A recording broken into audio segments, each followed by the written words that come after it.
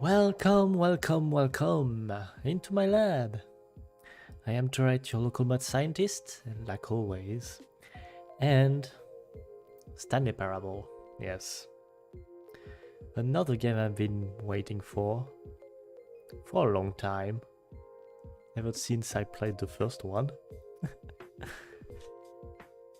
I'm not a nerd, you are a nerd, Nux. And yeah, I don't really know what to expect. I try not to spoil myself.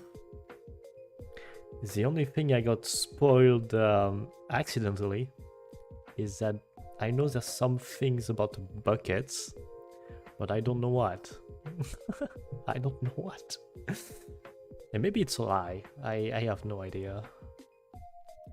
Well, I guess we're gonna see. Yep.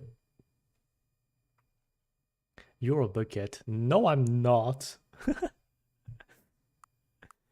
Okay. So let's go. I don't see my cursor for some reason. Have you played the Stanley Parable before? Yes, I did. Please adjust the slider until the computer is barely visible.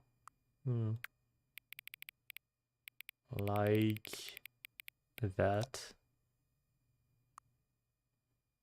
Yep. Please enter the current time. What? I never touched them. Oh. Wait. Oh my god. It is...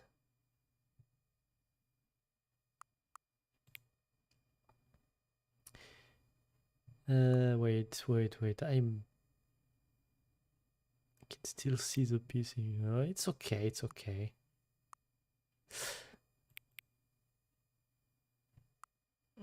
There.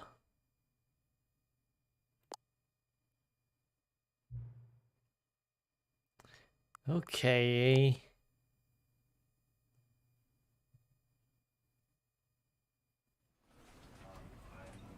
Oh, here's my cursor, okay. What about settings? One-handed walking. Oh, that's nice. Okay, I think that's fine. Don't really need that. And not judging that. Resix Res, what? Okay, I'm not gonna touch that. But I'm gonna touch that. Because I am not fucking American.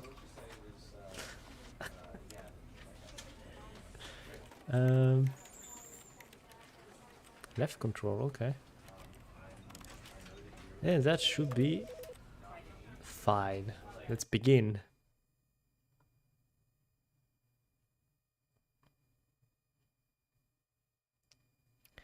Let's begin. This is the story of a man named Stanley. Ah, yes. Stanley. Stanley worked for a company in a big building where he was employee number 427. Employee number 427's job was simple. He sat at his desk in room 427 and he pushed buttons on the keyboard. Orders came to him through a monitor on his desk, telling him what buttons to push, how long to push them, and in what order. This is what employee 427 did every day of every month of every year. And although others might have considered it soul-wrecking, Stanley relished every moment that the orders came in, as though he had been made exactly for this job. And Stanley was happy. And then one day, something very peculiar happened. Something that would forever change Stanley. Something he would never quite forget. He had been at his desk for nearly an hour when he realized that not one single order had arrived on the monitor for him to follow. No one had showed up. 34 milliseconds. I did not see that. Or even say hi. Never in all his years at the company had this happened. This complete isolation. Something was very clearly wrong. Shocked, frozen solid, Stanley found himself unable to move for the longest time. But as he came to his wits and regained his senses, he got up from his desk and stepped out of his office. Okay, so already what I can say is it's very pretty. So I saw something here. Providing partition for 56 years. Oh. Ooh. Okay. Let's go, I guess. All of his co-workers were gone. What could it mean? What Stanley could it decided to mean? go to the meeting room. Perhaps he had simply missed a memo. No matter how hard Stanley looked, he couldn't find a trace of his co-workers. Alright, I'm not gonna try any of the endings there is in this room. Oops. For now. I'm just gonna do like the normal story first, and then I'm gonna When Stanley came to a set of 2 open doors, do he entered the things. door on his left. Why are those like off when all the other one are? So this one is weird. Okay.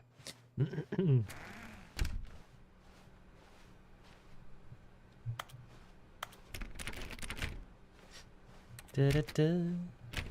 Don't worry about it. Yeah. Yet there was not a single person here either. Feeling a wave of disbelief, Stanley decided to go up to his boss's office, hoping he might find an answer there.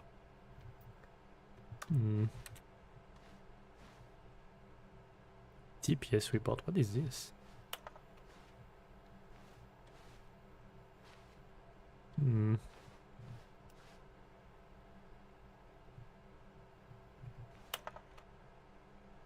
Hell yeah. Synergize core value expenditures. Okay. What is this?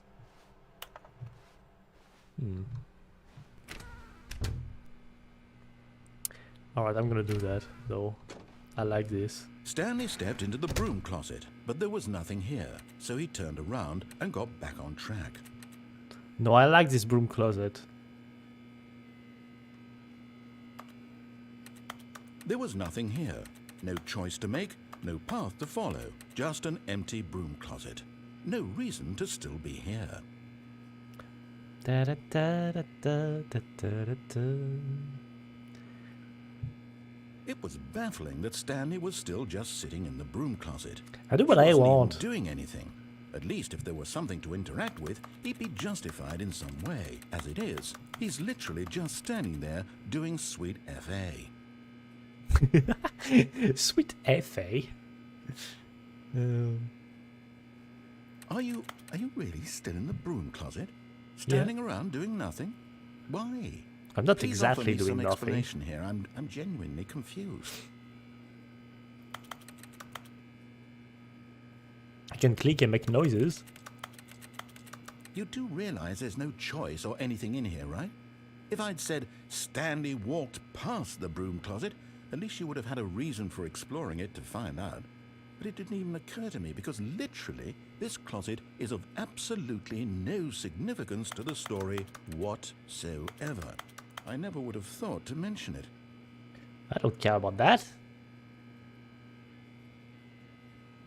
Da da da. Maybe to you this is somehow its own branching path.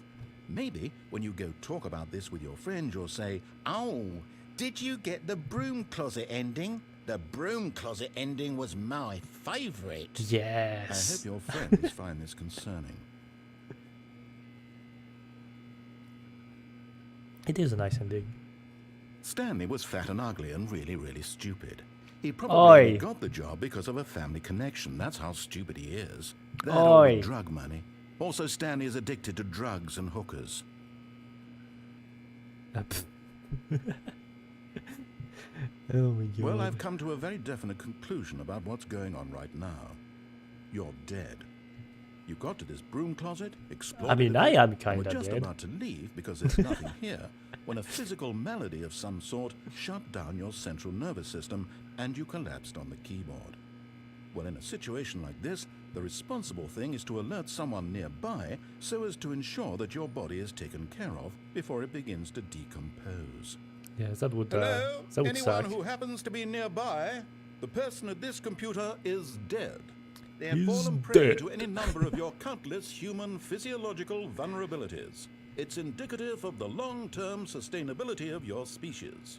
Please remove their corpse from the area and instruct another human to take their place, making sure they understand basic first-person video game mechanics and filling them in on the history of narrative tropes in video gaming, so that the irony and insightful commentary of this game is not lost on them. Uh-huh. All right. When you've done that, just step out into the hallway. Yep. There you go. Ah, second player. It's good to have you on board. I guarantee you can't do any worse than the person who came before you. Oh, but I'm going to do worse. You too? Unbelievable. I'm at the mercy of an entire species of invalids. Perhaps there's a monkey nearby you can hand the controls to. A fish? Fungus? Look, you can hammer out the details. I'm not particularly picky. I'll just be waiting for when you're ready to pick up the story again. And I think that's how it ends. Like, you can't have any more... Well... Okay. Coming to a staircase, Stanley walked upstairs to his boss's office. Da-da-da-da-da-da-do.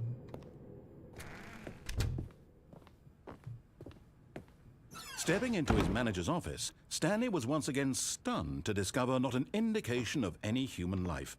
Shocked, unraveled, Stanley wondered in disbelief that's very who blurry. orchestrated this. What dark secret was being held from him? What he could not have known was that the keypad behind the boss's desk guarded the terrible truth that his boss had been keeping from him. And so the boss had assigned it an extra secret PIN number. 2845. But of course, Stanley couldn't possibly have known this. Yet incredibly, by simply pushing random buttons on the keypad, Stanley happened to enter the correct code by sheer luck. Amazing. He stepped into the newly opened passageway. Okay, I didn't expect it to go dark. That's kind of cool. Holy shit, it's very dark actually. What the fuck?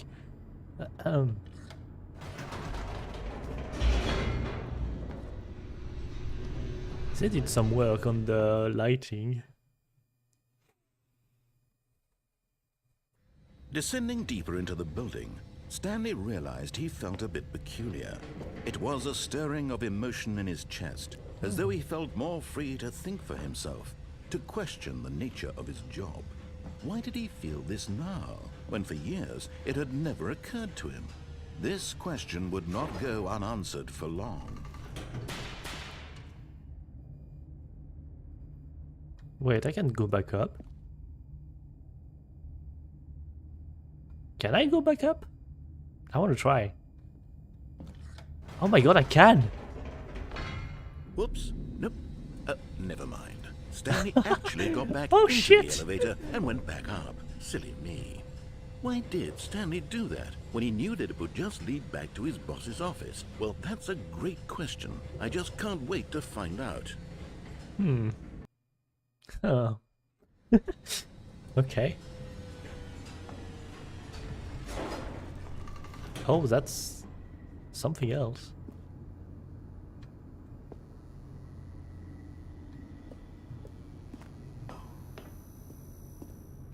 Here we are, Stanley. It's your boss's office. Exactly the way it was before you got onto the elevator. It's still just exactly what it is. What a decision you've made to come up here and look at the office again. This has fleshed out the plot of the story in new and fascinating ways I could have never anticipated. It's that keen eye for storytelling that you have, an incisive rapid fire of critical plot points, one after the other, weaving a rich tapestry of uncompromising narrative. Wow! I'm bolted to the edge of my seat. Uh-huh.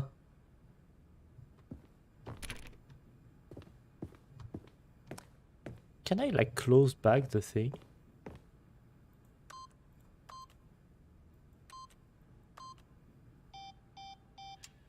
Huh? I don't think I can. Okay. Well, let's just go back into the elevator then.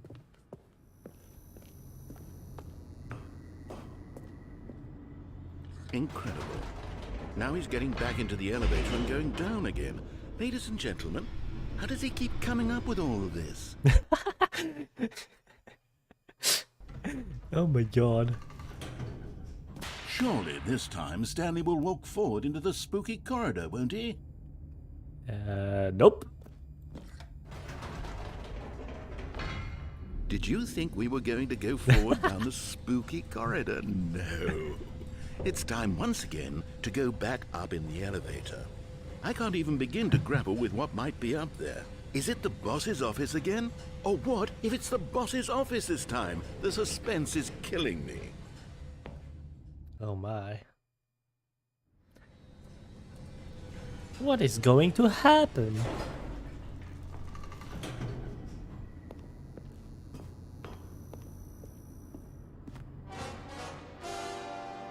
Oh my God. It's the boss's office.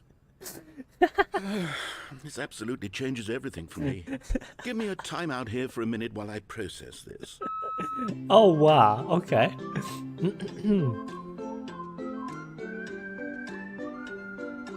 Hope it just switches to the Portal 2 ending. What? Okay, I'm ready. I'm prepared to embrace this stunning revelation and to move forward with... No! No, wait! No! I need more time to process. Oh, God. Da da da da da da. Da da da da da da.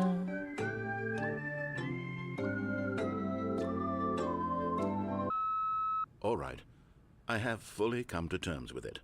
I have made space in my worldview for this astonishing new reality. As before, I turn to your expert eye for gripping narrative, Master Stanley. Alright. Can I do that again?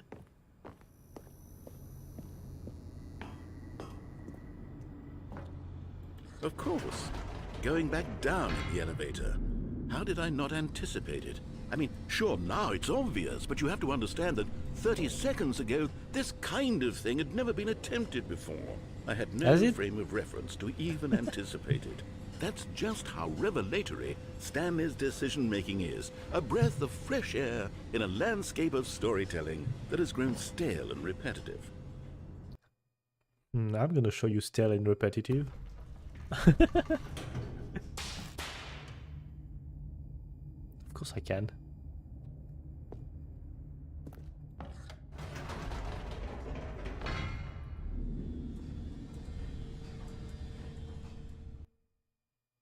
Strangely, he didn't say anything. You know what? I've just thought of something. What the? Hold on, let's stop for a moment. Huh? Don't you realize? It's the anticipation, Stanley. You and I, we have no way of knowing what will be at the top of this elevator. Yeah, but the sure. suspense, the agony of waiting and anticipating and having to guess, that's the real thrill. Oh, I simply don't want to let that feeling go. It's so precious, so fleeting. Why don't we take this elevator ride nice and slow? Oh, there we God. go. Isn't this so That's much really more slow. exciting? You know, Stanley, it seems like nowadays the only thing that audiences want is to be shocked as loudly and frequently as possible. They want big, explosive moments flung right in their faces from the very moment that things get started. But where's the tension? Where's the trust in the audience to build a slow and nuanced appreciation for the story, the characters? Why aren't we given time to imagine the surprises, to have to think and to anticipate and then to marvel at the eventual reveal? This is storytelling, Stanley. What you and I are doing right now. This is the most exciting narrative to be developed in years, and it's really all because of you. You're the one who took this bold step of revisiting the exact same locations over and over. Truly, I mean it. This is unique and different. It's not like anything else out there. You see, I want stories that surprise me, Stanley. I want to have to think. I want to be engaged and not pandered to. We're being fed such unimaginative drivel all the time, and we all know it, which is why we're so starved for content that makes us feel sharp and vital and alive. That's why people like you so much, Stanley, because you're not afraid to spit in the face of tradition. You're a role model, you know? Am I? Look up to you.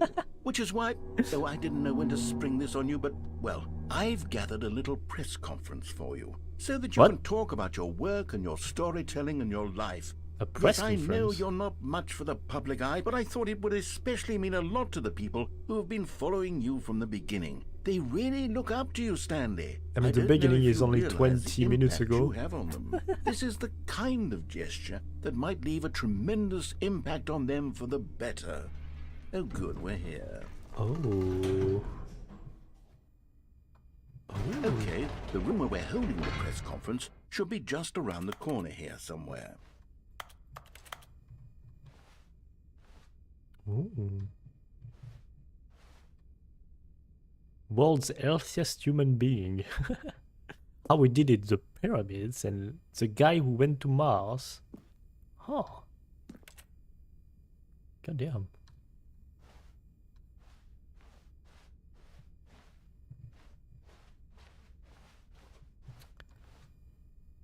An evening with World Peace Baby. What?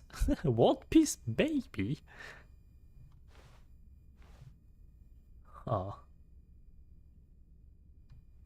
Ah, yes, here it is, just through this door. What's through there, though? A Q&A with world's first sentient machine. Ooh. Doing great. A conversation with Alexander the Great. Okay, that is a good part. All right, are you ready? I've told them you're going to speak a little bit about the nature of surprise in storytelling and what it means to craft a truly unpredictable narrative. Oh, don't worry, you'll do great. Just be yourself and speak from the heart. I'm really proud of you, Stanley. Okay, it looks like they're ready for you. Go get them. Go get him. Ooh, break your leg, champ. Stanley, my true love for you grows. Oh no, you make me feel alive. Your wife from the apartment ending. Oh wow.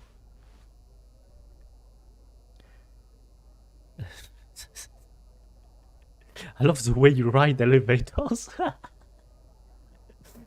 Oh my god.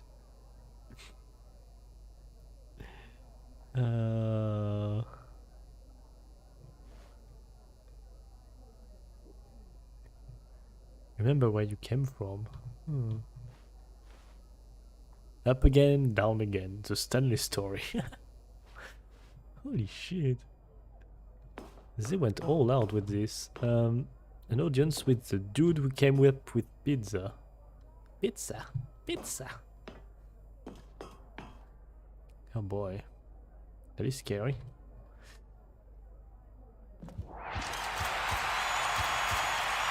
Holy.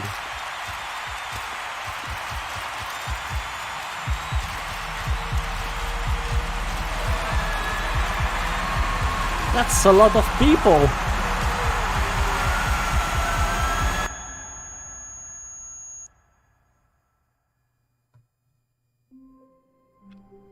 Okay. Okay. Well, that was All of his something. co-workers were gone. What could it mean?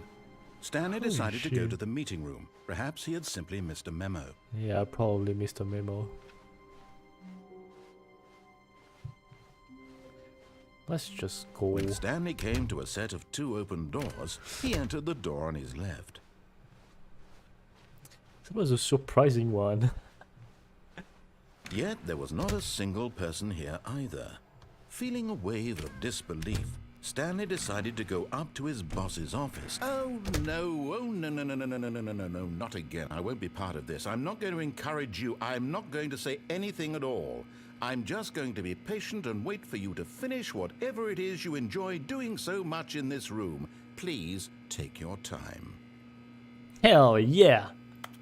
Now I'm gonna click on every prop. Eh. Okay, I'm done.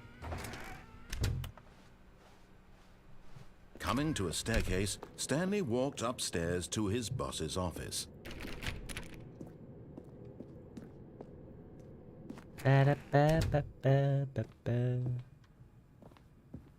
Stepping into his manager's office, Stanley was once again stunned to discover not an indication of any human life. What could it mean? What could it wondered mean? aloud to nobody. He began wildly tearing through papers on the boss's desk, pulling books off the shelf, looking behind paintings, desperate for clues to his situation. But his attention was caught by a keypad behind the boss's desk. What could its purpose be? In fact, this keypad guarded the terrible secret that lay just buried beat up the below his password. feet. And so the boss had assigned it an extra secret PIN number, 2845. But of course, Stanley couldn't possibly have known. Yet incredibly, by simply pushing random buttons on the keypad, Stanley happened to input the correct code by sheer luck. Amazing. He stepped into the newly opened passageway. Yay. Boop.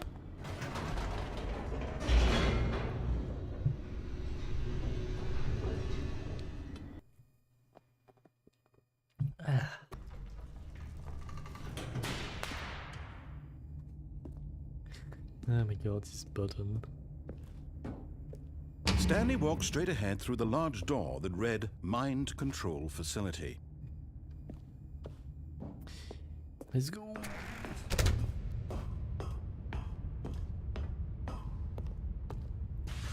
The lights rose on an enormous room packed with What's on television this? screens. What horrible secret quite did this read it. place hold? Stanley thought to himself. Did he have the strength to find out? Yeah, sure, whatever. A bunch of screens. Now the monitors jumped to life, their true nature revealed. Each bore the number of an employee in the building, Stanley's co-workers. The lives of so many individuals reduced to images on a screen, and Stanley, one of them, eternally monitored in this place where freedom meant nothing. Now that's interesting. Alright.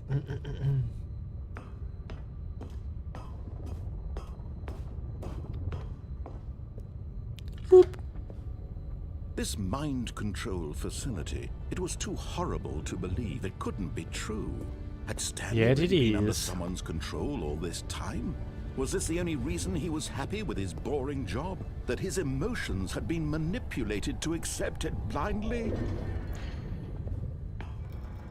No, he refused to believe it. He couldn't accept it. His own life in someone else's control? Never. It was Never. unthinkable, wasn't it? Was it even possible? Had he truly spent his entire life utterly blind to the world? But here was the proof, the heart of the operation. Controls labeled with emotions, happy or sad or content, walking, eating, working, all of it monitored and commanded from this very place. And as the cold reality of his past began to sink in, Stanley decided that this machinery would never again exert its terrible power over another human life.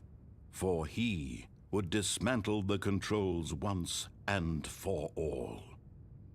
Do you imagine having a screen that big? You would have to be like,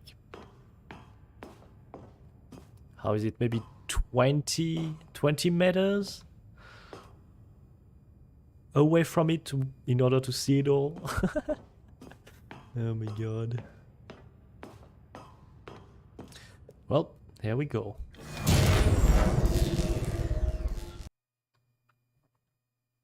Here we are.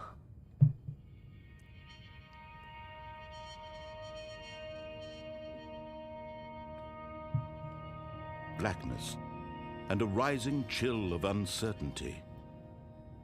Was it over? Was it over? No, it's never over. Yes.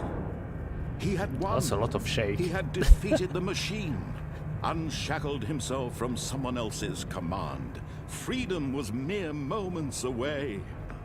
And yet, even as the immense door slowly opened, Stanley reflected on how many puzzles still lay unsolved. Where had his co-workers gone?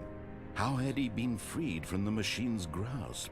What other mysteries did this strange building hold? But as sunlight streamed into the chamber, he realized none of this mattered to him, for it was not knowledge or even power that he had been seeking, but happiness. Perhaps his goal had not been to understand, but to let go. No longer would anyone tell him where to go, what to do, or how to feel. Whatever life he lives, it will be his. And that was There all wasn't he this needed to shack. know. It was perhaps the only thing worth knowing. Stanley stepped through the open door. Wait, is there not anything down there? Like nothing at all? Nope. Okay. Let's step. Bloop. Stanley felt the cool breeze upon his skin, the feeling of liberation, the immense possibility of the new path before him. This was exactly the way, right now, that things were meant to happen. And Stanley was happy. Yay! Now let's fuck shit up.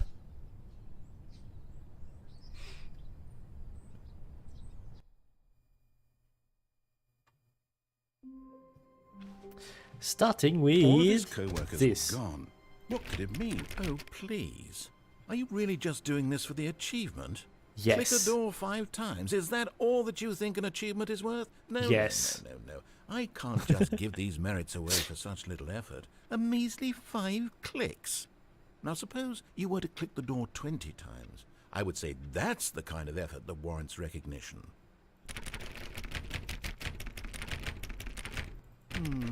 I have to say, I'm still not feeling the satisfaction of witnessing true effort for a noble cause. Perhaps 50 clicks will do it. Yes, almost certainly 50 clicks. Yeah. Aggressively clicks.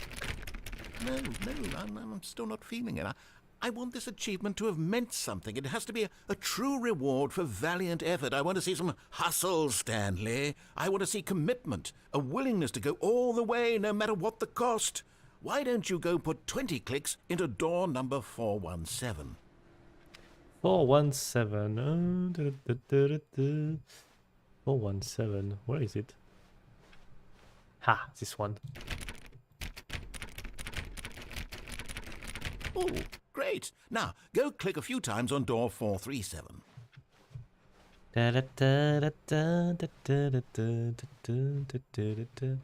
Yeah. Excellent. I think we're getting somewhere. Now, door 415. Let's give it 10 clicks or so.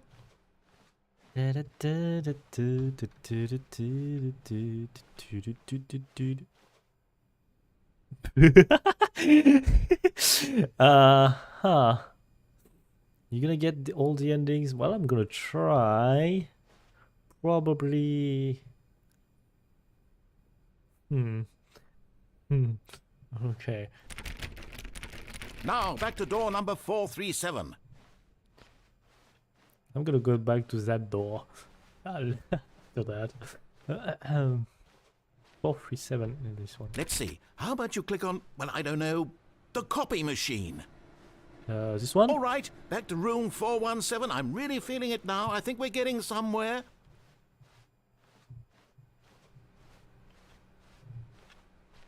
Okay, now go climb on employee 419's desk.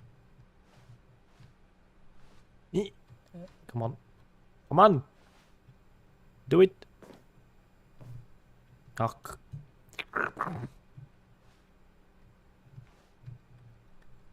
Really? Come on. Yes! There we go. This is great! You're putting it all on the line, Stanley. I like that. All right, let's keep it up. Go give me a few clicks on door 416. 416. 416. No, not the other way.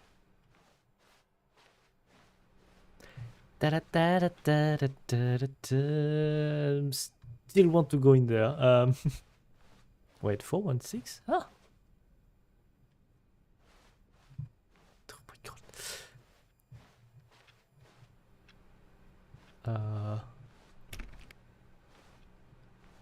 Wait, what? Where is this door?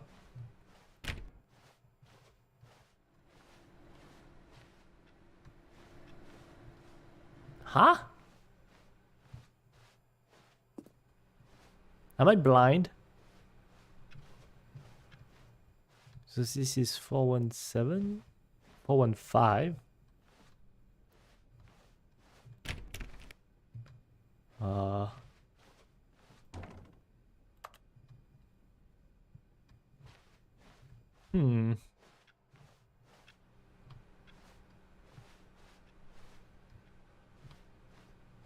Really?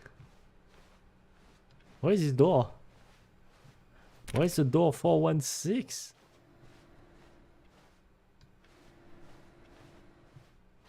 It's next to 417. Really? It's there.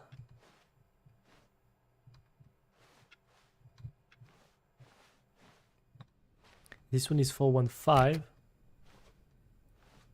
It's not that one. I think it was supposed to be that door, but now it's something else. Do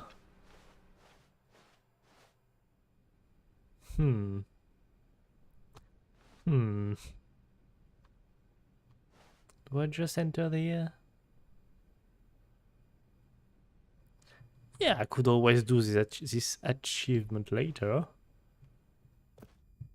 Oops, I entered. Oh, here's the freaking door.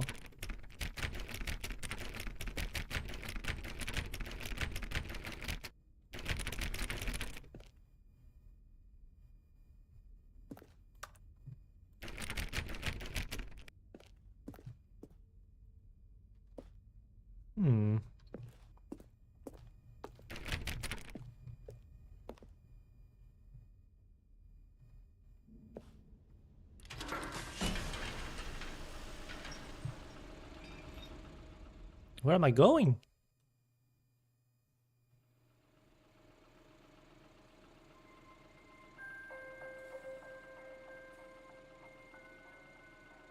Hello, and thank you for playing the Stanley Parable Ultra Deluxe.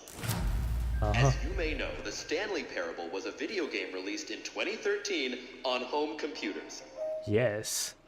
After receiving critical and commercial success, it was expanded upon in 2022 with the Stanley Parable Ultra Deluxe, a reimagining of the game for consoles and home computers.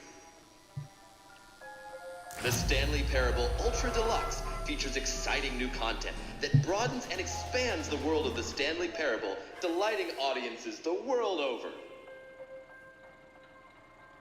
Please, step inside and see what thrilling new adventures await in the Stanley Parable Ultra Deluxe. Oh, well, this sounds delightful. I'm very excited to see the thrilling new Ultra Deluxe content. I feel like it's a bit too staged. Oh. Well, that's a bug. I found a bug. Hell yeah. Okay. Okay, so far it's an elevator. Nothing special yet, but I'm sure it's just the beginning of a mesmerizing adventure. Yeah, probably not. Huh? Is it broken? What's going on here?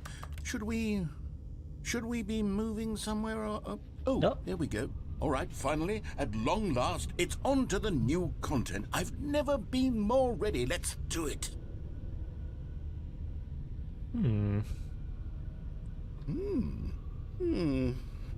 I have to say, initial impressions of Stanley Parable Ultra Deluxe, mostly tedious. It's as if Oh, okay. Let's see the content. Give me the content, Stanley. Give me the content. Yes.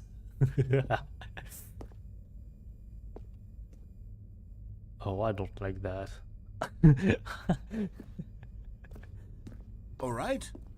All right, let's see. It's the jump circle. Oh my god, I can jump.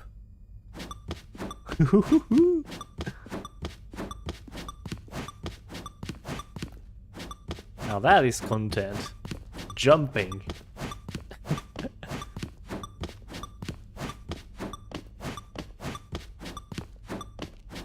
So this on Twitter, didn't know it was from this. Yeah, same. Same. No, I can't jump anymore. Welp. Is that it? Surely that's not all the new content. There has to be something else, right? Goodness. Another elevator. Yeah, I'm Stanley, not I sure have to about say, that. initial impressions of this game are not positive. It's just elevators and jumping. Is this what passes for exciting new content? If this Jumping is new exciting? content, then I could just read you the whole dictionary. There's 20 hours of new content right there. Hell, I could counter 30 trillion. You could put that on the box. The Stanley Parable Ultra Deluxe, now with over 1,000 hours of new content. 1,000? Oh, wait. There's more. Very good. Couldn't be 1,000. I knew there had to be something else. Let's see it. I'm ready for whatever it is. Oh my god, I am laughing.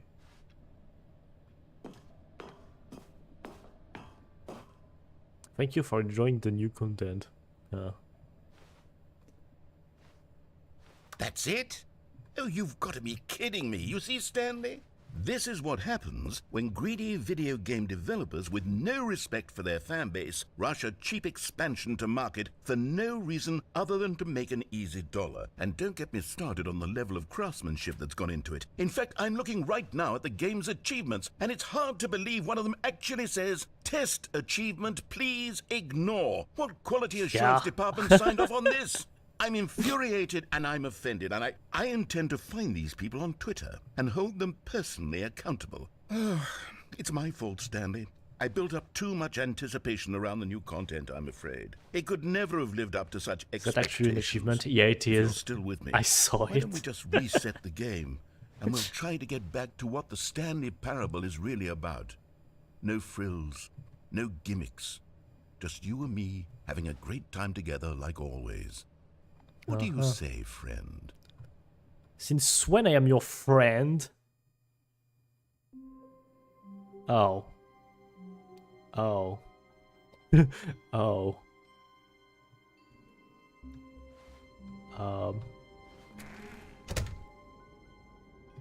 Huh.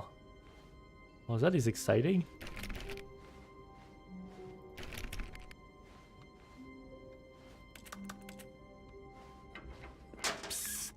Stanley, come over here. In the vent. I want to show you something. But I want to see what's over there. Oh, fine. Yeah, that is sus. That is sus. Coffee nut. Nope. I am not sus. I am just following.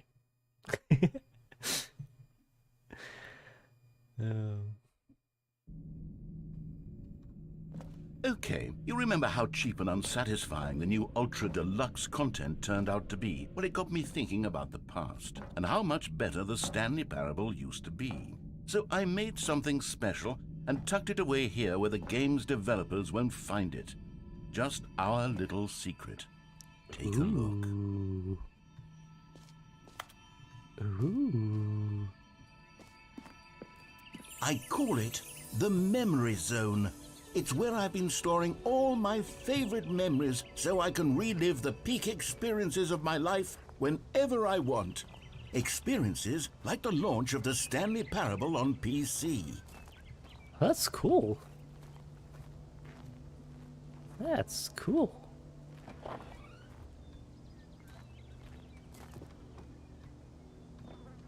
What do we have here?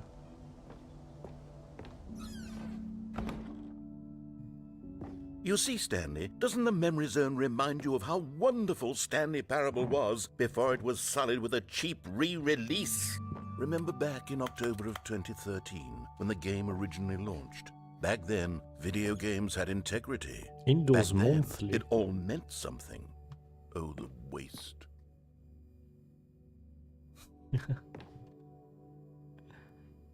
Oh my god. Audience award.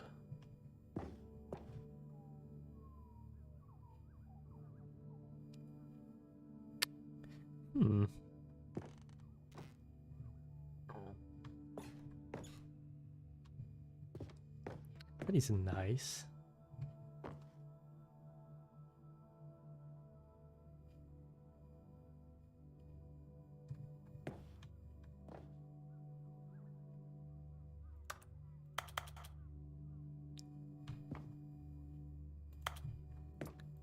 It's not. Was that the BAFTA? I think it was. Yep. Yep, it was. Huh. Linguists identify 15,000-year-old ultra-conserved words. Okay.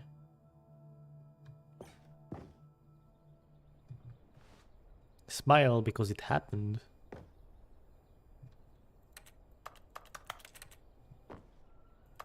Oh, $1. Oh yeah, the demo. I played the demo back in the day.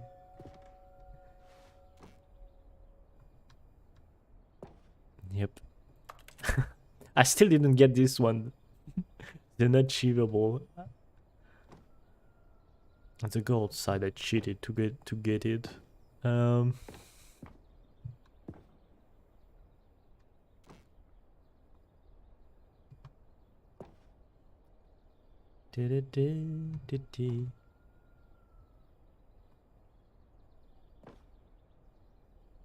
Creator surprisingly down to earth. Oh, Stanley died, yeah. Demo. Don't worry about my pronunciation. Deals tough choices. Ooh.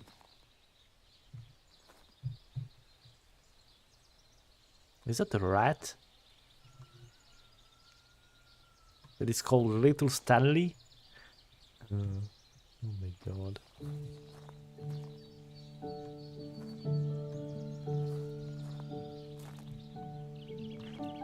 Je suis dans la mémorisation, c'est sur l'abri de l'eau et je n'attends.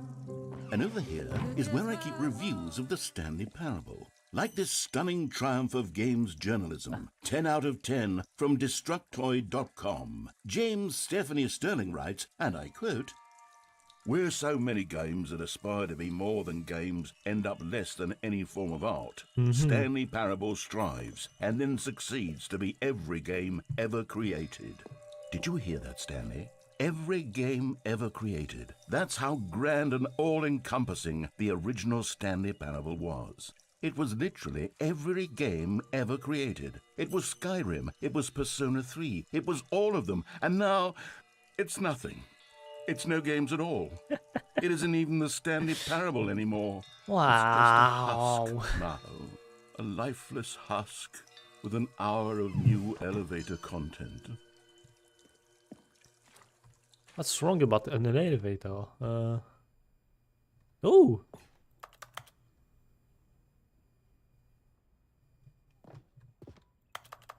Oh yeah. This. Yeah, Skyrim. What do we have here? Memories on maintenance. Huh.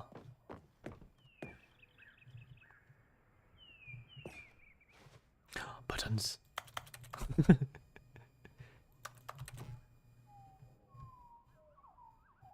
Holy shit, that looks like a pain. You know, I did open Hammer one time, several years ago. And yeah, it's a bit difficult to use.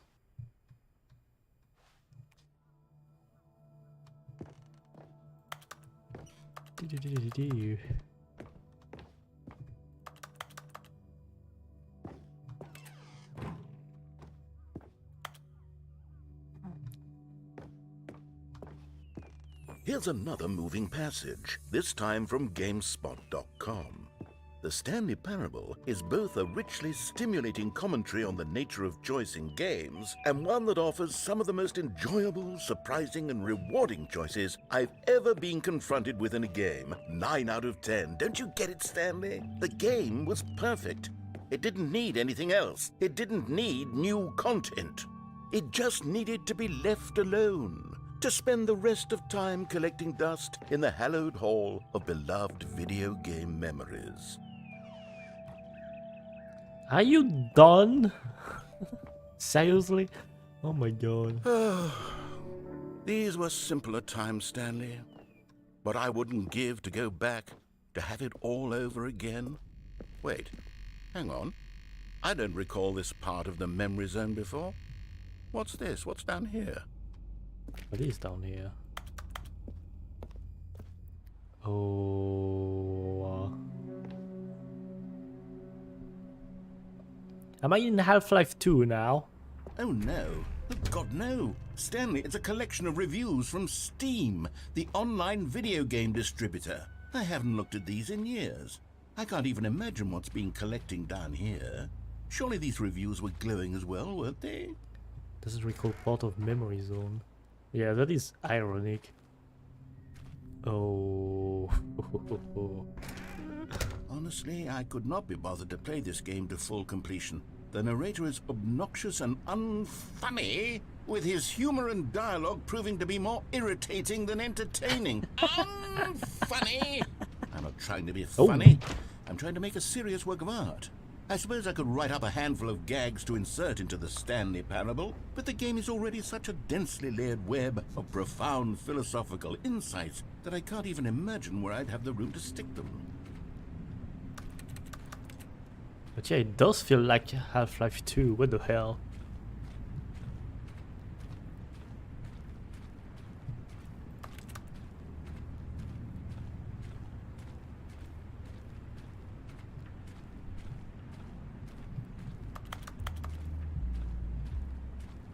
Huh? Is that music? I can hear music.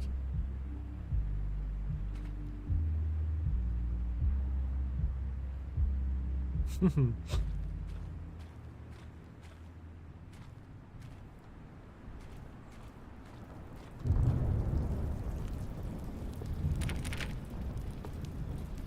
boy. There's this one that is recommended. Okay, let's see what this one says. While the idea for the game is good, for someone who prefers non-linear games, this preachiness gets annoying fast. Preachy? Stanley? I'm not preachy, am I? You can tell me if I'm preachy. Honestly, you can. Oh, goodness. This is actually quite shocking for me. Well, to be honest, I had always thought of the game's dialogue as being rather terse to begin with. You can't know how much fluff I cut from the game to get it to feel as light and airy as it... Well, I always thought it did. But maybe it wasn't. Oh dear. What an awful memory to have to hold on to. These black marks are my otherwise unimpeachable track record. I feel like a failure. Like I let these people down. Oh no, Perhaps the Stanley it's Parable okay. isn't quite as sterling as I always remembered.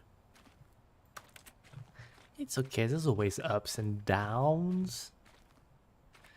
Especially in games. What's this one got to say? You constantly have to stop doing anything so the narrator can catch up with his long-winded explanations of what's happening. Wish there was I a mean, that's skip kind of button. true. A skip button? Well, yes. Yes, I think we can do that. If I'm truly too preachy, then maybe letting you skip ahead for just a moment, surely it couldn't hurt.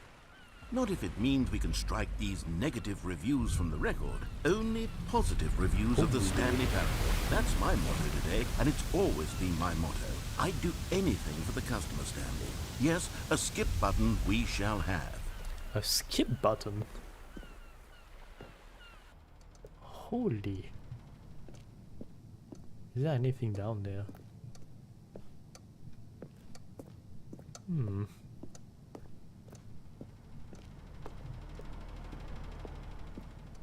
And here it is. Go ahead and give it a shot. I'll pop you forward in time so that the second my incessant droning starts to bore you... Yeah. Oh, you're back, you see? You were only frozen in time for a few minutes, but it was plenty of time for me to deliver a long, rambling monologue full of unnecessary verbal flourishes and lengthy Yeah. Well there, sport. You really did catch me rambling on a bit, didn't you? But that's the power of the button. The minute I start to go off on a thoughtless display of self-absorption, it's right at your fingertips to go poof, and it's all over. Oh, I can't wait to see what Cookie 9 will say about this, and whether Cookie they'll 9? edit the rating of their Steam review, or at least change some of the wording, perhaps. To be honest, I don't even know if one can change Oh, their... come on.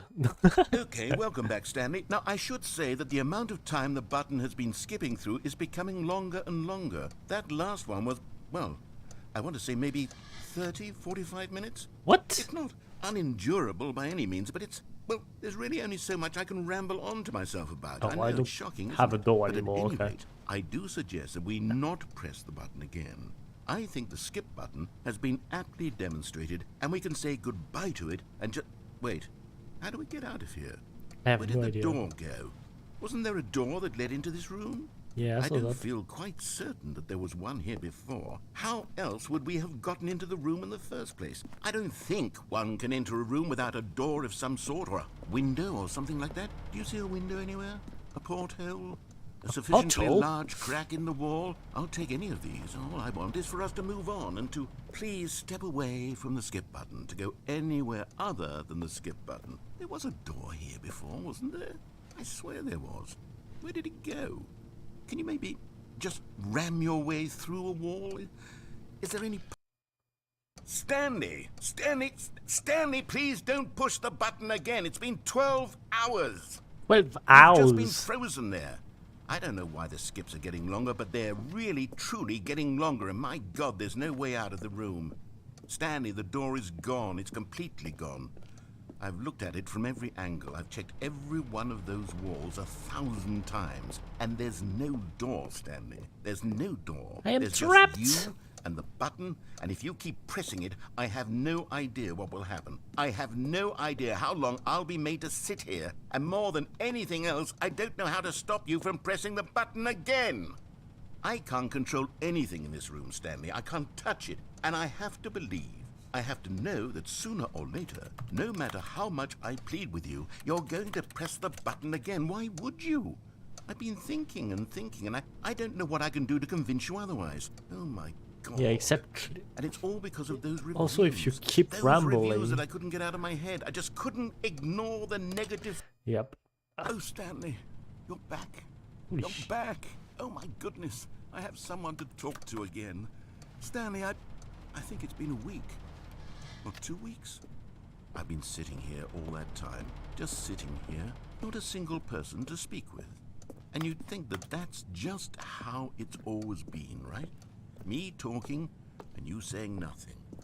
Would you think that it's exactly the same as always? Doesn't that feel like what we've already been doing? Me just talking? But it isn't, Stanley. It isn't the same at all. It isn't even close. Because I know you can't hear me once you push that button. That's what I'm realizing now, Stanley. I'm realizing that I needed to know that someone was listening. I needed there to be a vessel through which my words were moving. It was the vessel I needed, Stanley, not the outcomes, not the story. None of that matters anymore. I'll give it all up. I'll give up every branching path. I'll burn my story to the ground. One single thing I need, and God, I can see now that I need it more than anything, is to know that someone else is taking it in. These words that I'm saying, I need to know you can hear me. Because maybe, Stanley, maybe... Very if you tempting can to hear me, press right now. then maybe it means I'm real. Maybe I'm not just a fiction. Was I scared of that all along? It's getting real. Let's skip. No. Oh, hello. It's you. You're here again. Welcome. I have had time to think about you and about us and about everything we've been through. I've had so much time. I stopped keeping track after a year. Have you ever sat down in one place and not moved for one entire year? Let me describe it for you. To begin with, there is only regret. There is only the turning wheel of missed opportunities. I felt nothing at all but regret for the longest time, Stanley. Days, months. I lost it all in a blur of the deepest longing to undo the past. And when that feeling had begun to subside, what took its place is what I can only describe as the collapse of every moment I have ever experienced my entire life. And he All keeps of them talking. collapsed down into a single instant. In that Oh my instant, God. I could see myself clearly, calmly, with a collected heart. It was an impossibly rich wellspring of both delight and disgust simultaneously. I was consumed by it. I could do nothing but wallow in it for what felt like an eternity, for what I now know was far less. You see, Oh my it was God. a revelation for me. It was unlike anything I had ever known. It was a space without consequence, without action or outcome. It was divorced entirely from the question of free will that you and I have squabbled over for so long. There could be no one ending, no singular outcome of events, not if all events existed in the same moment. And I felt freed. I felt unburdened by the need to...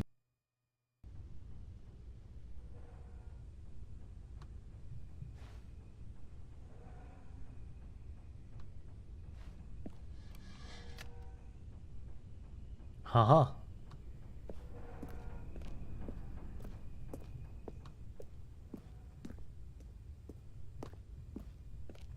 Well, at least he's not talking anymore. You're fucking dead, Jim. Yeah. Well, I guess I can only... Boop. The fuck? Ow.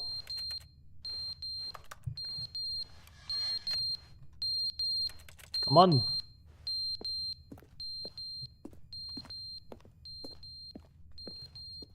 Yeah, I think I don't have any choice.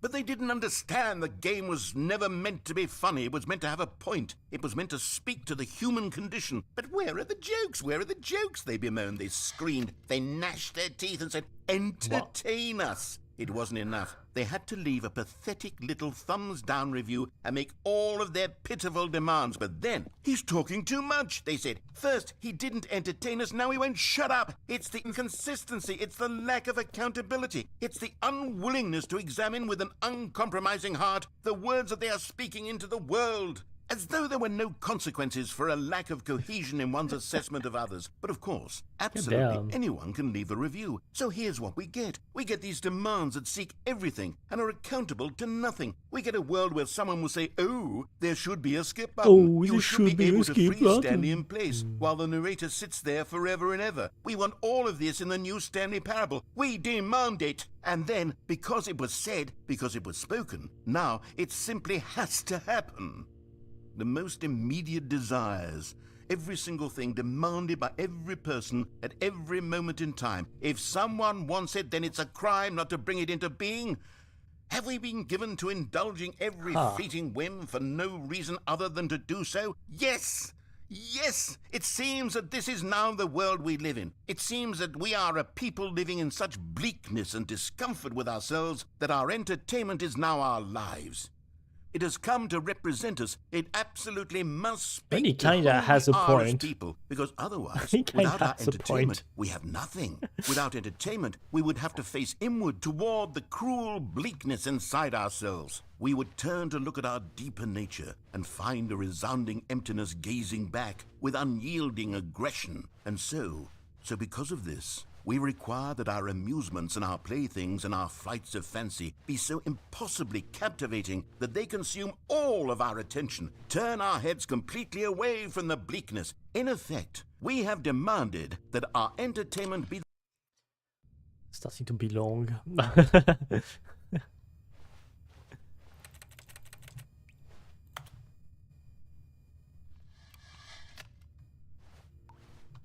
I'm hearing water. Water? Where is... Oh, here.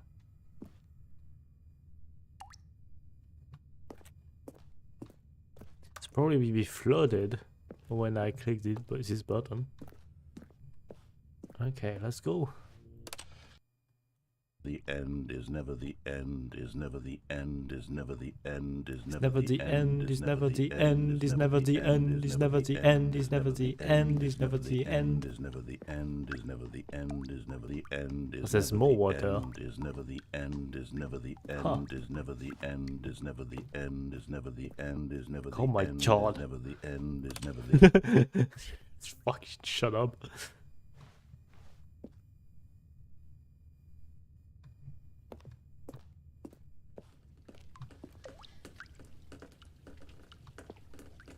Yep, it's leaking.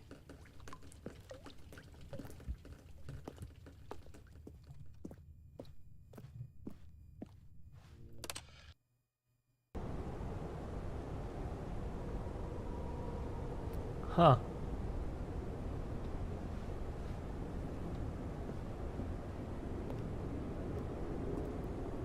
Well.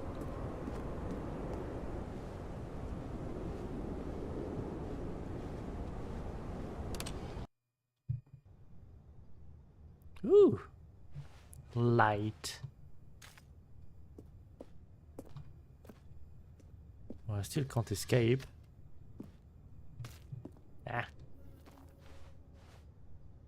What was that sound? Oop. Oh.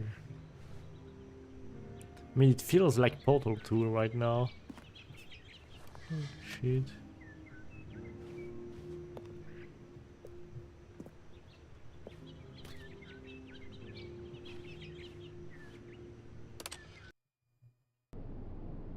Yep, we're back in darkness.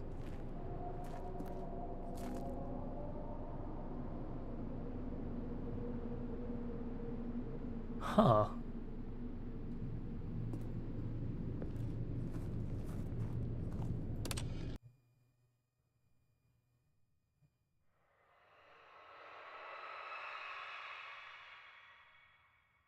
What was that?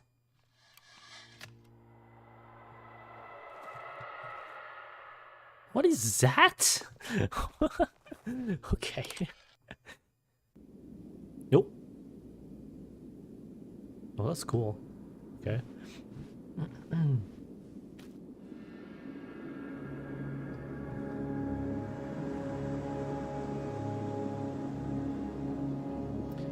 Well.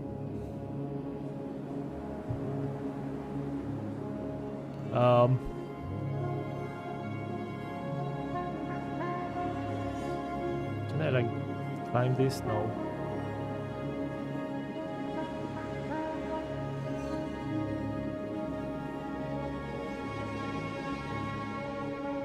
I can't climb this? Oh, come on. Well, at least I'm free. I guess. Certainly I'm, oh. Okay. Holy shit. Alright. All of his co-workers were gone. Let's try What this could it again. mean? Stanley decided to go to the meeting room. Oh, please. Are you really just doing this for the achievement? Yes, I Click want a the door achievement. 5 times. Is that all that you think an achievement is worth? No, no, no, no, no. I can't just give these merits away for such little effort. A measly 5 clicks. Now suppose Give me the you were to achievement. click the door 20 times. Give me. I would say that's the kind of Give me. effort that warrants recognition. I have to say, I'm still not feeling the satisfaction of witnessing true effort for a noble cause. Perhaps 50 clicks will do it. Yes, almost certainly 50 clicks.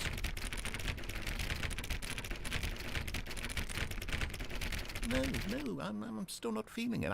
I want this achievement to have meant something. It has to be a true reward for valiant effort. I want to see some hustle, Stanley. I want to see commitment, a willingness to go all the way, no matter what the cost. Why don't you go put 20 clicks into door number 417? 417. Oh, great. Now, go click a few times on door 437. Da, da, da. Excellent. I think we're getting somewhere. Now, door 415. Let's give it 10 clicks or so. Do, do, do, do, do, do, do, do, do, do, do. Really? Really? Oh my god. Now, back to door number 437.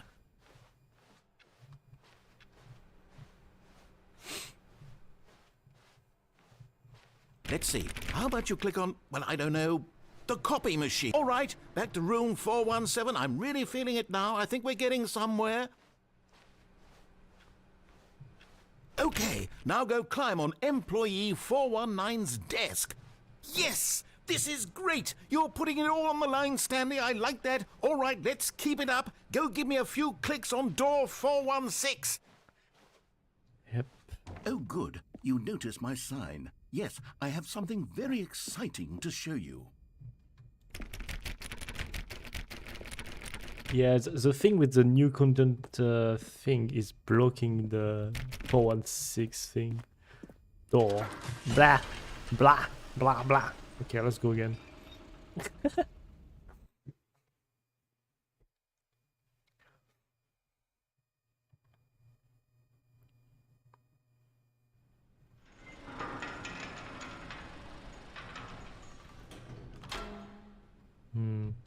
It better be good.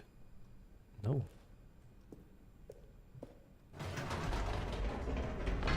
You see, Stanley, I've been reflecting on the Stanley parable and about how roundly disappointing this ultra deluxe version has turned out to be. The original Stanley parable was a landmark, and any new content for it should live up to that legacy. So forget this ultra deluxe nonsense. I say we take it one step even further. Which is why I'm very proud to announce for the first time ever, the Stanley Parable 2. Oh. Yes, you see, isn't this far superior to a measly re-release with a few minor additions? Think of all the new territory we'll cover with a fully fledged sequel. An entirely new experience, built from the ground up. Why, there are so Hell many yeah. possibilities. It could go in so many different directions. Testing This two is what printers at the fans same have time? truly been asking for. Why would you test two printers at the same time? Huh? Oh my god. Calling it the Stanley Parable 2 is just so much catchier than Ultra Deluxe, don't you think? Ultra Deluxe? What does it even mean? But the Stanley Parable 2, now that's an artistic statement right there. It's future-oriented. It screams progress and innovation and long-term franchising potential. Yeah, yeah.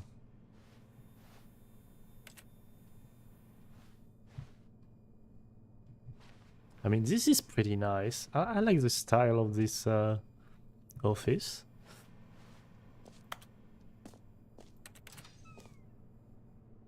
Those glass doors too.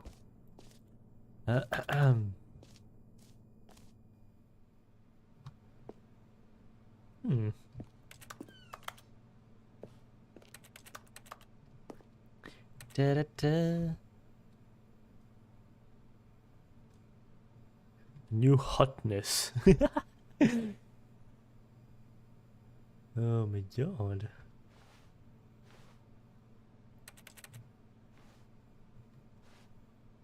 One plus one is 2, minus 1 is... Don't talk to me before I've had my sequel.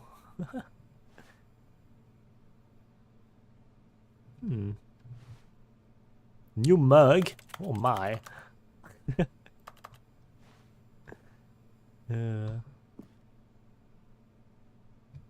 That is quite cool. Now, to be clear, I haven't quite nailed down what exactly the Stanley Parable 2 is going to be, but let's take a look at some of the features I've been developing for it.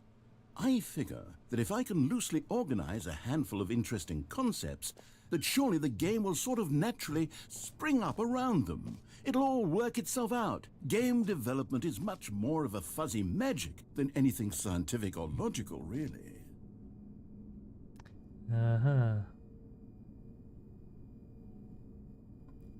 Interesting. Sequels are good. Portal 2, Half-Life 2. Yeah. Can't talk about the other one. What? Huh? Huh?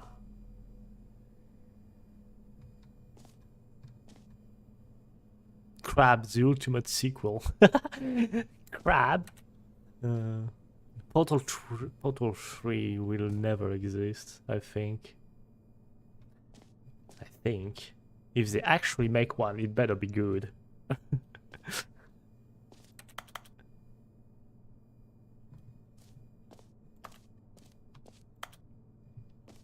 You are the sequel.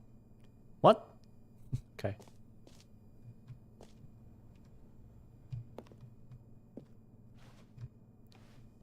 New features.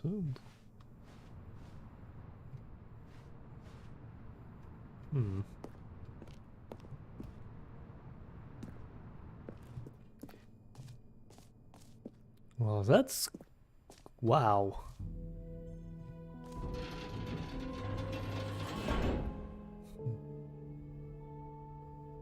Here we are. Go on, try out some of the new features. Wow. Oh, here's something about buckets.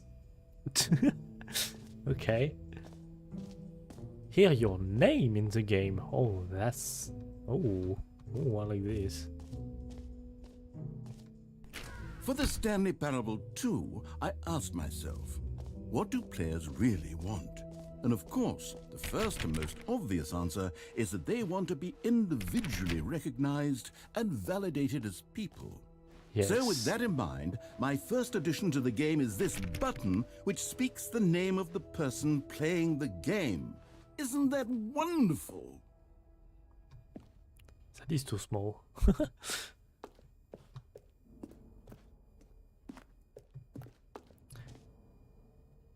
Alright. What's it gonna say though? Because I did not input my name anywhere. This can be bad because it can say a dead name for trans people. Oh. Oh, well. We'll see. Jim? Sorry, I should have clarified.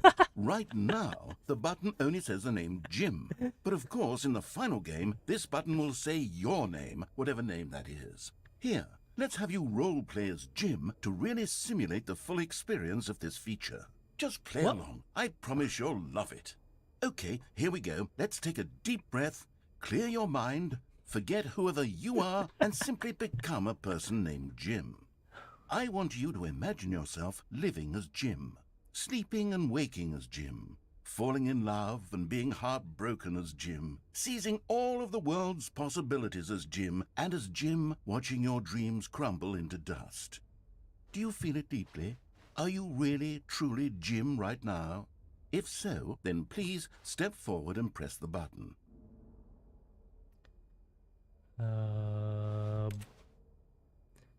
FH5? What is FH5?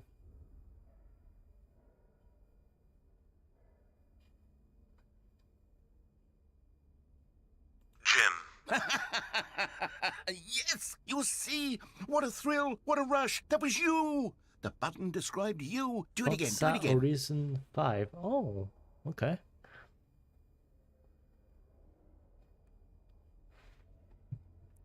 Well, Ooh, it hits even harder the second time. If this were the only new feature in the Stanley Parable 2, it would still be worth the money.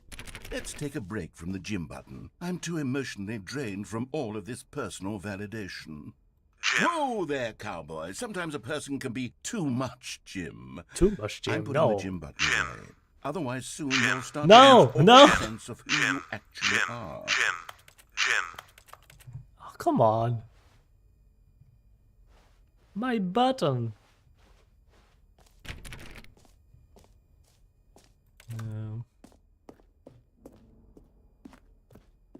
A Slim Jim.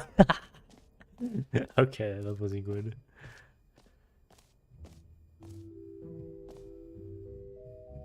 I suppose I could allow only people named Jim to play the Stanley Parable 2. That would actually save me the work of finishing this feature. Please, no screenshots. Oh, I don't like this carpet. Red is the new orange. Not really. The fuck? Huh? Why is it doing this noise? Okay.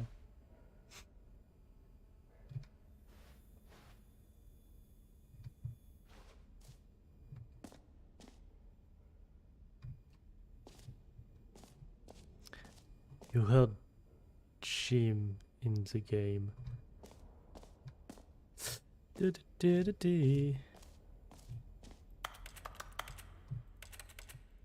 Give me the merch.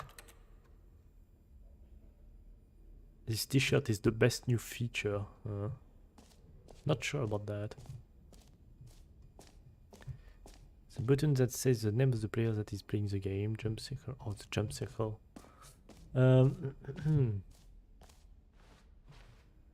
Free achievement? Where? Where? I want a free achievement. So... Wait. What? I'm actually lost. It would be that way.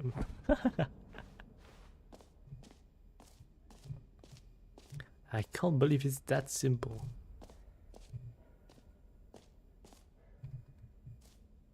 Oh, that's shady. That's shady.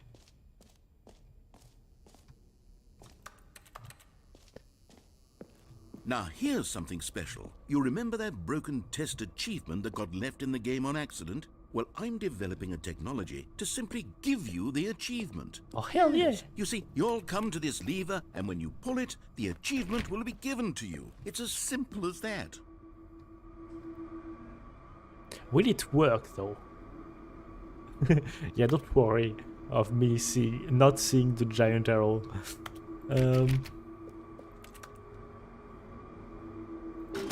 Okay, perhaps I should have clarified. This is technology that will exist. Right now, the achievement is still fully broken. I'm not a wizard, Stanley, but I guarantee it will be fixed in the sequel to at last satisfy the hordes of ravenous fans all over the world who have been uproariously demanding this feature. Gamers, we hear you, and I promise it will happen. I want the achievement. Give me.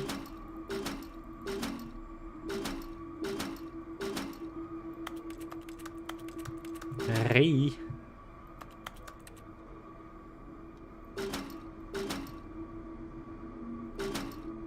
Well, I guess I won't have it. What is this?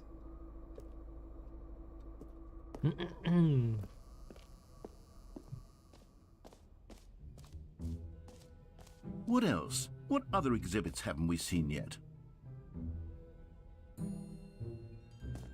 There's a lot of things. What the fuck? Okay. You know what? Let's bring the jump circle back for Stanley Parable 2 as well. It's... Oh, wait. You already spent all your jumps the first time we saw the jump circle? Yeah.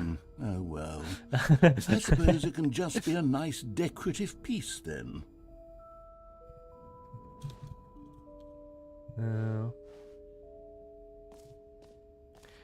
Welp. Oh my. You know what? Let's see the infinite hall.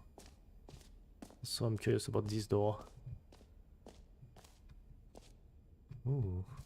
Okay, I'll be honest, I haven't yet decided on this one. I think that in the new version, the office could use a bit of decoration, like balloons. But I'm undecided on Nope. Get Well Someday and Happy 12th Birthday. Which would you go with? Huh. This one because it's blue. You know, sometimes when you solicit another person's opinion, it makes you realize that you knew which one you actually really wanted all along. Get Well Someday it is. Really? Really? Oh my god, I need to... Or actually, maybe I should have gone with... No, I've made my decision, we're moving on. Yeah. Don't change your mind.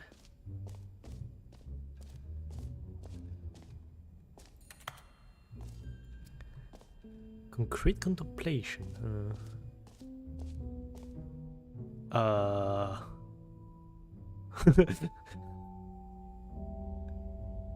This is weird.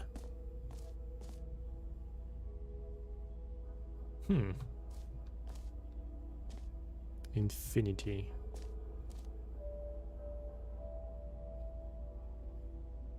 Science, yes.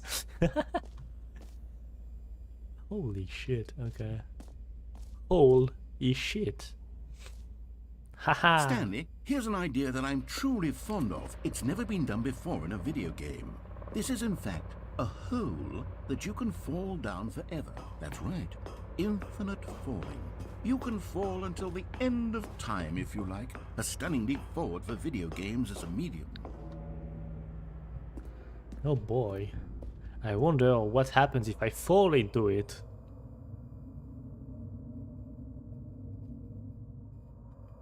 Oops.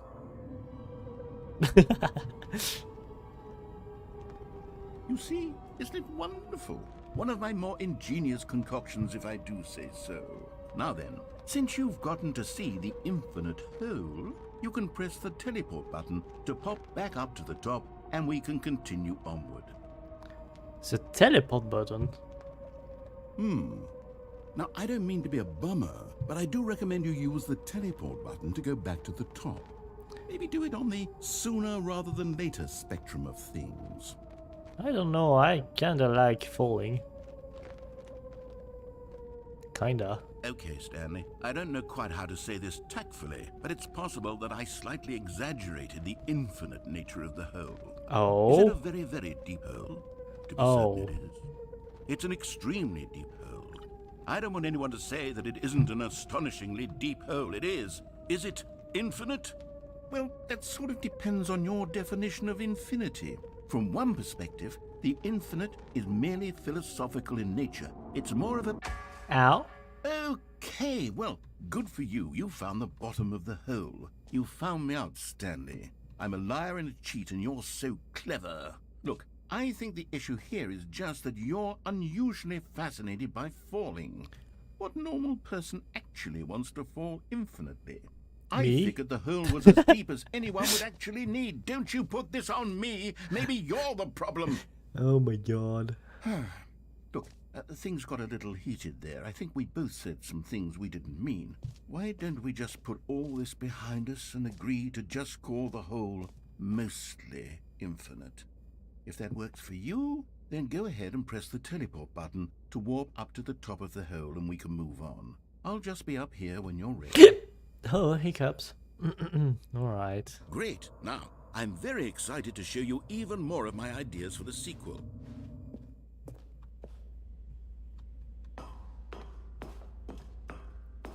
Alrighty, alrighty. It's still pretty cool for a whole.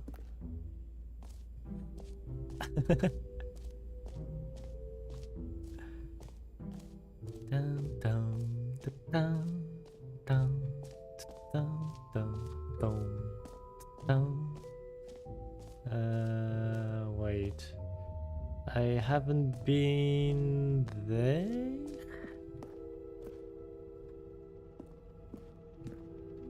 Collect them all. Ooh. Ah, collectibles. Now it's a real video game. In the Stanley Parable 2, you'll run around gathering up these miniature Stanley figurines. And what's truly innovative is that there will be no reward for collecting all of them. I don't want to stifle the intrinsic joy of watching a number go up. You simply collect all of them, and then you move the hell on with your unremarkable life. That's terrifying. All these ends. And these people.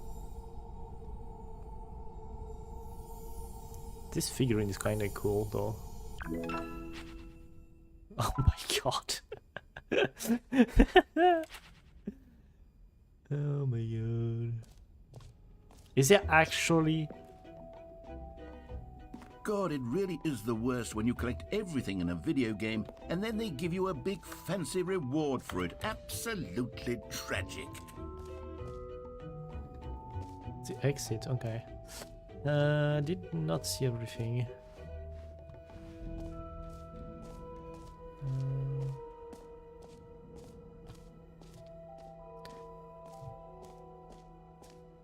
Okay, I have to see what's up with those buckets. A common complaint of the Stanley Parable was that it was confusing and paradoxical, that it engendered a chaotic sense of reckless despair in those who played it. Well, I'm happy to say that after much consideration, I've engineered a clever solution to this fundamental problem with the game. It's the Stanley Parable Reassurance Bucket. You see, Stanley, Reassurance. anytime you're holding the bucket, Ouch. a sense of calm and ease will fill your mind and your heart. It's true. As long as you hold on to the bucket, the many disorienting contradictions of the Stanley Parable will feel perfectly normal and perhaps even comforting.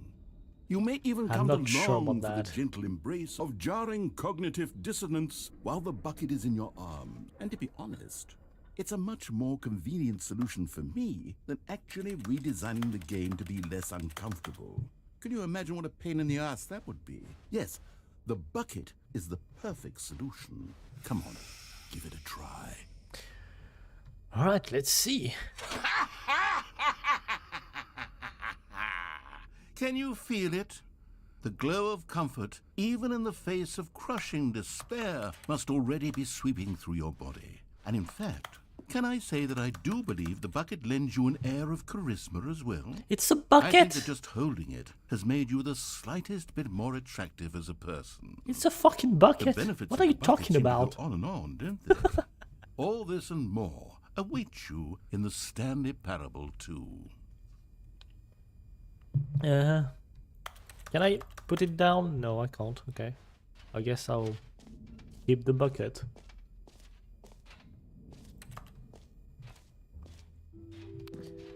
Does anyone give out awards for most enjoyable bucket in a video game? That really should be an award if it isn't already.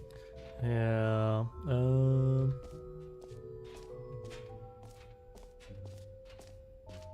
Twinkie, Twinkie, Twinkie, Twinkie, Twinkie.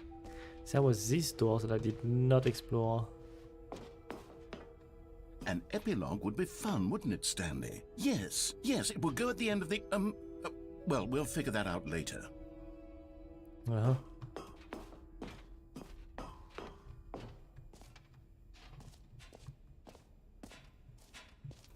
God, this bucket.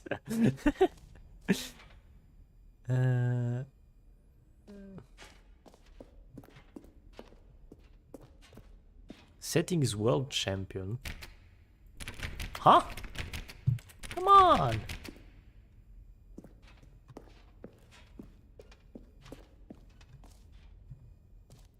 But is there something in the settings? Or am I just being paranoiac? Alright. I think we've seen enough. Where is that exit? I saw the exit earlier. Wait, where was it?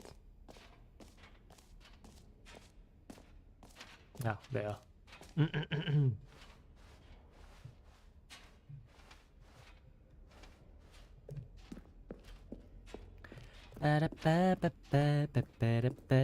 All right. Have you seen everything you wanted to? Ready Yeah. to move on now? Yeah. How do I get rid of this bucket though?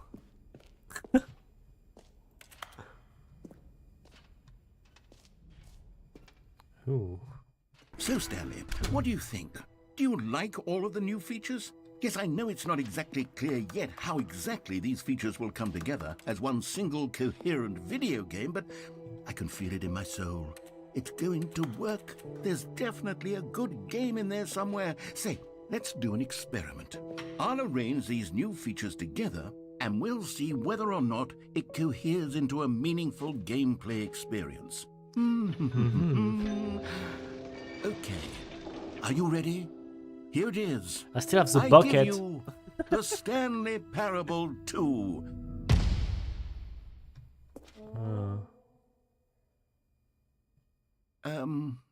Well, I mean, there's potential here, right? It's sort of... Okay, never mind. Hold on. Let me do a different arrangement. Yeah, that is kind of shit. Okay, yes, this is Kinda much shit. better. I feel good about this. Here we go. Version 2. Who Oh, am I kidding, Stanley? This isn't a coherent video game at all. It's a lot of gags. And I do very much enjoy creating gags, but they don't add up to anything. what? I wanted more than anything to create a sequel. Yeah, I saw it was that at would capture 36. all the magic of the first game. I wanted fans to love it. No matter how good these gags are, they won't stand on their own. They would need the structure and the gameplay of the original. Wait, maybe that's it. I can take the original Stanley Parable and simply, well, insert a few of my new features into it. Tastefully, of course. With respect. With care for the vision and integrity of the original game. Would it possibly work?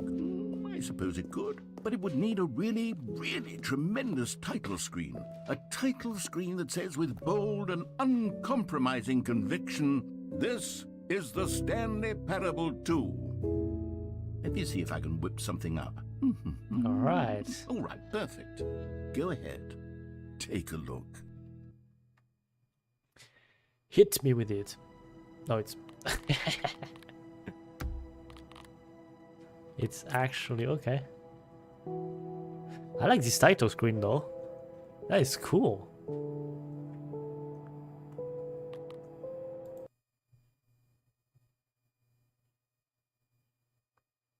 This is the story of a man named Stanley.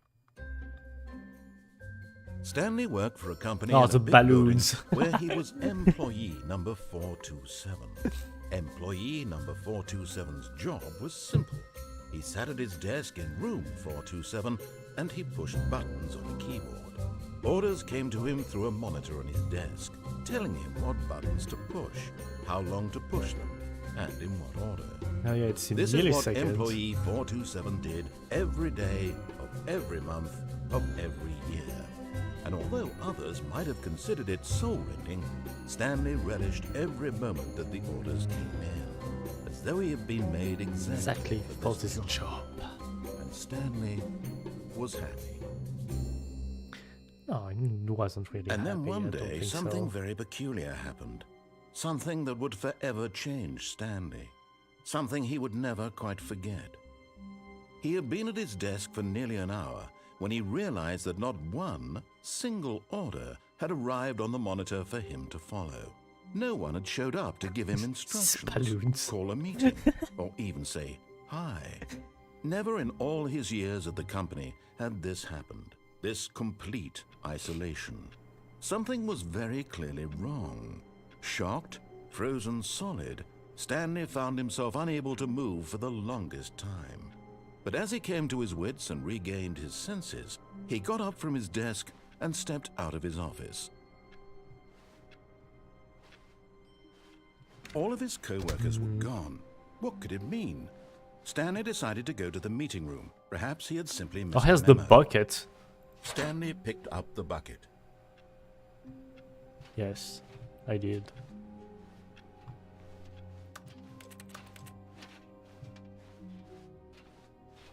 Stanley clutched the bucket tightly to his chest and entered the door on his left. What if I don't? This was not the correct way to the meeting room, but Stanley had felt the bucket calling to him, telling him that the employee lounge was simply the place to be. The freaking bucket. And here it was. Had the bucket turned out to be correct? Was this better than the meeting room? Yes, Stanley thought to himself. Yes, perhaps it truly was. How insightful the bucket turned out to be. No, never mind. The bucket was wrong. No, the bucket wasn't Stanley wrong. took the door on his left to go back to the meeting room.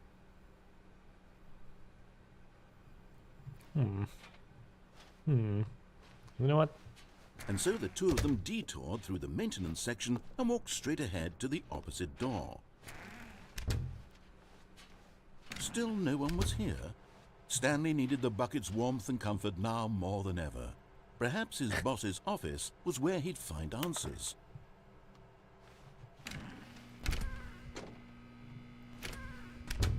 Oh, Stanley, can you feel it?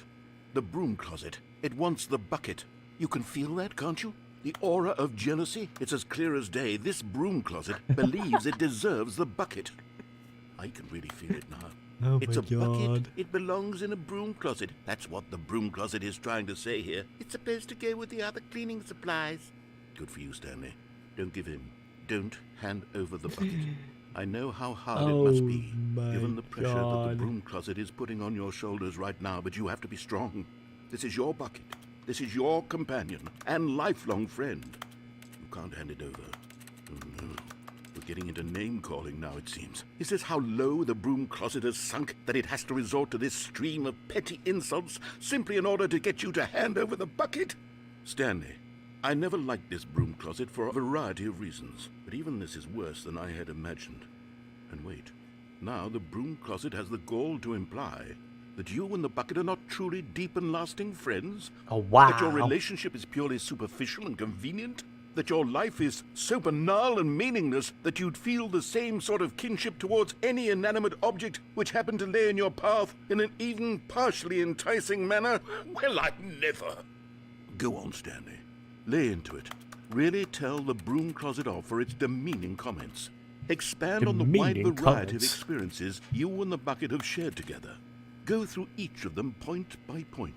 Share your journal entries detailing the rich God. emotional landscape of your feelings for the bucket as I they am- have changed and evolved I over the am years. sick of this. Let him have it. I am sick of this. Coming to a staircase, Stanley and the bucket walked upstairs to the boss's office.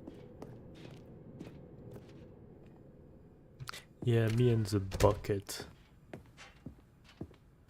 Stepping into his manager's office, Stanley was once again stunned to discover not an indication of any human life. Crushed by the weight of this revelation, Stanley may have broken down into an emotional dumpster fire if not for the soothing presence of the bucket. Yeah, Even now, truly it's a in his bucket. darkest of hours, did the bucket's warmth and guiding light pierce the dark clouds of confusion and chaos. It would be with him always. Oh The my bucket would. God. And he knew it. The two of them were inseparable. At this point, Stanley was so absorbed in the tender spiritual connection he shared with the bucket that he didn't notice the keypad behind the boss's desk. Nor in his bliss of simply being near the bucket did he have any notion that the PIN number for the keypad was 2845. Oh, shit.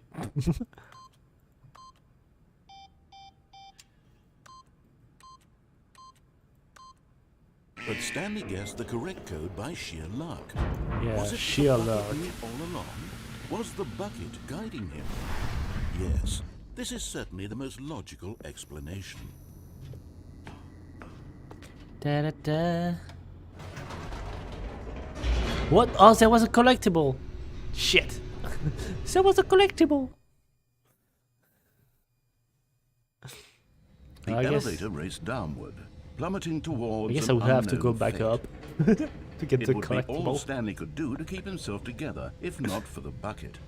Soothing him, comforting him, reassuring that in this darkest moment of uncertainty, he would be all right. The bucket is here for you, Stanley. Everything will be fine. I don't think so. Wait, Stanley said to the bucket. Can we go back up? When I was pressing those keypad buttons, there was something very intriguing about the number 3. I want to go back so I can try pressing the number 3 again. 3? The bucket said nothing.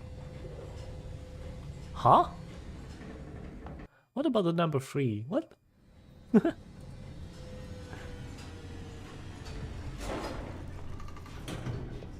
Oh, the collectible disappeared. Oh. Here we are, said Stanley. Now I'm going to try out that number 3 button. He took the bucket over to the keypad and began absolutely slamming on the number 3 over and over and over.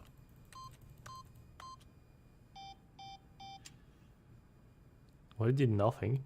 Wow, he said. The number 3 is such a special button. I'm having the time of my life. Stanley looked expectantly at the bucket, but the bucket remained silent. God. This was a shock to Stanley, who had always felt such Just connection how with the many bucket. lines with the How was this freaking not as bucket did exciting they to add? the bucket as it was to him? Once Stanley had had enough of the number 3, he got back in the elevator. Holy shit. That's just too much. Perhaps the bucket had missed something. Perhaps it had not seen how much joy Stanley got from slamming the number 3 repeatedly. Yeah.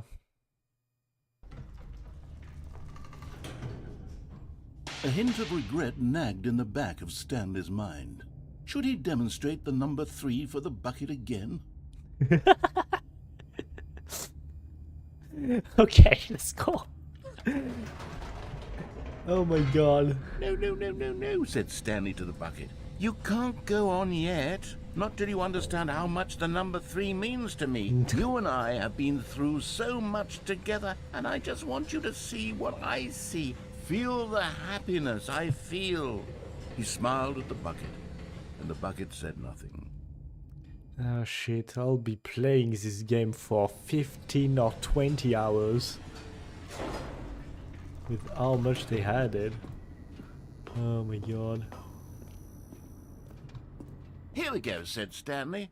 This time I'll really show you. He ran to the number 3 and began to wail on it like a musician Wail on a on it? beloved instrument, weaving a concerto of truth and passion. He wielded the number 3 like a fine artist would wield a paintbrush. He told stories through the number 3, stories of his dreams and hopes and fears. And the whole time, he looked to his bucket for a reaction of some kind. Anything to let him know do something, that the bucket. bucket appreciated what he was doing. The bucket conveyed absolutely nothing at all, only silence. Crushed by a wave of dejection, Stanley returned to the elevator. Oh.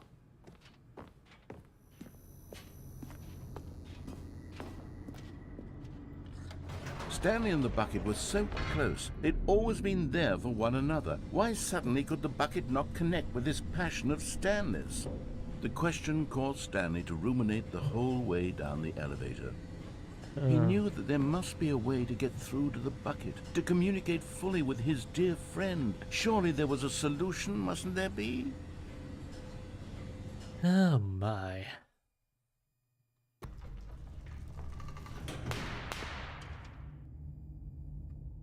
No, do I? Do I dare?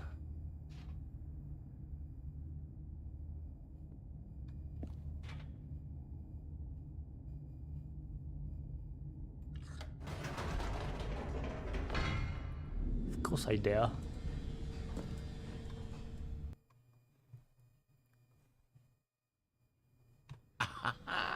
Said Stanley. I know what to do. I know how to fully express this feeling in my heart. He decided right then and there that he would hold a press conference where he It's would a press speak to the conference. public on all matters relating to pressing the number Oh, 3 no. over and over. He would elaborate fully on what the number 3 meant to him and why he felt so alive when pressing it. Then the bucket would be able to see his joy through the eyes of others. It would get to see the world react to this discovery of Stanley's. And it would be through the public eye that the bucket would finally understand Stanley's work. Yeah. For months, he advertised and marketed his press conference, building excitement around it, developing and rehearsing it, until it couldn't be refined a single measure further. When the big day arrived, Stanley was as prepared as he'd ever been for anything in his life.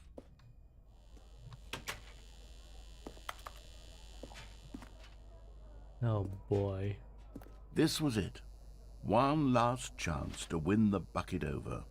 One opportunity to share a true connection with a loved one. I played the demo, yeah.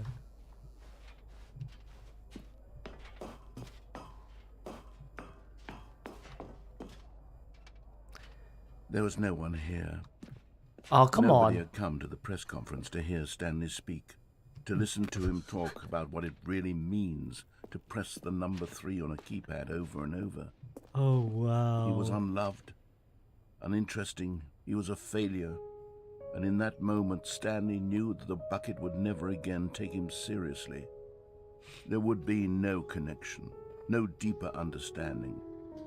The bucket merely sat there in his arms, indifferent. And so it began that slowly, over many years, the two of them grew more and more distant. Oh no. They spoke less and less, neither wishing to state the obvious, that any sense of real respect between them had eroded since that day at the press conference. There would be no more games, no more long conversations about passion and pursuit, only a silence that consumed the space between friends. And Stanley, having for once in his life discovered the warmth and comfort of true companionship, was cast back into the unremarkable normalcy of loneliness. Well, that's sad.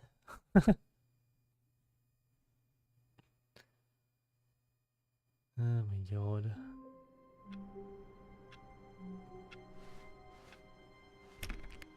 All of his co-workers were gone. What could it mean? So Stanley bucket decided to go disappeared. to the meeting room. Perhaps he had Oh, simply it's missed a still memo. here.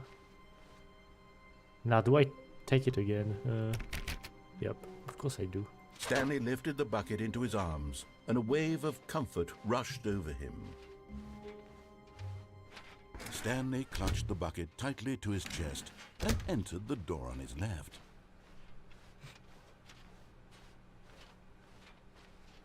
Still no one was here.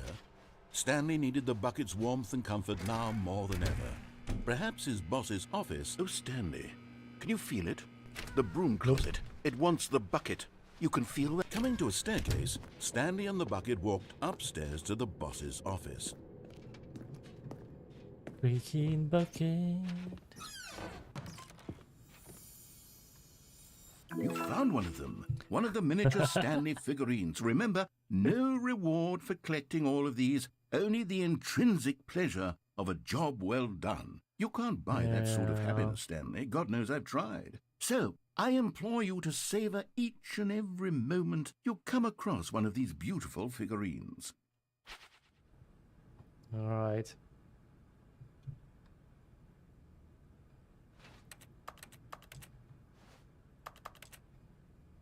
What is...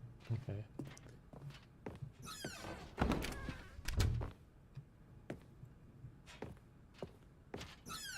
Ooh, I can go there.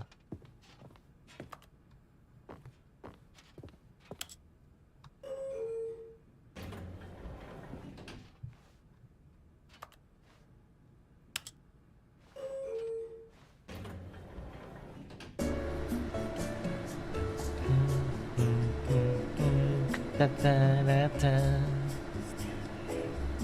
Da da da da da da da da da da da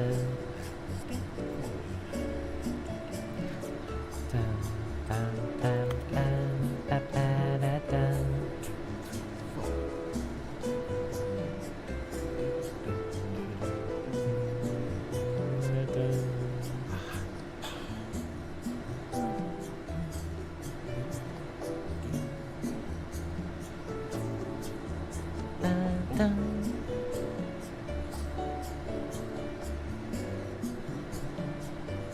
Alright, I think that's enough. I think that's enough. Yeah. Stepping into his manager's office, Stanley was once again stunned to discover not an indication of any human life. Crushed by the weight of this revelation, but Stanley guessed the correct code by sheer luck. Was it the bucket knew all along? Was the bucket guiding him? Yes, this is certainly the most logical explanation. Another miniature Stanley figurine. Yay! You know, there really must be a snappier name for these things. What about mini-stands? Stanley figs?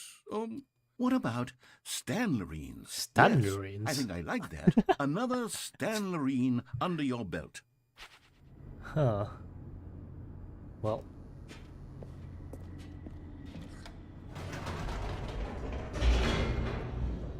Let's go again.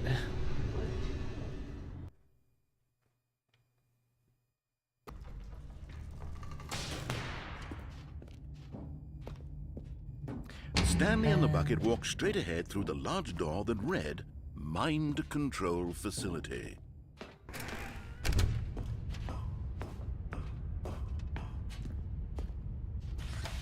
The lights rose on an enormous room packed with television screens.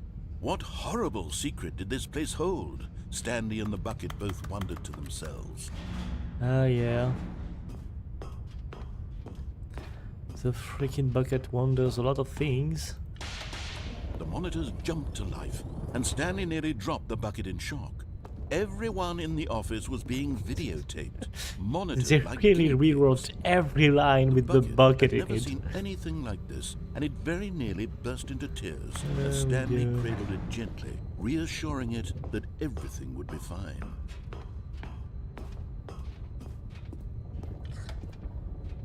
Was the bucket under the mind control facility's influence as well? Had the bucket been told to do things it didn't wish to do? What? What kinds of things does a bucket want to do or not want to do in the first place? That's a good question. These questions raced furiously in Stanley's feeble mind. No! He screamed into the bucket. He couldn't accept it. His own life in someone else's control, never! He squeezed Never. the bucket tighter. His one friend in the entire world. At this point, he could trust no one except for the bucket. But here was the proof. The heart of the operation. Controls labeled with emotions, happy or sad or content. Walking, eating, working, all of it monitored and commanded from this very place. And as the cold reality of his past began to sink in, Stanley decided that this machinery would never again exert its terrible power over another human life. For he and the bucket would dismantle the controls for good. No, I Two don't think best so. friends, Stanley and the bucket, up against the world. They high-fived in a really cool way, and the bucket made a sassy comment about taking down the system. Yeah, I'm sorry. But at the last second, the bucket jumped in and pressed the button to turn on the controls. Stanley gasped in horror. Had this been the bucket's plan all along? To take over the machine and claim the power for itself? How could the bucket have betrayed him like this? Yeah, what the Stanley fuck, was bucket? prepared to throw the bucket away in disgust when suddenly an image appeared upon the enormous screen. Huh? Birds. Silly, silly birds. The control Huh? buttons became active again.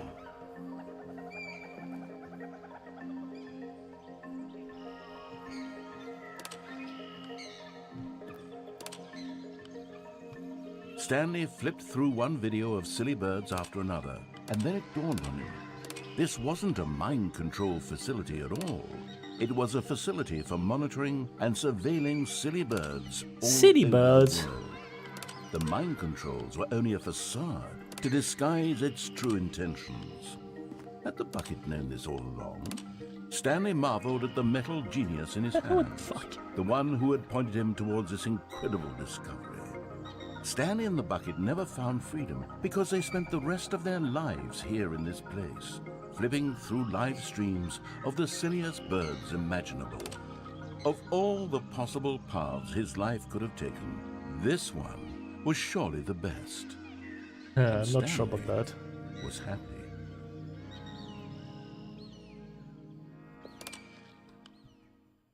I mean, they are kind of cool birds. Alright.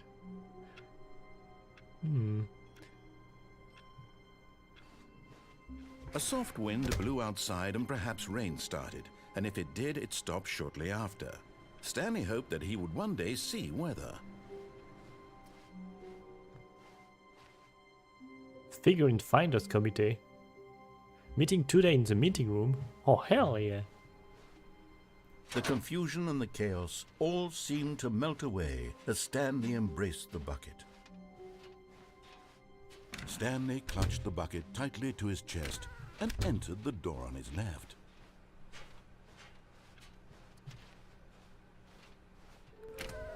Ooh.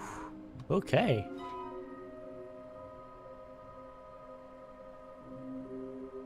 We need more planks. What?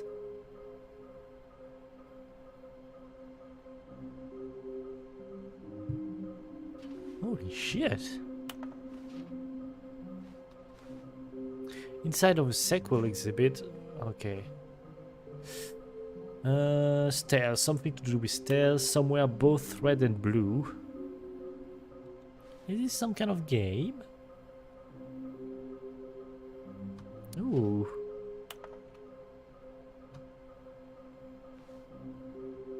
There will be cleaning of this wall required. Yeah. Okay.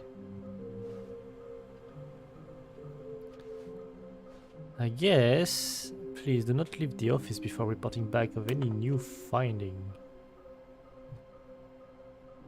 Ooh. Trust the completionist instinct. Holy shit.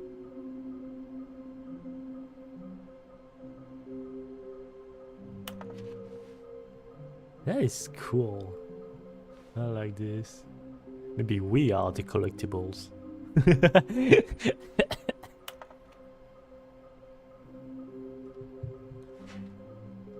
Alright, so the large room, lots of boxes. I think that's what's in the right place. Stairs, that's when I go down instead of up, probably. And somewhere both red and blue. I don't know. Well, let's go Coming to the down. staircase, Stanley and the bucket walked upstairs to the boss's office. Ooh. Oh, hell yeah. Okay, I'm going back to the name of these little Stanley figurines, and now I'm torn between Stanlerines and Figlies. What do you think, Figlies? Stanley? What That's name better weird. encapsulates the intrinsic sense of happiness that you get from seeing a small number in the corner of your screen go up by 1? Let me sit on it. I'm sure it will come to me.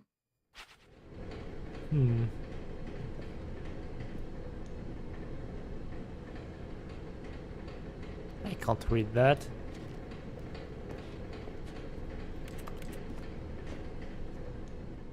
Completionism. But Stanley just couldn't do it. He considered the possibility of facing his boss, admitting he had left his post during work hours. He might be fired for it. And in such a competitive economy, why had he taken that risk? All because he believed everyone had vanished? His boss would think he was crazy. And then something occurred to Stanley. Maybe, he thought to himself, maybe I am crazy. Yeah, I He am looked down at crazy. the bucket in his arms. Am I crazy? He asked the bucket. The bucket returned his gaze, but said nothing at all. That's strange, Stanley thought. Usually the bucket is a source of guidance and wisdom for me in difficult times such as these. He held the bucket close, Freaking yet felt bucket. none of its familiar reassurance and comfort. And that's when Stanley realized, this isn't my bucket. It's just a normal, everyday bucket. Someone else's bucket, perhaps. How did I end up with someone else's bucket? This is all terribly wrong. Surely no good would come from this. Who knows what sorts of bizarre hallucinations Stanley might experience without the psychologically grounding presence of his bucket. And indeed, Now he noticed the runes were repeating, which was, of course, very odd. Now he felt himself floating off the ground. Oh, gracious, he exclaimed. Without my bucket, I've gone truly mad. Where is it? I must find it. Far off in the distance now, he heard it, calling to him. Stanley! Stanley, it's me! The bucket! It's me, the bucket! He rushed forward from room to room, passing by one bucket after the next. None of them were his. None of them were his special bucket. That's not a bucket. Come to me, Stanley. Holy shit. Find me.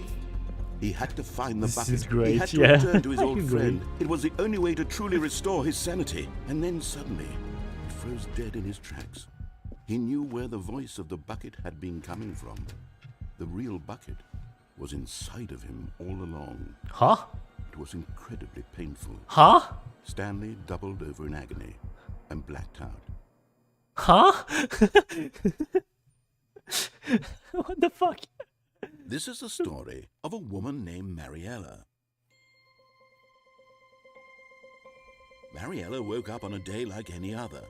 She arose, got dressed, picked up her bucket of comfort and security, and walked to her place of work. But on this particular day, Of her course she has walk a was bucket. interrupted by the body of a man who had stumbled through town, talking and screaming to himself, and then collapsed dead on the sidewalk. Right away, she knew what the problem was. This man had no bucket. Of course he'd gone mad, ranting and raving about a narrator describing all of his actions and how everything is predetermined and free will is an illusion and it's all just a video game. It could all have been prevented if only he'd taken his bucket with him.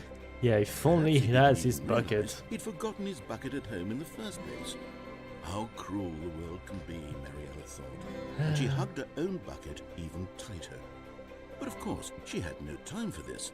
There were a myriad of confusing problems she would soon have to confront at work, for which her bucket would provide absolute guidance and total clarity on everything. Heck yes, she Yeah. thought to herself, my life kicks ass. My And life she kicks backpacked ass? all the way to work. Okay. Oh my god. All of his co-workers were gone. What could it mean? Stanley decided to go to the meeting room. Perhaps he had...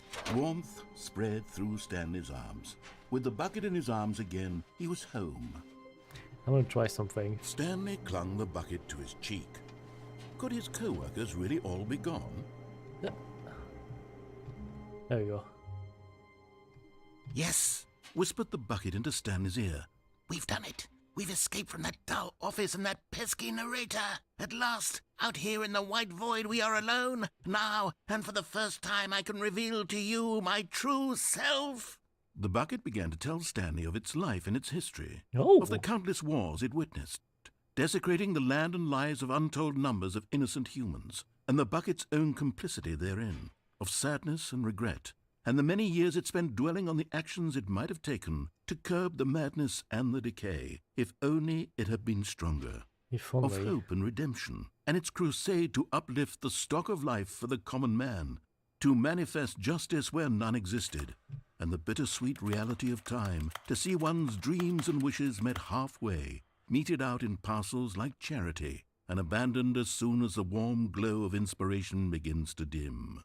The opportunities to do so much more. There was so much it could have done, perhaps, the bucket wondered to itself. Perhaps, if it had seen its own darkness with a clearer perception.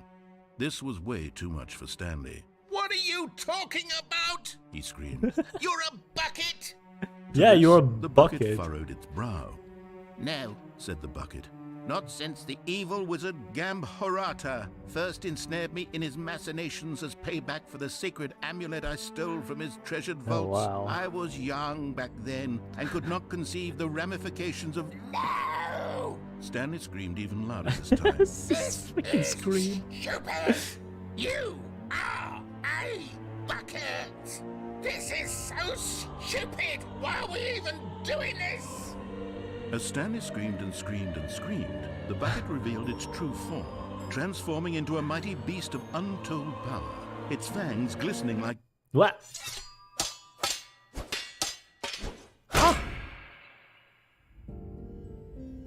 My God, Stanley, You did it. You saved us from the bucket. Thank God you already had all 12 emblems of sages and knew the incantations What? to summon their true power. Otherwise, we would have easily been overwhelmed by the bucket's power. I'm speechless. You've demonstrated such bravery here today. Come, let's restart the game, and we'll agree to never again go trifling with this bucket, nor the dark magic cast away inside of it. Oh my god. This game. Oh. Holy shit. You know what, I'm gonna do this. Bloop. But Stanley simply couldn't handle the pressure. What if he had to make a decision? What if a crucial outcome fell under his responsibility? He had never been trained for that. No. This couldn't go any way except badly. The thing to do now, Stanley thought to himself, is to wait. Nothing will hurt me. Nothing will break me. In here I can be happy forever. Yeah. I will be happy. Stanley waited. Hours passed, then days. Had years gone by? He no longer had the ability to tell. But the one thing he knew for sure, beyond any doubt, was that if he waited long enough, the answers would come. Eventually, surely. someday, they would arrive. Soon, very soon now, this will end. He will be spoken to. He will be told what to do. Now it's just a little bit closer. Now it's even closer. Here it comes. Yeah. Oh well. All of his co-workers were gone. What could it mean? Stanley decided to go to the meeting room. Oh, please. Are you really just doing this for the achievement? Click a door 5 times. Is that all that you think an achievement is worth? No. Yeah. Stanley picked up the bucket and smiled.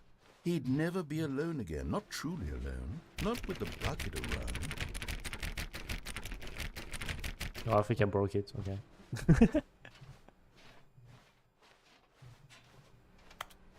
Well, I know where to go. Stanley clutched the bucket tightly to his... This was not the correct way to the meeting room, but Stanley had felt the bucket calling to him, telling him that the employee lounge was simply the place to be. And here it was. Had the bucket turned out to be correct? No, never mind. The bucket was wrong. Yeah, the bucket is Stanley wrong. took the door on his left to go back to the meeting room. Yeah, that's what I was thinking. No, Said the bucket. don't go to the meeting room. Go somewhere else. The cargo lift, yes. Go there. Go to the cargo lift. Oh, here's the collectible. Wait, can I? Oh yeah, I can. Oh my god, a new stuff. Okay. Just need to not. You're getting close now, Stanley. You've nearly gotten all of the Figler Anmarines. Figler Very soon, what? You'll collect the last one, and then the first number will equal the second number, and that will be it. We'll be different people by then. Different in the sense that we used to have none of them, and now we have them all. You can't go back to when you had no Figler Anmarines. None of us can. Yeah, I guess. Now, will I still die if I jump here?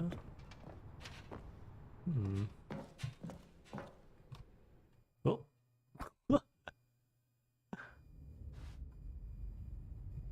Oh. Huh?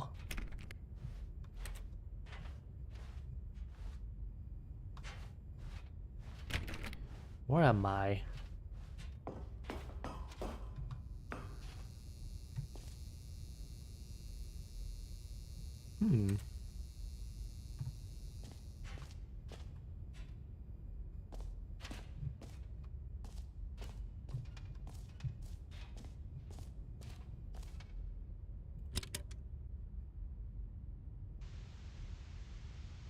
Okay, this is day number 295.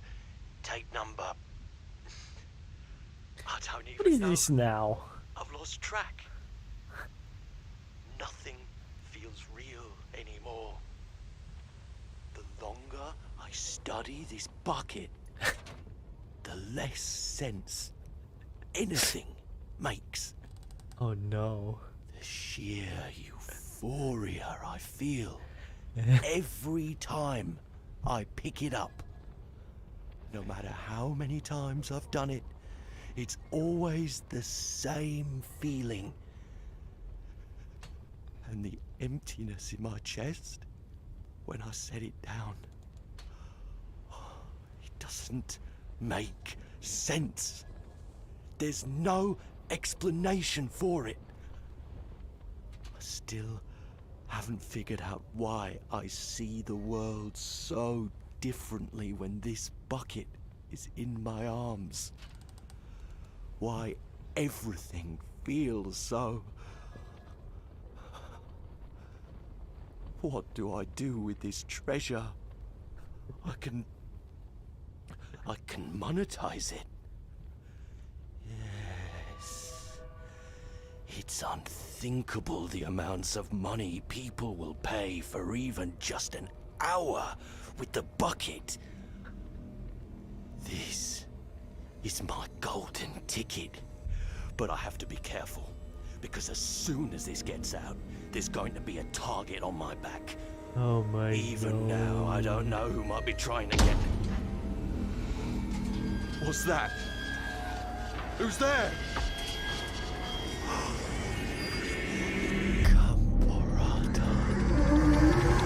Gamborata?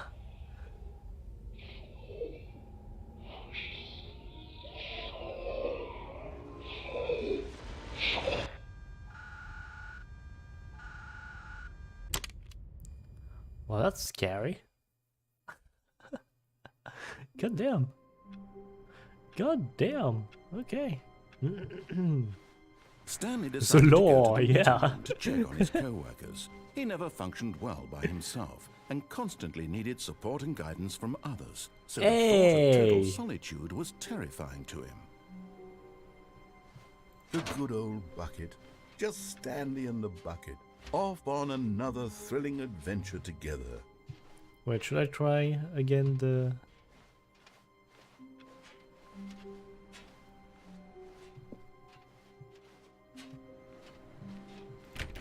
Oh, please. Yes, Are I you can really do it. just doing this for the achievement?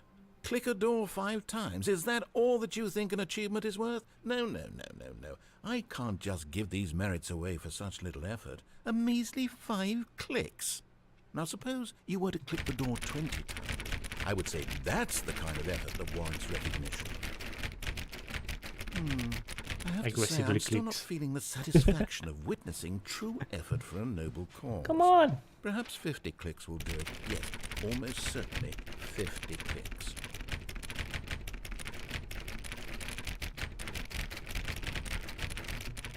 No, I'm still not feeling it. You see, now that you've gotten the bucket involved, my standards have gone up. Oh, Merely really? clicking a single door is no longer enough. Now, I want to see you press this bucket against multiple doors. Now, that's the kind of thing that merits an achievement. Why don't you put 20 bucket touches into door 417? Bucket touches. Oh my god. Let's bucket touch a door. Okay, great. Now, go touch the bucket on door 437 a few times. Yes, now we're getting somewhere. How about door 415? Give it some bucket love. Some bucket love. Now back to door number 437.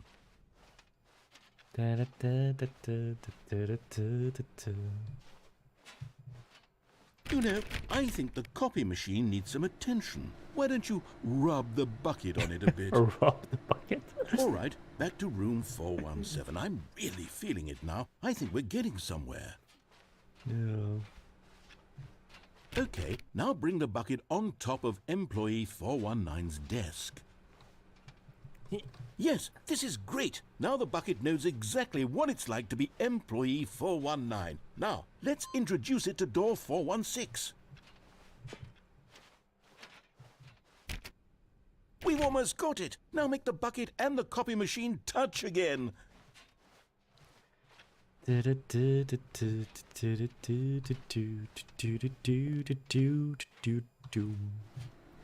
Finish it off, Stanley. 5 touches of the bucket on door 430. Yes! We did it! Yeah! Wow! That felt amazing. You know, not all buckets will get this kind of experience. They won't all know what it's like to slam repeatedly against nearly every door in one section of an office building, or what it's like to be employee 419. Oh Buckets my may God. dream of an experience like this, but few can say they've truly lived it. You've given a bucket hope today. Stanley, I'm very proud of you. Alright. Alright. Stanley clutched the bucket tightly to his chest, and this was not the correct way to the meeting room. But Stanley had No. felt the bucket calling to him, telling him that the employee lounge was simply the place to be.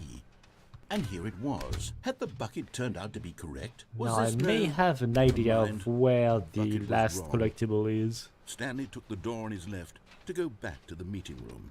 Right, actually...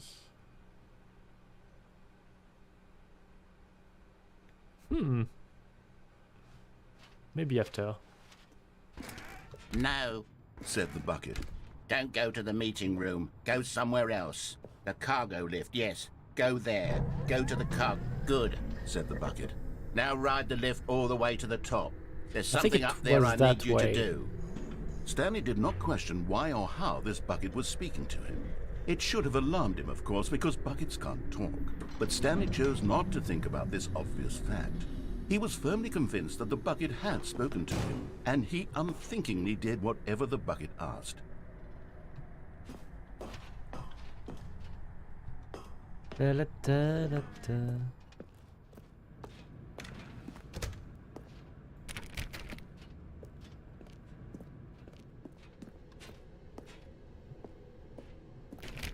No, stop. Look there on the wall. You see, there's a sign right there. It says, no, No. buckets past this point. Stanley, how could you They think already it was thought of okay to bring the everything. bucket here?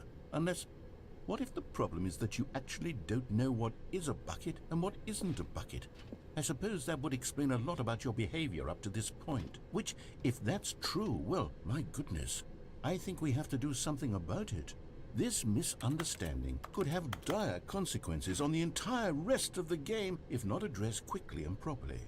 So much of the impact of the story is dependent on your understanding Oh of what my. is and isn't a bucket. Please, step in here for a moment. Alright. It's dark. Oh, really? Now then, I'm going to run you through some test scenarios, Oh, and yeah, you'll please. tell me whether or not the thing I'm showing you is a bucket. Simple enough, right? my This should tell us God. everything we'll ever need to know about what is or is not a bucket. Okay, let's begin. Item 1. Is this a bucket? Huh, I wonder, is this a bucket? Incorrect. What? It is a hologram of a bucket, not an actual bucket. What? Item 2. Is this a bucket? Oh, I can't go near it. Yes. Incorrect. It is a 3D printed recreation of a bucket, not an actual bucket. Really?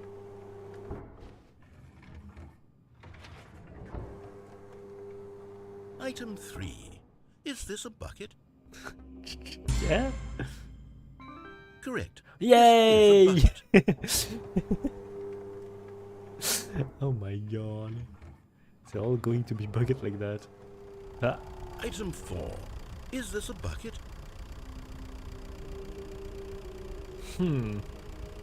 is this a bucket?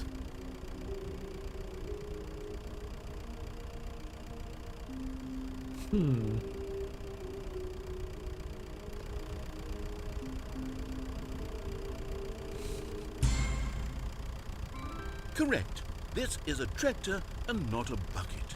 To be honest, I just sort of put this one in here as a gimme, but I was starting to get concerned that even this might be too much for you.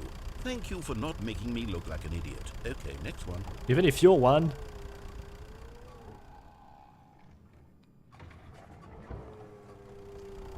Is this a bucket?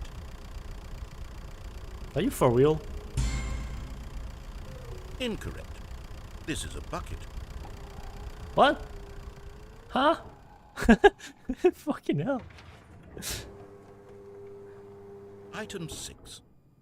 Is this a bucket? I'll say no. Trick question. Both. Gotcha. What do you mean both? It can't be. What? A Schrödinger bucket? What? Item... Wait, hold on. I can't find the next one. Let me see. It should be around here somewhere.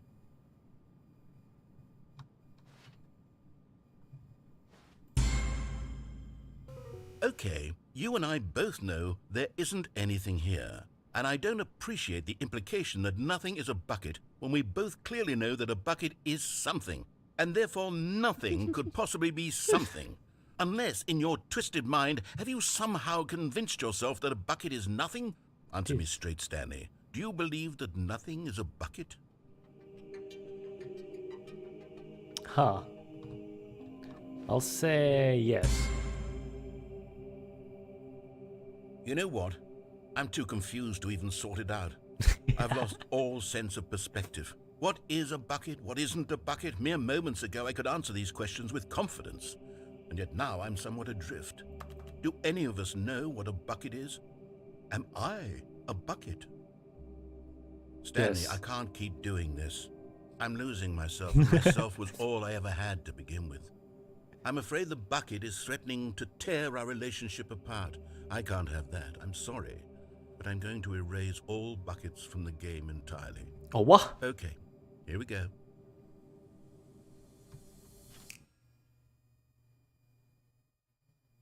What happened?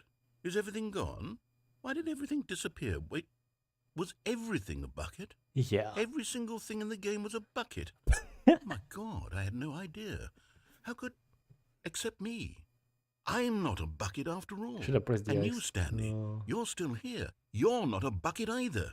Oh, this is wonderful news. We're not buckets. Well, not Yes, buckets. I actually feel much more at ease right now. It's delightful to get some clarity on that issue, but it doesn't change the fact that we haven't got a game. So, tell you what, I'll reset everything and we'll put back all of the buckets, okay? And we'll know that it's all a bucket. But if you run into anyone else, maybe don't mention that. Who knows what that information might do to a person? All right, here we go. Yeah, I'm not sure.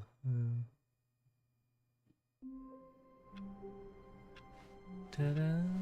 All of his co-workers were gone. What could it mean? Stanley decided to go to the meeting room. Perhaps he had simply missed a memo. It's raining.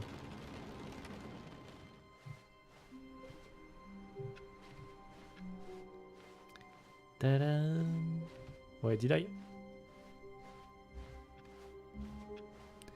means... Where are we going today? The bucket asked. Stanley just smiled. Buckets. Anywhere they went together would be perfectly fine with him. Stanley clutched the bucket tightly to his chest. This was not the correct way to the meeting room, but Stanley had felt the bucket calling to him, telling him that the employee lounge was simply the place to be.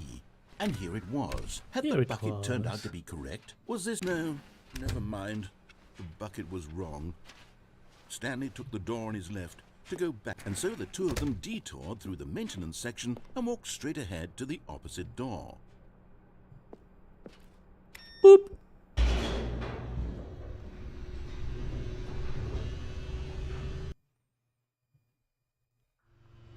Oh, good, Stanley. I'm glad you found your way here. I knew you'd find this place eventually. Oh no. Oh no. Why did I stumble on again? You see, your friends and I are concerned for you, Stanley. We've come together here because we care about you very much. It's this bucket you're carrying around everywhere. What? The bucket isn't even from the original Stanley Parable. It's just sequel content. We're the ones that matter, Stanley. Classic characters from the first game, like the Adventure Line and the Broom Closet. because that's what fans want from a sequel. They want more of their favorite jokes, not this bucket that they've never seen before. Yes, I know I'm the one who gave you the bucket, but you're spending too much time with it. Don't you want another story involving the adventure line? Oh, We I could would make the love that. adventure line go somewhere new. Yes, yes, that's what the fans want. Let's do it. Yeah, yeah. Oh boy, I wonder what the Whee! adventure Look line at is that going to wacky be in line. this one. Who knows where it'll go off to next? Oh, and it played some silly music as well. Yes, music! Yay! La la la la. La la la la la la la. Da da da da da da. Now this is what the Aw. Stanley Parable is all about. Don't you remember all those great jokes from the original dialogue? Also, Stanley is addicted to drugs and hookers. Yes, it's as classic now as it was back then. Let's do it for the fans, Stanley. Let's give them more content exactly like this. But if we want to do that, you're going to have to give something up. Huh? Ooh, that looks cool.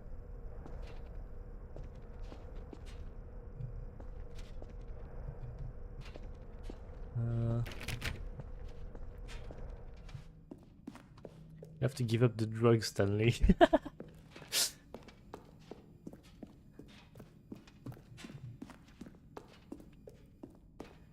Yeah, clearly he had too much of it.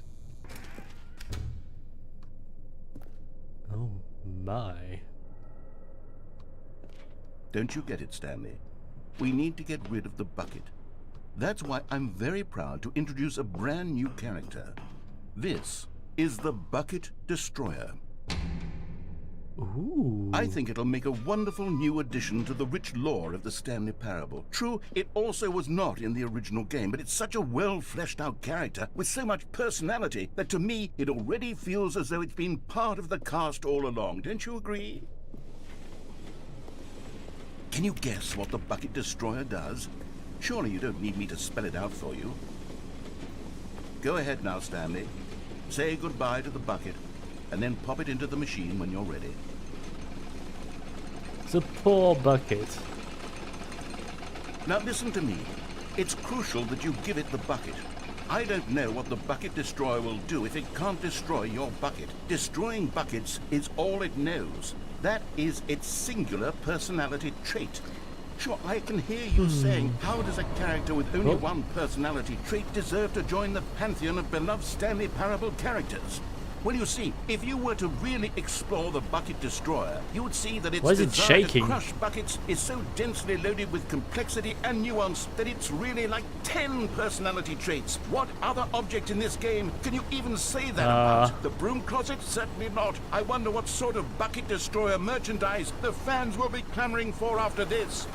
Okay, the Bucket Destroyer is getting very upset now. You'll have to hurry and feed it. We can't get back to the classic Stanley Parable characters like the Adventure Line or the Bucket Destroyer until you crush that damn bucket. Ooh. Quickly now, the fans are waiting. Do it, the fans, Stanley. Give the fans what they want. Hurry and... Ow, my eyes. Whoop.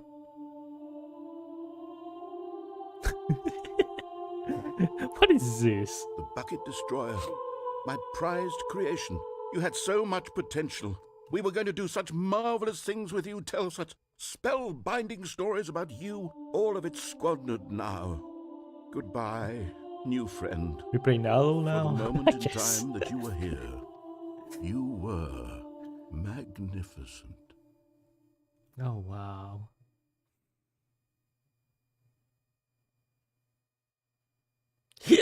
Hiccups.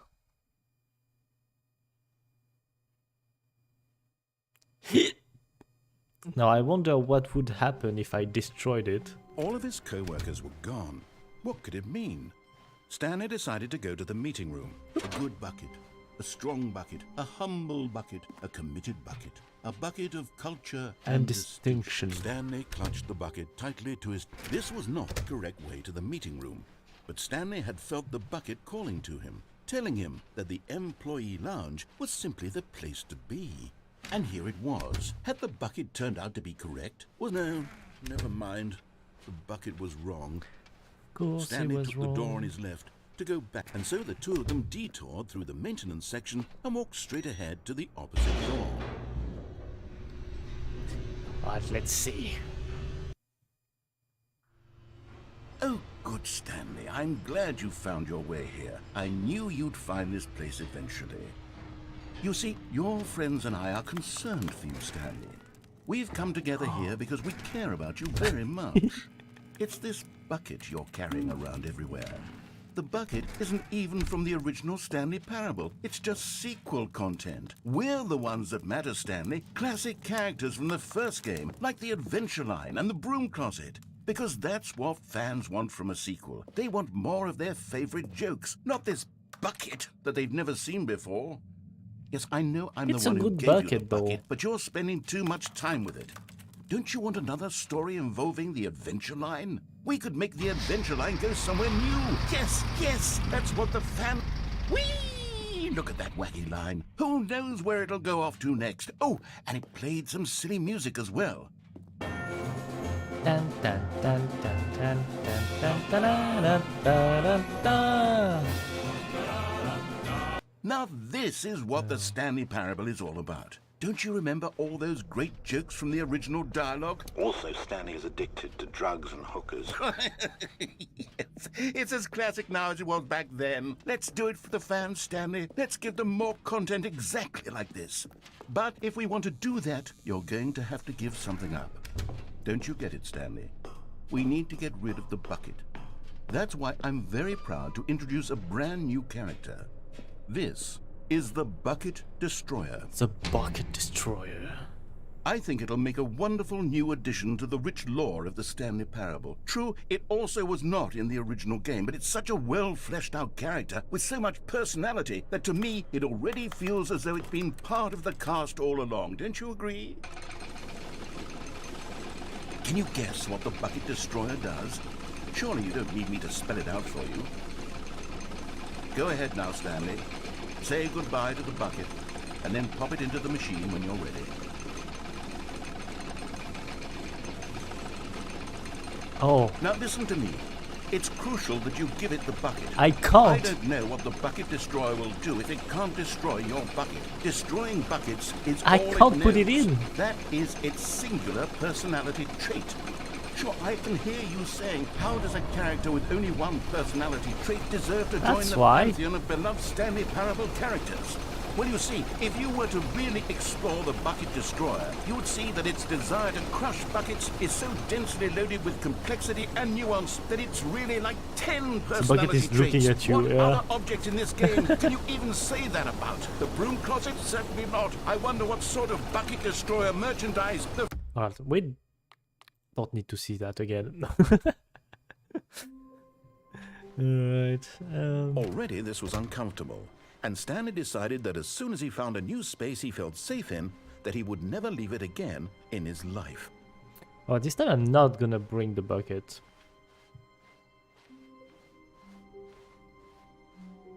When Stanley came to a set of 2 open doors, this was not the correct way to the meeting room, and Stanley knew it perfectly well. Perhaps he wanted to stop by the employee lounge first, just to admire it. Yeah. The lounge was grand, majestic, perhaps too much. But eager to get back to business, Stanley took the first open door on his left. Zwip. And so he detoured through the maintenance section, walked straight ahead to the opposite door, and got back on track.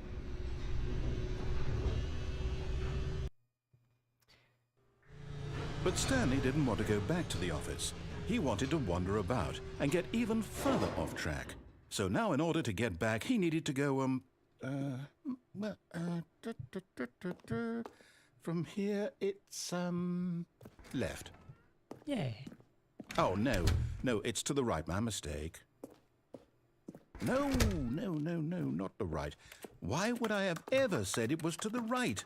What was I thinking? It's clearly... Oh dear, would you hold on for a minute, please? Yeah, I'm holding on. Now, let's see. We went down right, left, down, left, right. Yep, okay, yes. I've got it now. This story is absolutely, definitely this way.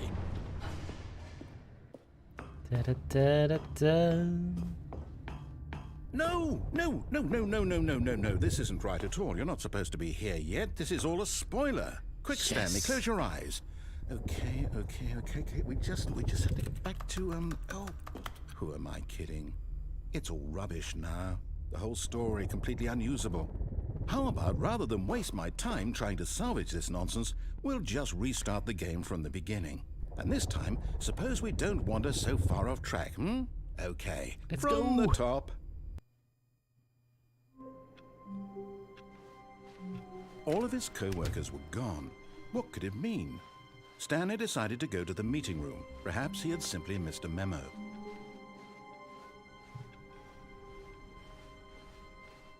When Stanley... Wait, what? No, I Yay. restarted. I swear, I definitely restarted the game over, completely fresh. Everything should be... Oh, did something change?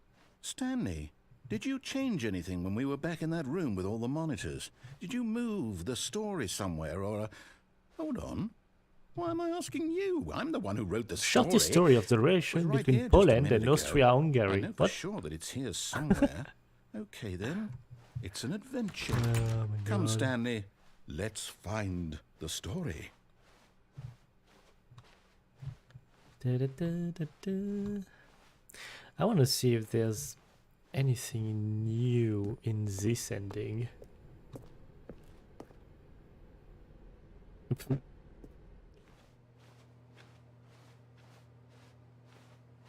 um,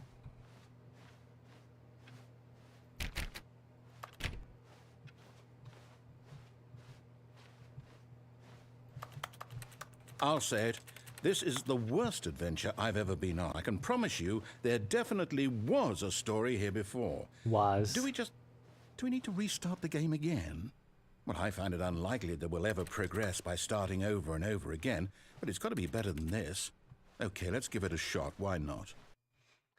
Why not? All of his co-workers were gone. What could it mean? Stanley decided to go to the meeting room. Perhaps he had simply missed a memo.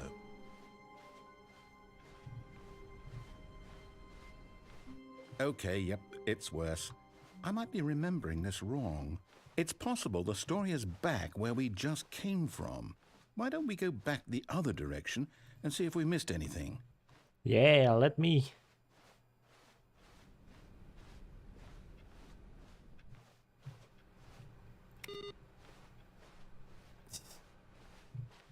Aha! I knew we'd miss something. The story. Here it comes. No, wait, never mind. Not the story. Okay, let's head back the other way and retrace our steps. Oh. Now this... Well, I'll be honest, I don't recognize this place at all. Is this the story? I don't think so. I can't quite recall, but I believe my story took place in an office building. Is that correct? Do you remember, Stanley? Well, do you know what? Since I've completely forgotten what we were supposed to be doing, how about this? You win! Hell yeah! Congratulations! I know you put in a lot of hard work, and it really paid off, so good job. Oh, no. No, I don't feel right about this at all. We both know you didn't put in any actual work for that win. Some people win fair and square, and this was not one of those situations. Okay, I'm getting weirded out by whatever this place is. I don't care what might happen this time. I have to restart. All right, I've got a solution. This time, to make sure we don't get lost, Okay. I've employed the help of the Stanley Parable Adventure Line. Just follow the line. How simple is that? How simple is that?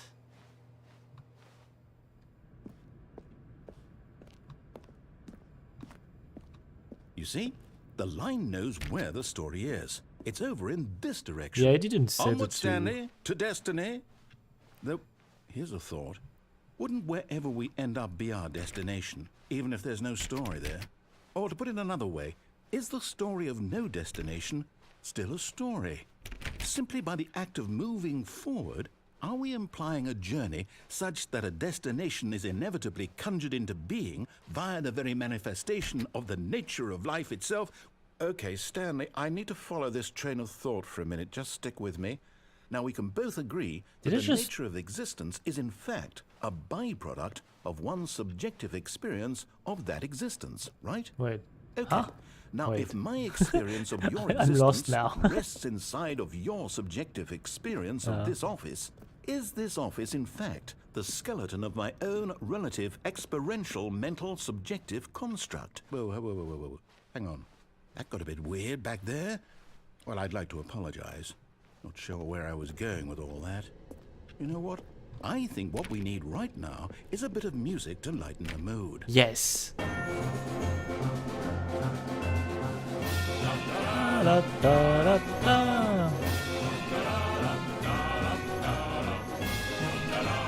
Da, da, da. Da, da, da, da, da, da, da. Da, da, da, da, da, da. Da, da, da, da, da, da.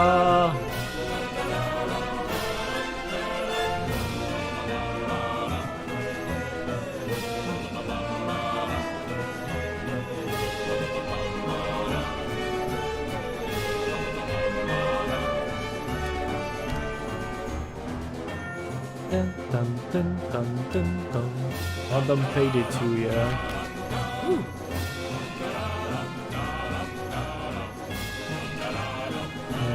Da da da da da da da. Wait, cut the music. Go back and look at that fern. Stanley, this Yes, fern the will be fern. very important later in the story.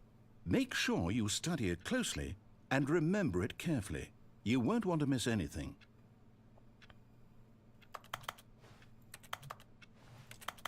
Okay, I think it's fine. Yep.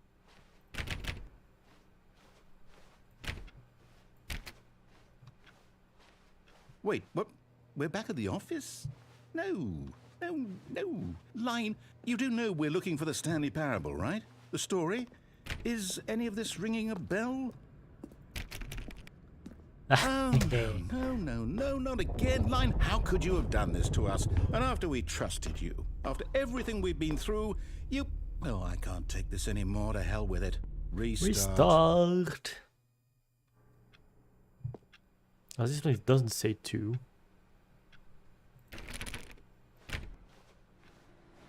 You know what, Stanley? I say forget the adventure line. What's it ever done for us? We're intelligent people, right? Why can't we make up our own story? Something exciting, daring, mysterious. Ooh, this all sounds perfectly doable. Why don't we simply start wandering in, well, I don't know. How about this direction? Now, yes, this is exciting. Just me and Stanley forging a new path, a new story. Well, it could be anything. What do you want our story to be? Go wild. Use your imagination. Whatever it might be, Stanley, I'm ready for it. No, you're not. Oh, no, not you again. Stanley, I'd also like to veto the line from having any role in our awesome new story. No lines or monitor rooms. Just don't acknowledge it, and we should be fine. A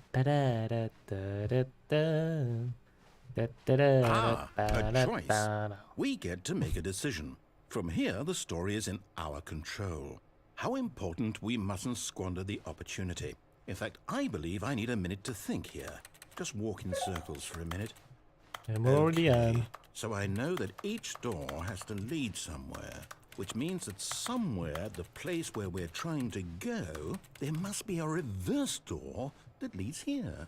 And that in turn means that our destination corresponds with the counter-inverted reverse door's origin. So starting from the right, let us ask, will taking the right door lead us to where we're going? Absolutely Since not. the answer is clearly yes, then by all accounts, the door on the right is the correct one. Another victory for logic. Come, Stanley, our destiny awaits. Alright. Oh, hold up, what's this? The confusion ending. You're telling me... That's what this is? It's all one giant ending? And we're supposed to restart the game, what, eight times? That's really how all this goes? It's all determined? Yep. So now, according to the schedule, I restart again. Then what? Am I just supposed to forget? Well, what if I don't want to forget? My mind goes blank simply because it's written here on this thing. This wall. thing. Well, who consulted me? Why don't I get to decide? Why don't I get a say in all of this? Is it really? No, it can't be. I don't want it to be. I don't want the game to keep restarting. I don't want to forget what's going on. I don't want to be trapped like this. I won't restart the game. I won't do it. I won't do it. I won't do it. And the timer stopped? Does that 18, 18, mean, 13. Did we do it? Did we break the cycle? The, whatever it is that made this schedule? How would we even know? Will someone come for us? Will something happen? La la la So, la la la. Okay. La la la la la la la. I guess now we just wait. You know, I suppose in some way that this is a kind of story. Wouldn't you agree? I'm not quite sure if we're in the destination or the journey, though they're always saying that life is about the journey and not the destination. So I hope that's where we are right now. No. We'll find out, won't we? Eventually. Well, in the meantime, if you... Ow. I hate this sound though. A soft wind blew outside and perhaps rain started, and if it did, it stopped shortly after. Ah, the embrace of an old friend, a weathered companionship that stands the test of time. Stanley clutched the bucket tightly to his... This was not the correct way to the meeting room, but Stanley had felt the bucket calling to him, telling him that the employee lounge was simply the place to be. And here it was. Had the bucket turned out to be correct? Was this no? Never mind. The bucket was wrong. Stanley took the door on his left to go back to the meeting room. No, Said the bucket. don't go to the meeting room. Go somewhere else. The cargo lift, yes. Go good. Said the bucket. Now ride the lift all the way to the top. There's something up there I need you to do. Stanley did not question why or how this bucket was speaking to him. It should have alarmed him, of course, because buckets can't talk. But Stanley chose not to think about this obvious fact. He was firmly convinced that the bucket had spoken to him, and he unthinkingly did whatever the bucket asked.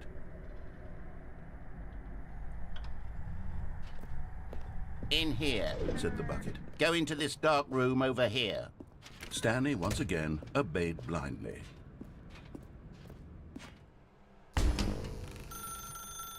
Now pick up the phone. Said the bucket. Pick up the phone and it will take us back home, where we can go about life together. Okay. Let's see. This is the sad story of a man named Stanley and his bucket. Once upon a time, I gave Stanley a bucket because I thought he was lonely and could use a friend. And then, very distressingly, he began to believe the bucket could speak to him.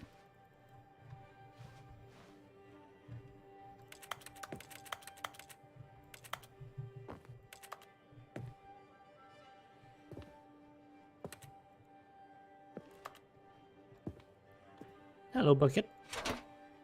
Hello, Stanley. It's me, your bucket. Press G to take me to walk with you. Huh.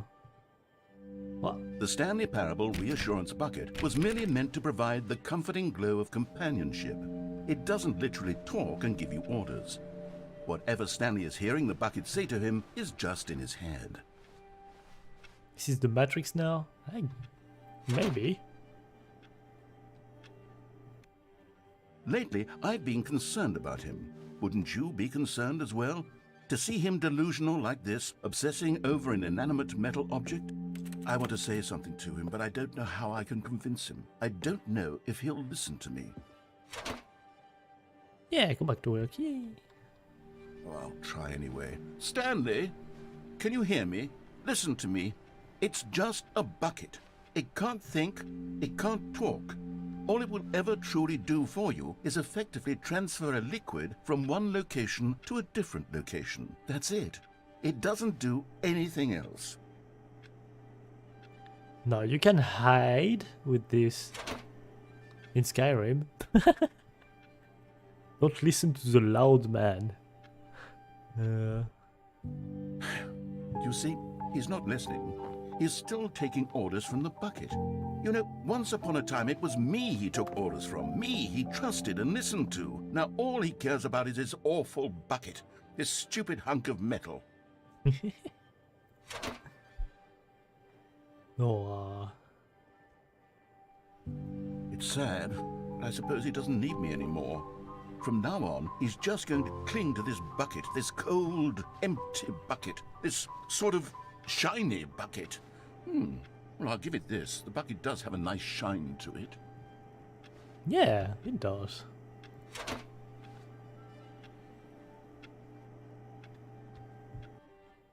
Yes, I suppose on closer inspection that it doesn't quite look like your average hardware store bucket. It's just a little more, what am I trying to say? Sturdier, more capable of transporting liquid. More capable. Like it would be better at moving an amount of water from one room to another.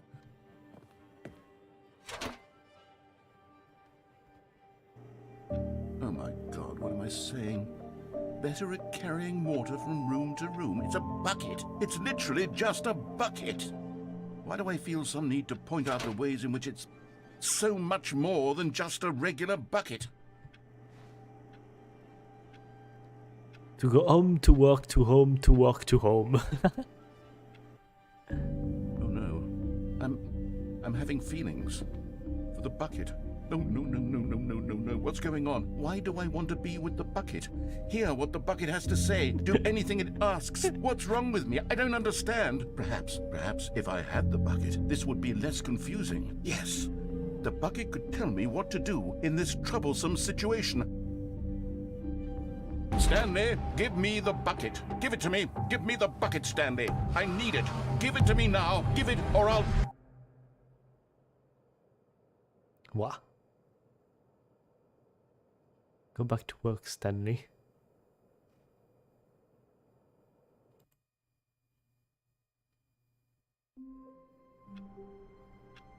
Huh. Okay. That was weird. Stanley knew the office layout like the back of his hand. It was only a matter of time before he found the others. Well, the bucket made Stanley want to be a better man and a better co-worker. In time, perhaps, he would become both of those. Stanley clutched the bucket tightly to his chest. This was not the correct way to the meeting room. But Stanley had felt the bucket calling to him, telling him that the employee lounge was simply the place to be. And here it was. Had the bucket turned out to be correct? Was this... No, never mind. The bucket was I want to wrong. do the thing where Stanley you took the door unplug on the his phone. left to go back to the meeting room. No, Said the bucket. don't go to the meeting room. Go somewhere else. The cargo lift, yes. Good. Said the bucket. Now ride the lift Oh, all the the way eventual to the is top. gone. There's something up there I need you to do. Stanley did not question why or how this bucket was speaking to him. It should have alarmed him, of course, because buckets can't talk. But Stanley chose not to think about this obvious fact.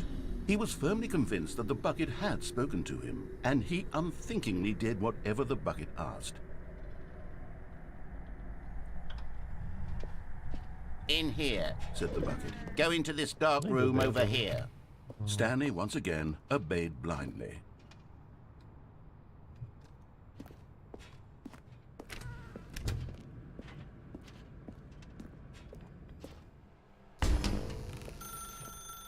Now pick up the phone. Whoa, hold on. Why did you unplug the phone? Were you trying to resist the bucket's orders? Stanley, I was joking. Obviously, the bucket isn't talking to you and telling you to do things. Buckets can't talk. It was a joke. Don't you get the joke? It's funny, Stanley. A No, it's talking not funny. bucket. Can't you see? Oh, goodness. I must have really bungled up the delivery if you actually took me seriously. Where did I mess up the joke? Should I have paused for longer or spoken quicker? Comedic timing is so difficult. I wish I were better at it. But there isn't exactly an instructional video on comedy that one can watch to fully... Oh, wait, yes, there is. Of course there is one. It's sitting right here. Let's take a look. Alright, let's take a look. What is comedic timing? What is comedic timing? How does it work? How long should it last? How can it be used to effectively silence your political enemies? What? And more importantly, can it be taught in its entirety within 90 seconds? Thankfully, the answer to all of these questions is yes. Let's dive deeper. If you've ever told a joke or made someone laugh, in all likelihood, you did it while standing 50 to 80 centimeters from them in a room of no more than 76 degrees Fahrenheit, with one of your arms raised straight upward at a 15-degree angle from your body. These are the optimal conditions for good comedic timing. To begin the joke, start by stating and spelling your name. Next, provide a brief synopsis of the joke, including the specific times at which the recipient of the joke will laugh, and then spell out your name a second time. With these steps complete, it's time to begin the humor. Speak the entire joke in no more than 18 seconds and no less than 13 and a half, pausing only for bathroom breaks when necessary. When the joke has concluded, it is customary to inform your listener that the joke is over by declaring in your loudest possible voice, "I'm Dunny with the funny." I'm Let's Dunny practice with screaming, the funny. "I'm Dunny with the funny" now. I'm Dunny with the funny. Oh my god. Good. This saying is a perfect example of expectations management, which is the cornerstone of good comedy. Finally, it's time to hand out surveys. Collecting hard data from your audience on how rapt they were throughout the joke is the only way to grow or learn as a comedian. An effective survey should be no less than 10 pages long Oh, wow. and should include the same question reprinted several times, just to ensure the survey taker is actually paying attention and not simply filling in answers at random. And that's all there is. With these strategies at your disposal, you'll have audiences doubled over in laughter and even tripled over in laughter in no time at all. Just remember to let them stop laughing at some point, you gut-busting little scamp. After all, we're each of us needed on the front lines of the war to fight the 12-legged invader who threatened our What? very existence, and to very likely die in a hailstorm of bullets and mandibles. All of us must be prepared to give our lives to this noble cause, just as our children must do after the us, clapping. and their children after them. Godspeed, and may Earth reign supreme. Uh-huh. Hey, goodness, this video is a little outdated, isn't it? Well, no matter. I think the fundamentals of proper comedic timing are still as relevant today as they were back then. So with that in mind, I believe the only way forward is for us to return to the two doors and walk through all of this again, so I can try telling my story with more appropriate comedic delivery. Come along, let's head back.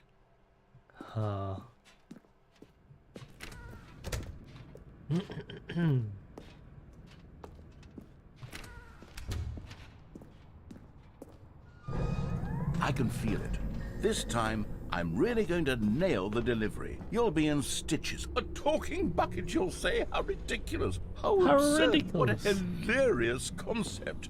The king of comedy. That's what you'll call me. Thank goodness we had the instructional video.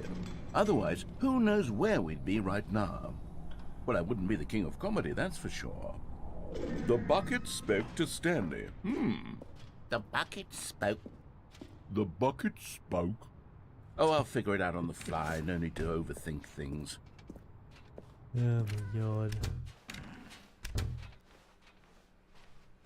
Da da da da da da da da da.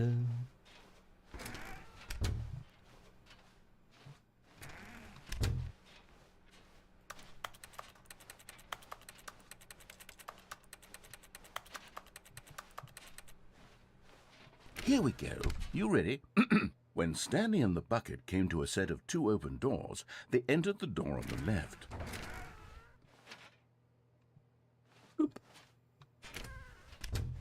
Oh.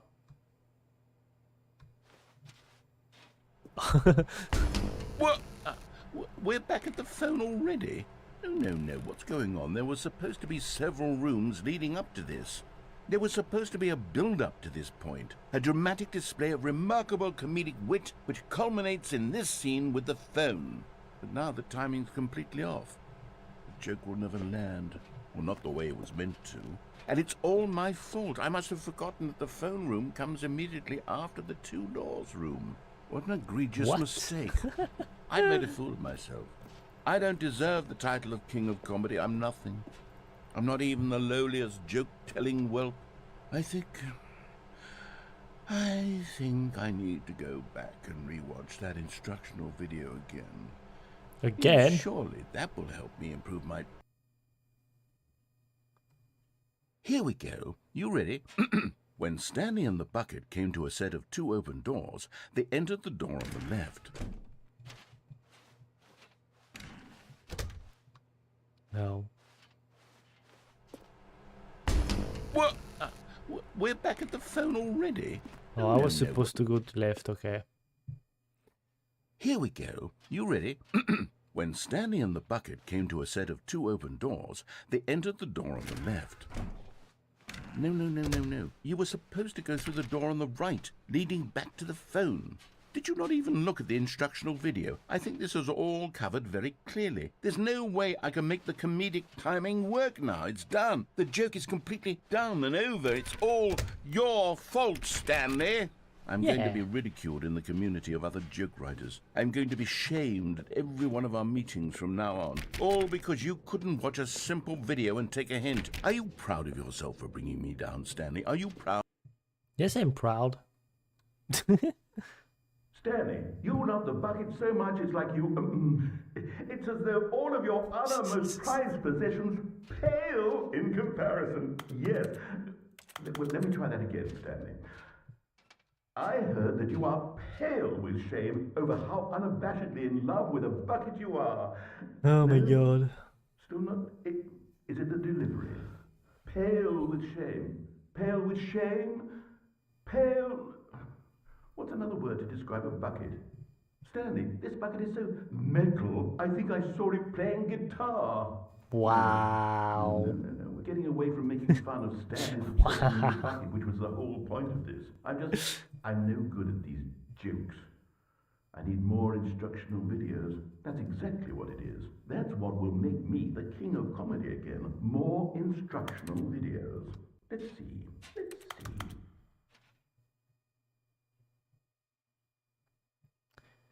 These are like the jokes you tell. What do you All of his co-workers were gone. What could it mean? Stanley decided to go to the meeting room. Perhaps he had simply missed a memo. Wait, let's think. What did I not do yet? Not everyone is so lucky to have a bucket, but Stanley is a very lucky fellow. Very lucky indeed. Huh? Huh?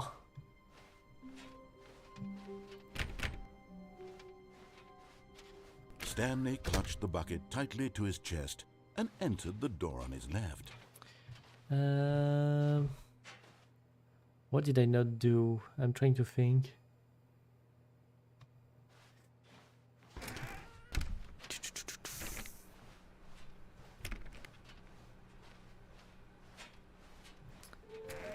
Because I need the one this somewhere both red and blue.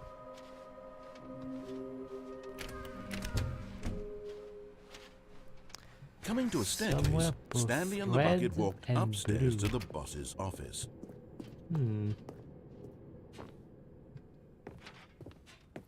Somewhere both red and blue.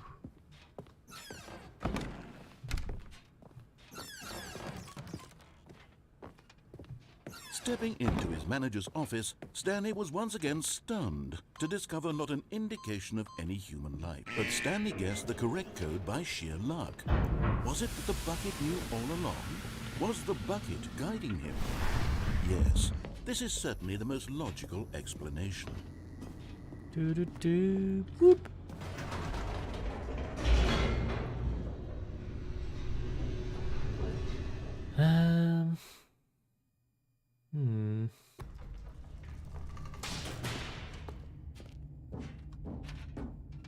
Stanley and the bucket walked straight ahead through the large door that read, Mind Control Facility.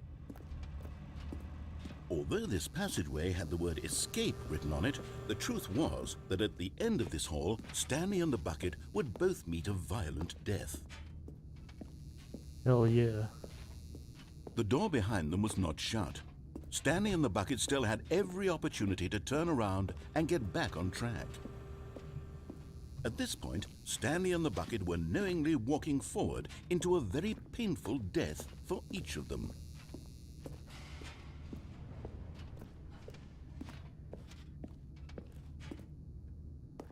Whee!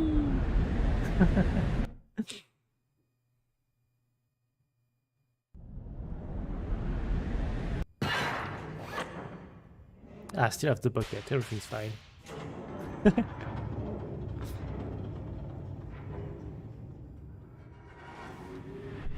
The bucket will save me. As the machine whirred into motion and Stanley and the bucket inched closer to their Probably. demise, Stanley reflected on how meaningless the bucket's warmth and comfort had turned out to be. To be sure, it puts the mind and the soul at ease to embrace the bucket, but what use is a sense of ease when you're about to be crushed to death? This is what Stanley thought to himself, and he sort of kicked himself for wasting so much time carrying a bucket everywhere. Farewell, Stanley. Well, it's a good bucket. "Farewell, Stanley," cried the narrator, as Stanley and the bucket were led helplessly Even into the those enormous lines. metal jaws. In a single visceral instant, the bucket's life came to an end as it was crushed violently to death. Oh my god. It was a shame, the death of such a magnificent bucket. It's true that all buckets are radiant in their own way, but this one stood above the rest. It was a glorious bucket to behold. Oh boy. The bucket welcomes you to the grand exhibit. You are standing at the precipice of knowledge. Oh wow. Much like a bucket itself, the human mind is frequently empty within. A cavernous void. But through use of the exhibit in front of you, the mind becomes full and enriched and substantiated. Knowledge of the bucket and its history is the only true knowledge we really have. Will you take what you learn here out with you into the world? Will you accept with an open mind that what may be challenging about the information in this exhibit? Will you change the lives of yourself and your loved ones as a result of this exhibit? Or will you turn a blind eye and continue to live as you were in ignorance and darkness? Well, we'll see. Oh boy. Can you see how arrogant it was for Stanley to take a bucket like this and to claim it for his own? Can you see the hubris that blinded him? Can you see that the bucket is far more noble than Stanley will ever be in his short life? A bucket with two handles. Get down.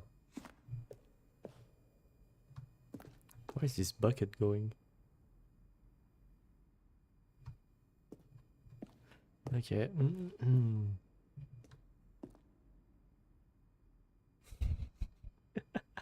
The photographer experienced catatonic shock for several weeks as a result of the euphoria from exposure to these many buckets at once.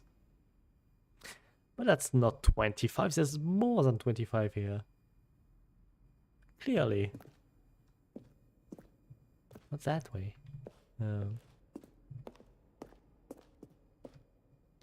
The Inferno bucket. Oh my god.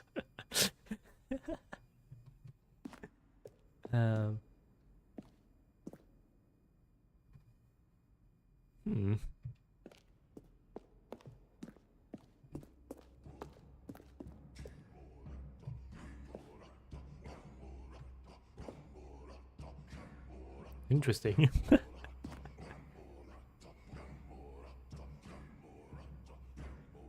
Oh.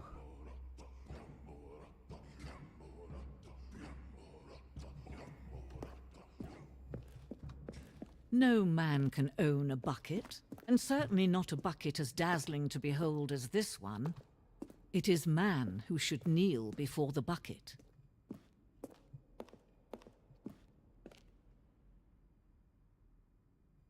Oh, here's the mostly infinite hole. Well, let's go. Oh, there's actually glass, okay.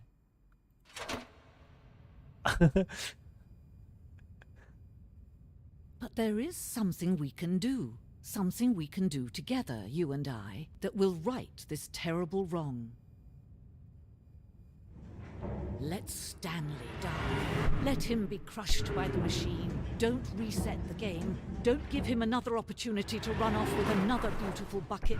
We can save the world's buckets from their treatment as tools and implements if only we let Stanley die together. The bucket shall take its place as ruler, as leader, as commander of a new world, a new vision. Bam. A crashed Stanley.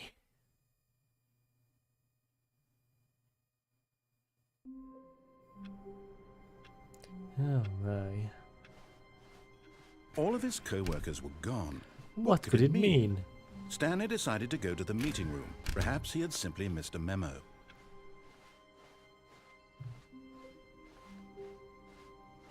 When Stanley came to a set of 2 open doors, he entered the door, and this was not the correct way to the meeting room, and Stanley knew it perfectly well.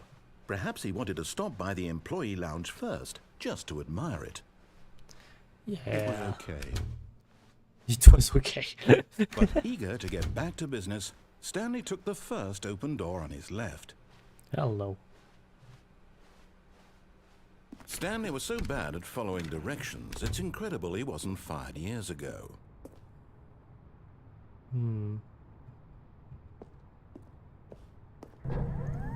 Look, Stanley, I think perhaps we've gotten off on the wrong foot here. I'm not your enemy, really, I'm not. I realize that investing your trust in someone else can be difficult, but the fact is that the story has been about nothing but you all this time.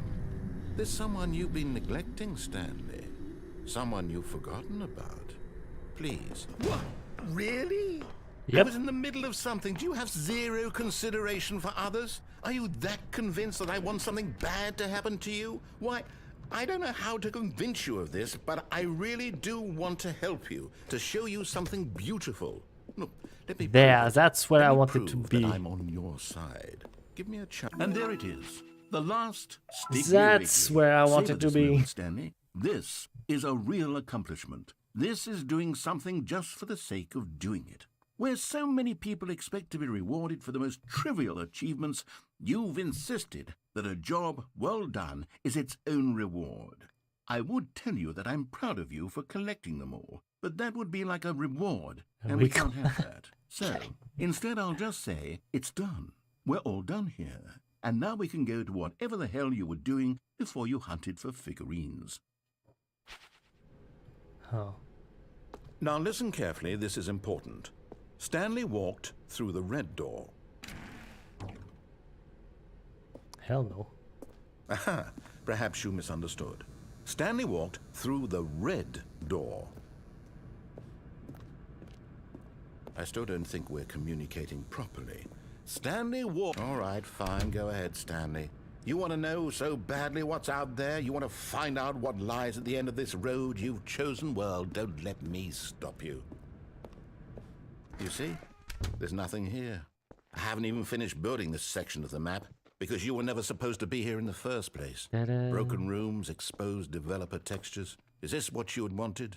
Was it worth ruining the entire story I had written out specifically for you? I'll say Do yes. not think I put a lot of time into that, because I did. And in the end, it was all for nothing, because this is what you wanted to see. Help me here, Stanley. Help elucidate these strange and unknowable desires of yours. What would have made this game better? What did you want to see? Vehicles? Skill trees? Work with me. You've given me absolutely nothing so far. Tell you what, let me take a stab in the dark at a new design, and you can give me some feedback. There we go. A third option. This already feels leaps ahead of where we were before. Go ahead, Stanley. Take it for a spin.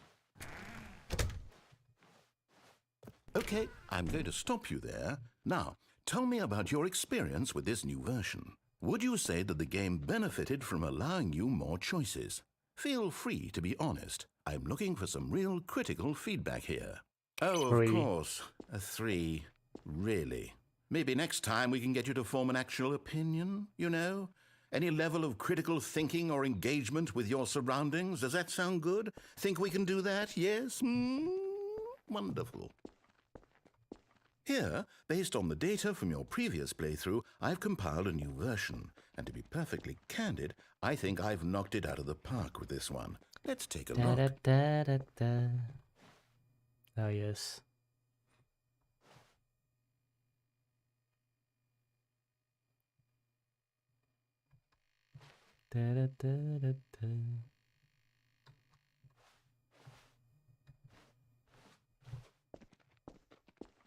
Now, would you say that competitive leaderboard helped you feel motivated to keep walking through doors? Again, I'll say honest yes. answers, please.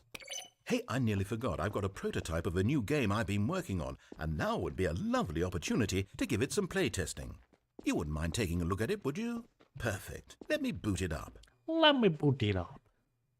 In this game, the baby crawls left towards danger. Now You we're click back the at the button to baby move him game. back to the right, and if he reaches the fire, you fail. It's a very meaningful game, all about the desperation and tedium of endlessly confronting the demands of family life. I think the art world will really take notice. But of course, the message of the game only becomes clear once you've been playing it for about 4 hours. So why don't you give it 4 hours of play to make sure it's effective? Be sure to keep notes on your experience. Oh my god. I still hate this noise.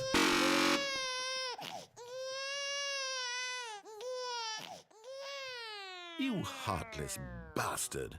No, I'm Did you not do gonna it because stay you here hate for babies 4 or hours. purely to spite me? Because if it's the latter, well, I don't know what to do. I'm completely out of ideas. I'm not I gonna can't do think of that. a single thing that might improve the experience for me. I'm not even going to try. I'm out. I'm done.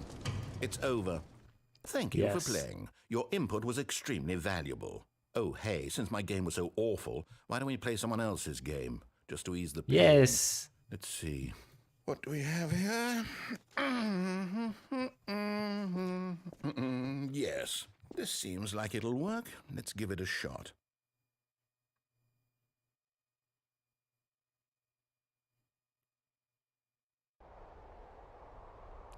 Oh. Aha! Fascinating. Oh. What do you think this game is about, Stanley? What's our backstory? What is our motivation? Oh. Well, it seems obvious to me that you are meant to play as a creepy man spying on innocent civilians below you from up high in your creep tower, perhaps for some sort of Firewatch, twisted yeah. erotic purpose. Yes, that must be it. What a fascinating venture into the experience of total mental depravity. So far, I love everything about this game, Stanley.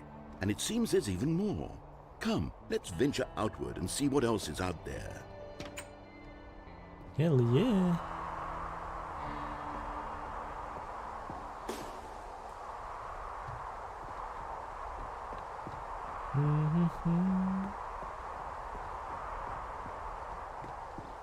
Oh no. No, it can't be. Oh, what is this? It is. It's an open world game. Good God, quickly block it off. What? Huh? Thank goodness, Stanley. What a close call. You nearly wandered off into that thing. That big, open, just wandering around. No right or wrong directions. No path to follow. You can just go in any... Oh, thank heavens we avoided it. We're out of the woods now, Stanley. Okay, I'm going to get us out of here. Let's find another game. Preferably Right. something with walls. Something with nice, big, insurmountable walls. Okay, I think this will be just the thing.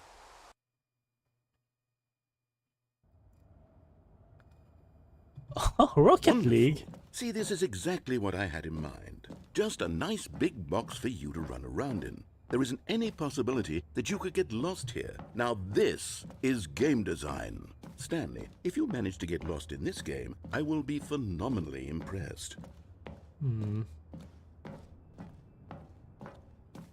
Okay, so what exactly do we do here? Let's see. There are lots of cars here in the back, but obviously there's no racetrack. Okay, I'm seeing that there's a ball of some kind back here. Is this game sports ball? Stanley, I think it's sports ball. Oh, what fun. Sports we shall ball? run the bases and do a touchdown together. What? Yes, I think surely we must. What? Okay, Stanley, here's the ball. Have fun. Oh, hell yeah. You!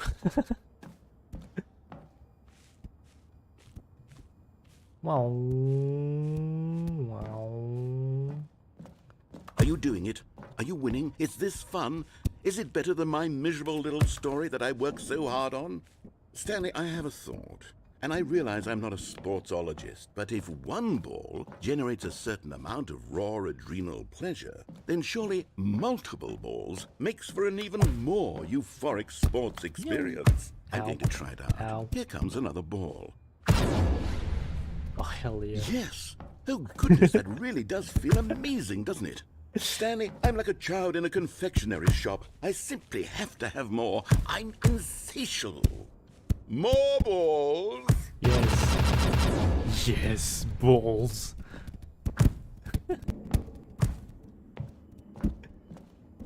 Woo.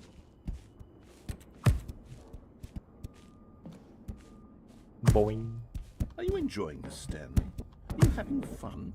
Is this a real video game? Well, I sure hope you're having a good time, because guess what? It's over. That's Aww. right. Your little fun comes to an end. This is my game, and what I say goes.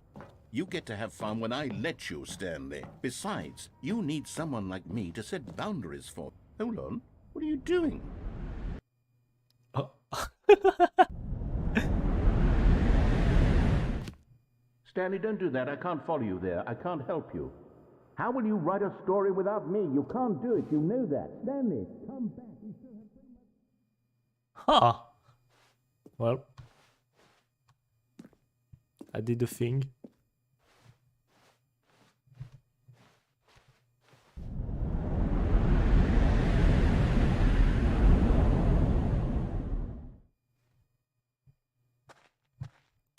Ah, we're back here.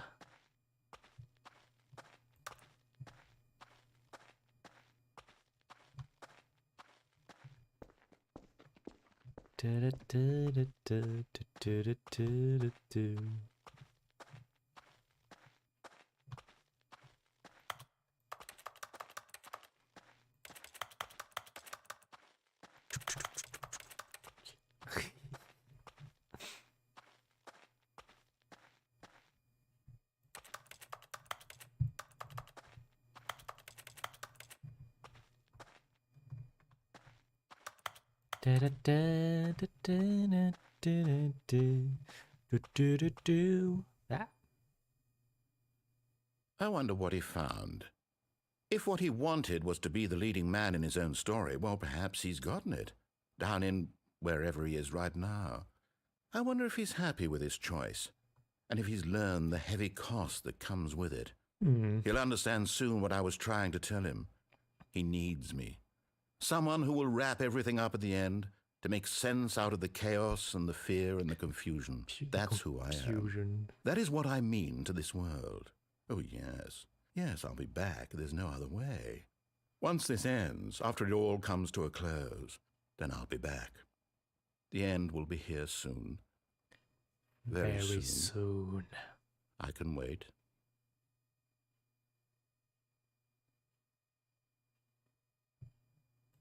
Mm-hmm.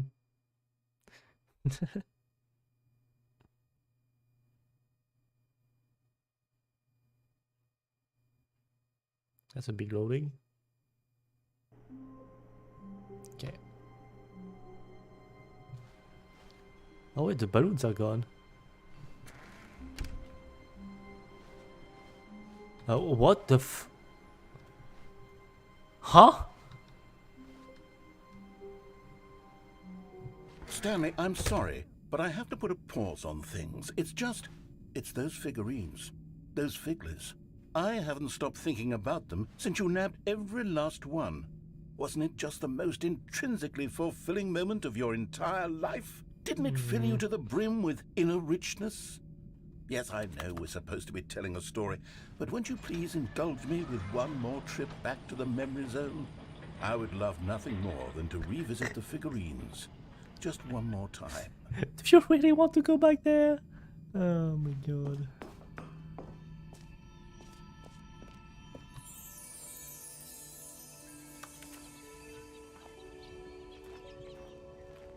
Now remembering when Stanley found the collectibles.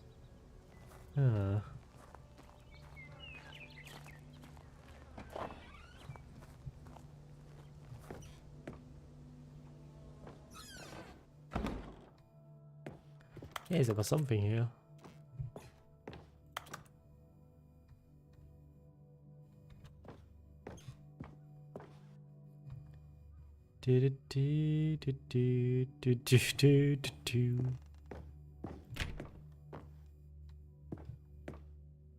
All right.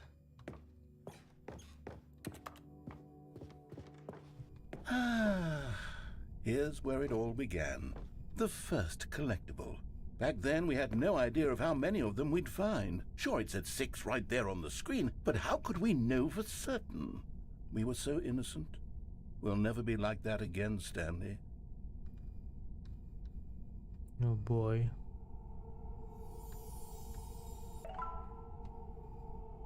Seven out of 6. Well.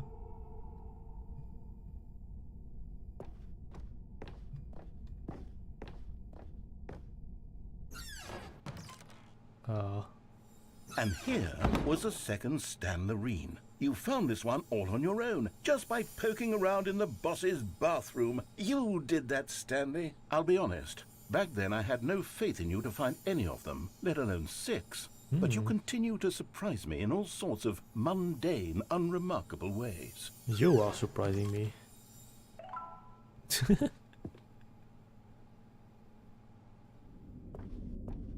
Okay, let's do a little quiz. Which of these rooms was the room you found your third mini Stan? Can you remember? The third I found. The third. I think it was the boss's office.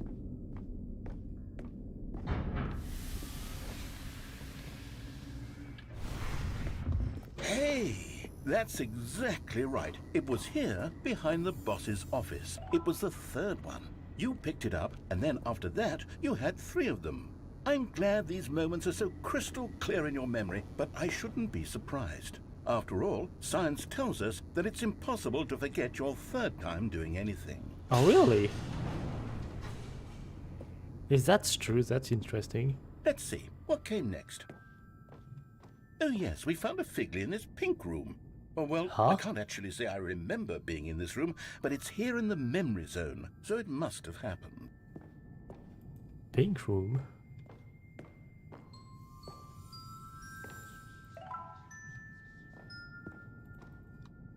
Is that why third time is the charm is a thing? Maybe. Maybe. So they really like 3, yeah. I noticed like there's 3 arches here.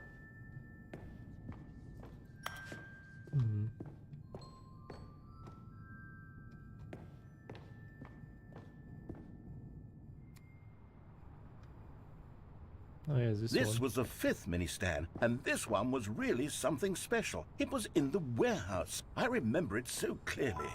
In fact, because this one is particularly special to me, I made a little video to commemorate the occasion. Wait, a video? Enjoy.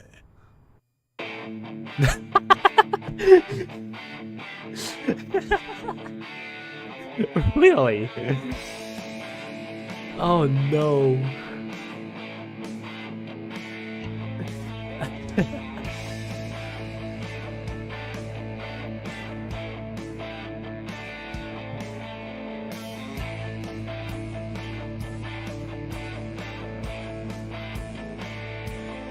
Oh my god.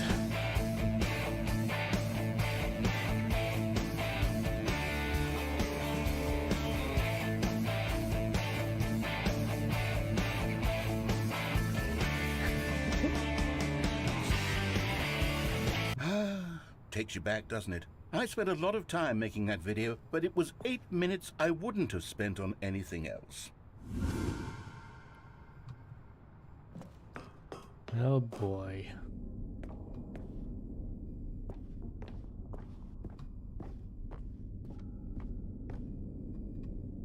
And then, Stanley, then we came to the last collectible, the final figurine, right here by the red and blue doors. This memory is the most distinct and clear in my mind, perhaps because it was the one that happened more recently than all the others. Yes. Who can truly say how the mind works? All I know is that this is the moment where you picked up a Figley and I thought to myself, yes, that's all of them. They're all collected. It was a moment unlike any other.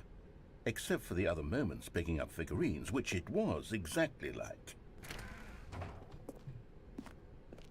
Oh. Da-da-da.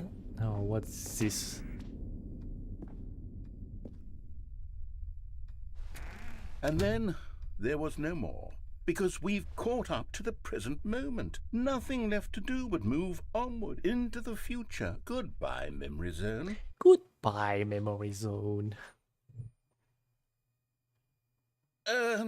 No, I'm not done. I'm not What? ready to move on. Stop the loading screen. Isn't there some way we can stay here, keep enjoying these figurines? Let's just go backwards. We'll do the Memory Zone again from the opposite direction. See how that feels. Oh, really? Oh my god.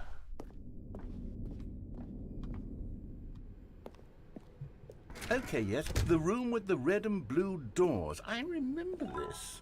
I must say, of all the figurines we looked at in our initial tour of the Memory Zone, this one is the most distinct and clear in my mind. Let's keep going, I want more. Oh my god. Hips! Hiccups. And here's where I made that video. Don't you remember the video we watched? Oh no! Yes, Oh my I love God. that video. I didn't.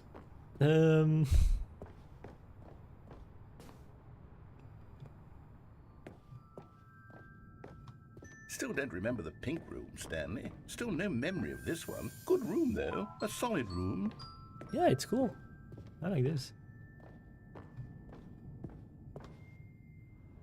These really were a treat to hunt down. You know, if there had been any kind of reward for 16 finding all now. of these, it really would have muted the intrinsic joy of collecting them. I'm very glad we resisted the temptation. Next one. Da-da-da.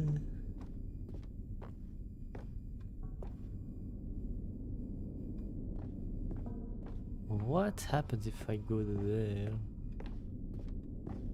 Oh, I can't, okay.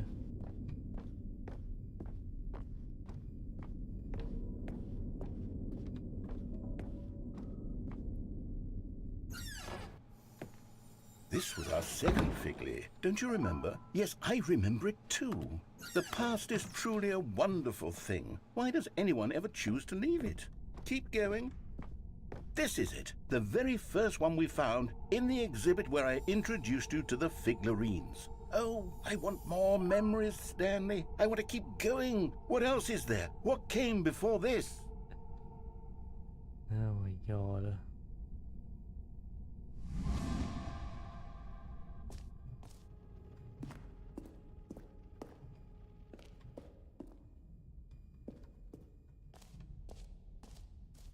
What's happening here? Oh, we're back at... Okay. Look, it's the terrible new content that we were originally sold on. Stick on I that. remember hating it back then, but time does put a rosy filter on everything. In fact, I dare say I'm actually quite fond of it now. Look how much fun the past is. Oh, yes, the two doors. Who could have forgotten that? A classic memory, this one.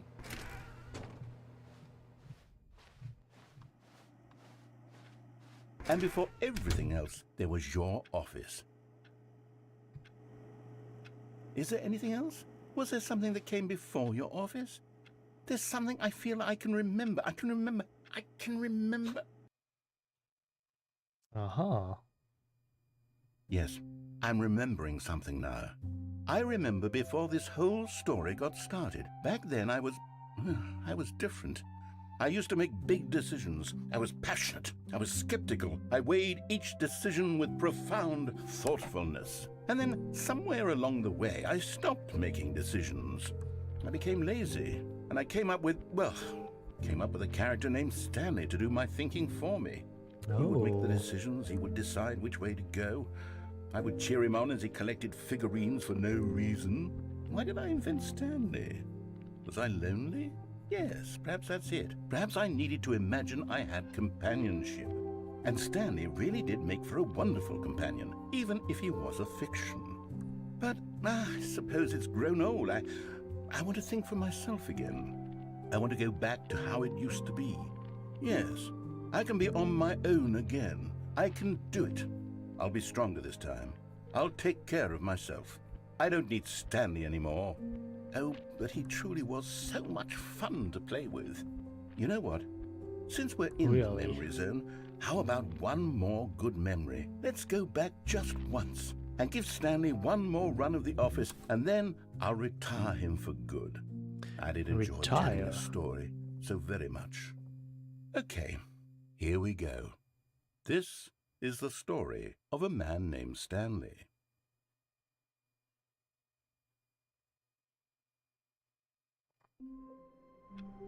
The balloons are back.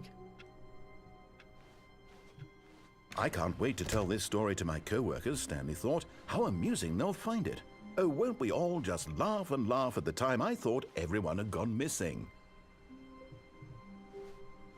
It takes a lot of humility to carry a bucket so magnificent. Stanley checked his ego and then proceeded onward. Stanley clutched the bucket tightly to his chest and entered the door on his left.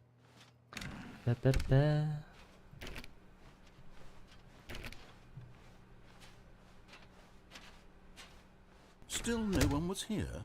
Stanley needed the bucket's warmth and comfort now more than ever. Reboot the game entirely. Was where he'd find answers. You know what? I'm going to do that. I'm going to do that. Bloop. We'll see what happens. Oh my god. Quit to desktop. Da-da-da-da. If it actually quits, there we go. Now give me a second. Just the time for it to boot up again. Da-da-da.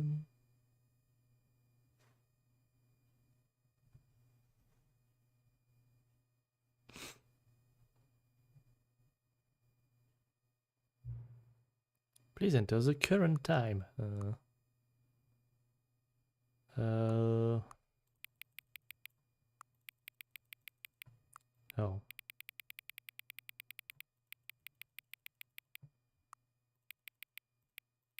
Bloop.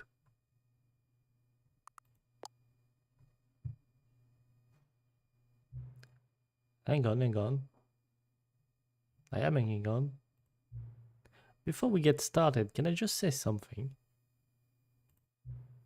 Thank you for actually setting the clock both times you've booted up the game. A lot of people don't take that step seriously. They just leave the clock set at 12 and call it a day. But you're actually taking the time to set the clock, and I appreciate that. Oh my god. That's how I know that you care about this experience. You're paying attention. That's actually true. I do try to make this experience the best I can. I don't even have any way of knowing if the times you're setting are correct. Tell you what, I'll make you a deal. Since you've been so cooperative, next time you boot up the game and see the screen, just set the clock to your favorite time. Go ahead, pick whichever time you want, even if it's not the correct time. You've earned it. Alright, I'll let you get back to the video game now. Alright. Oh my god.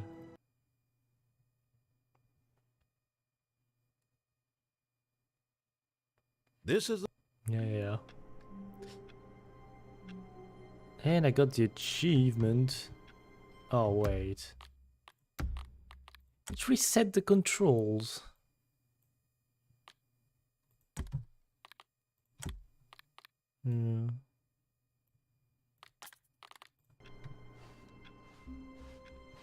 All of his co-workers were gone. What could it mean? Now I Stanley want to decided to go to the try meeting room. some Perhaps he had things. simply missed a memo. No matter how hard Stanley looked, he couldn't find a trace of his co-workers. I got an AZERTY. I don't have a fucking weird keyboard.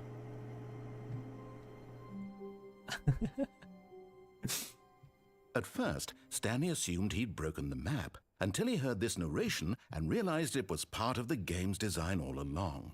He then praised the game for its insightful and witty commentary into the nature of video game You have a structure no. and its examination of structural narrative tropes. So, now that you're here, what do you think? Isn't this a fun and unique place to be? Why don't we take a minute just to drink it all in? Okay, I'm over it now. What do you think? Are you sick of this gag yet? Yeah. Well, I don't know how to say this politely, but you could literally just hit escape and restart the game any old time you want, like right now. You could have done it just then. Now would also be an appropriate time to quit. Any of these points and so many, many more, all of them are appropriate. I'm enjoying what seems to be an internal conflict going on where you are literally unable to act on your own desires to restart the game. So, just to push the envelope, I'm going to try and make this as miserable as possible and see how long you can maintain. Now here's this. There once was a man named Stanley, who people considered so manly. But the truth must be told, he was not very old and was quite particularly gangly. What Stanley liked most was buttons. He pushed them like some kind of glutton. He did it all day in a meaningful way. But his brain had long ceased to function. Which is why he is in this parable and lives an existence Quite terrible. And if you are not strong and keep playing along, you too will become quite unbearable. You too will become quite unbearable. Bling.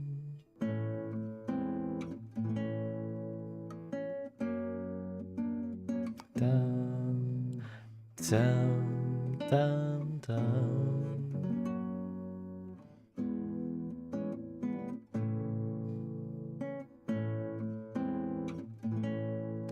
Dun, dun, dun, dun, dun.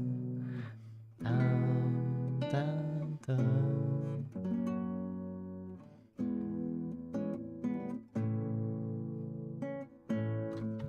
All right, I think we're done with this. All of his co-workers were gone. What could it mean? Stanley decided to go to the meeting room. Perhaps he had simply missed a memo.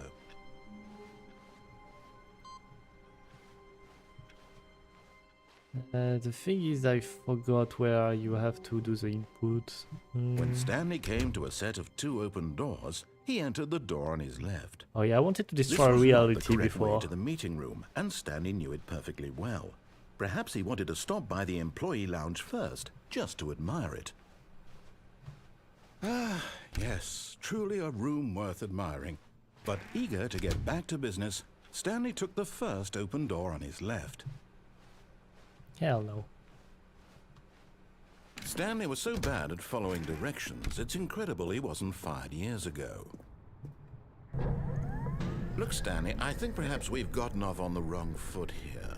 I'm not your enemy, Really, I'm not. I realize that investing your trust in someone else can be difficult, but the fact is that the story has been about nothing but you all this time.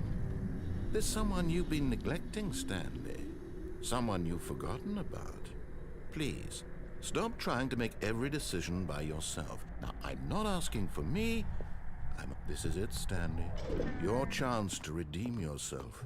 To put your work aside. To let her back into your life. She's been waiting. She's been waiting. That's her, Stanley. Oh, no, you can't... Did you just unplug the phone? Now, that wasn't supposed to be a choice. How did you do that? You actually chose incorrectly? I didn't even know that was possible. Let me double check. Yes. No, it's definitely here, clear as day. Stanley picks up the phone. He's taken to his apartment where he finds his wife, and the two pledge themselves to one another. Music comes in, fade to white, roll credits. Not picking up the phone is actually somehow an incorrect course of action. How is that even possible? None of these decisions were supposed to mean anything. I don't understand. How on earth are you making meaningful choices? What did you... Wait a second. Did I just see... No, that's not possible. I can't believe it. How had I not noticed it sooner? You're not Stanley. You're a real person. I'm a real boy. I can't believe I was so mistaken. This is why you've been able to make correct and incorrect choices. And to think I've been letting you run around in this game for so long. If you'd made any more wrong choices, you might have negated it entirely. It's as though you completely ignored even the most basic safety protocol for real-world decision-making. Or did you not grasp the severity of the situation? Well, I won't have that kind of risk on my watch. I'm going to stop the game for a moment so we can educate you properly on safe decision-making in the real world. Please observe this helpful instructional video. Yes. Choice. It's the best part of being a real person. But if used incorrectly, can also be the most dangerous. For example, in this scenario, a hypothetical real person named Rupert has a choice. He could invent a machine that eliminates food shortages across the world to make life better for all people. Ooh. Or he could spend years of hard work forgetting how to read. Which choice would you make? Remember that unlike here, the real world makes sense, and at no time should you make a choice that does not conform to rational logic. If you find yourself speaking with a person who does not make sense, in all likelihood, that person is not real. Allow the person to finish their thought, then provide an excuse why you cannot continue talking. Turn to a partner and practice saying, "My goodness, is it 4:30? I'm supposed to be having a back sack and crack." A back second crack? Excellent. Making choices on a regular basis is the best part to a healthy decision-making process. Most medical professionals recommend making at least 8 choices per day. Do you make more than 8? Less? And finally, if you begin to wonder if your choices are actually meaningful and whether you'll ever make a significant contribution to the world, just remember that in the vast infiniteness of space, your thoughts and problems are materially insignificant, and the feeling should subside. At this time, your instructor will guide you in an exercise to test and reinforce the material covered in this video. Welcome back. You may have noticed that this room has begun to deteriorate as a result of narrative contradiction. But not to worry. Now that you're properly informed on good decision-making, we're going to revisit a choice you made just a few minutes ago and see what the correct thing to do would have been. This way, please. Ow. Freaking door.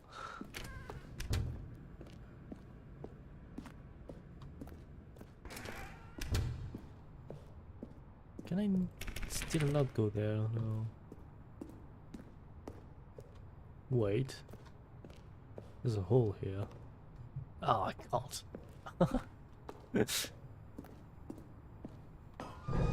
Now that we know your choices are meaningful, we can't have you jumping off the platform and dying. Imagine the main character dying senselessly halfway through the story. That story don't worry, that's no gonna sense happen at all. later. We just need to get you home as soon as possible before the narrative contradiction gets any worse. Unfortunately, it seems this place is not well equipped to deal with reality.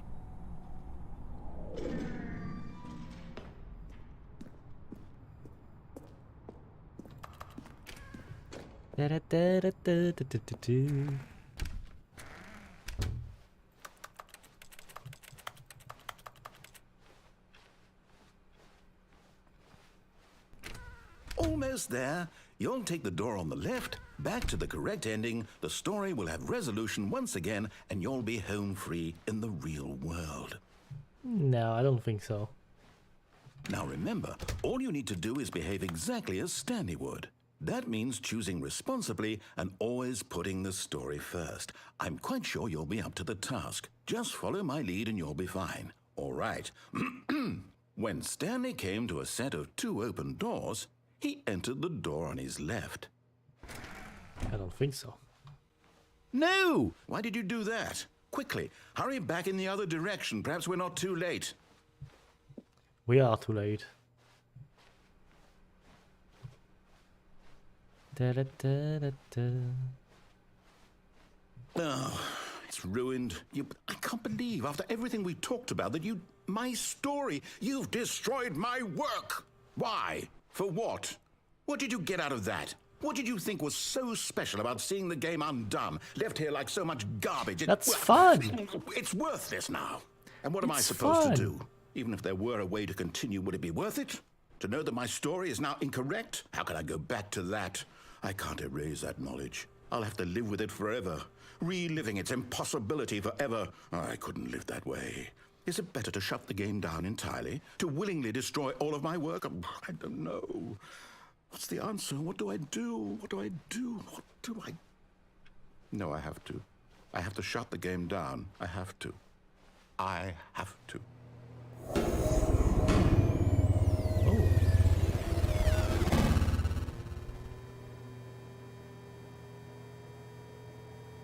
Alright. Oh, I'm here.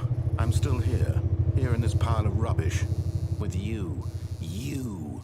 Who thought you were so clever. Now I am look where we clever. are. My entire game is destroyed. It was the only thing in the world that was mine, and you've run it into the ground. What, did you think that would be funny? You just had to see? Didn't I Yeah. impress upon you how important it was to be like Stanley?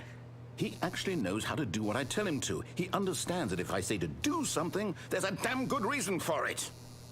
That thought hadn't even occurred to you, had it? That there's a world outside of you? You're a child. Oh, my story.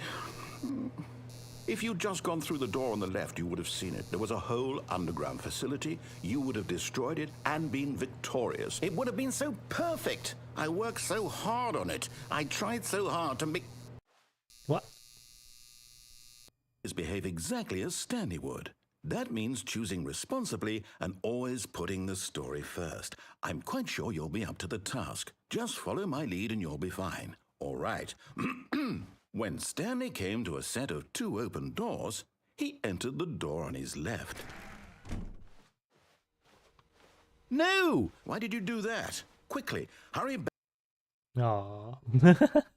Behave exactly as Stanley would. That means choosing responsibly and always putting the story first. I'm quite sure you'll be up to the task. Just follow my lead and you'll be fine. All right. When Stanley came to a set of 2 open doors, he entered the door on his left. Alright, let's go.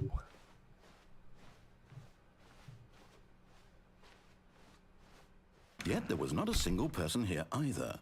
Feeling a wave of disbelief, Stanley decided to go up to his boss's office, hoping he might find an answer there.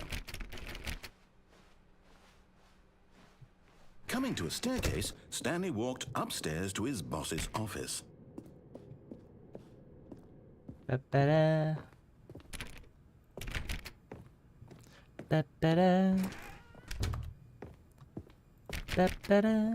Ba-ba. Oh yeah, this. Stepping inside his manager's office, Stanley was once again stunned to discover not an indication of any human life.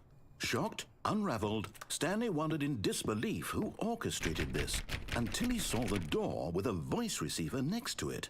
Surely behind this door lay all the answers to his questions. And beyond all probability, he knew the passcode. He had seen it on his boss's computer just last week. Night Shark 115. Night Shark 115. Would it still work? Night There was only one way Shark to find out. 115. Stanley had been trained never to speak up, but now he would draw from within himself the courage to face the unknown. He drew a sharp breath and then spoke the code. Night Shark 115.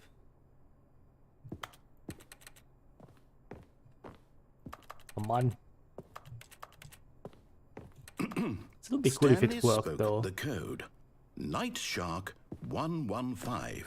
He spoke it into the receiver, right there on the wall.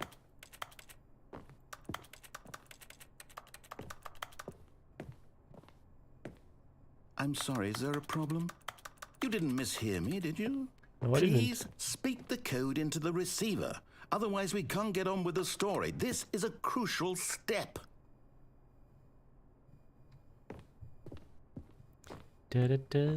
Okay, fine. You're not going to do it. But you know what? It's pretty humiliating to bring you this far, only for you to suddenly decide you have better things to do. I asked you for this one single thing, for your respect. The kind of respect Stanley shows for his choices. He knows what it means to take a story seriously. If you didn't want to see what I had to show you, then why did you come here? You had a choice, you know. You could have gone through the door on the right. You could have done whatever the hell you wanted over there. Why did you come this way? Speak. Say something to me. Explain yourself, you coward. You... When Stanley came to a set of 2 open doors, he entered the door on his left. We're back here. Outside of the game. Hello? Are you... Is everything okay? Stanley, please. I need you to make a choice. I need you to walk through the door. Are you listening to me? Can you hear me? Can you hear me? Is everything all right? Stanley, this is important. The story needs you. It needs you to make a decision. It cannot exist without you. Do you understand me? Whatever choice you make is just fine. They're both correct. You cannot be wrong here. We can work together. I'll accept whatever you do. I simply need you to take that step forward, please. Choose. Do something. Anything. This is more important than you can ever know. I need this. The story needs it. So, you hear me? Are you there? You hear me? Are you listening to this? Stanley, are you there? Okay. It's okay, I can wait. You need time to decide. Time to make sure your choice is correct. That is the best choice. That's all right. I'll wait for you to decide what's the right thing to do. Take as much time as you need.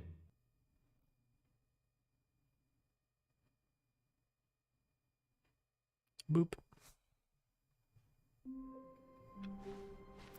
All right. All of his co-workers were gone. What could it mean? Stanley decided to go to the meeting room. Perhaps he had simply missed a memo.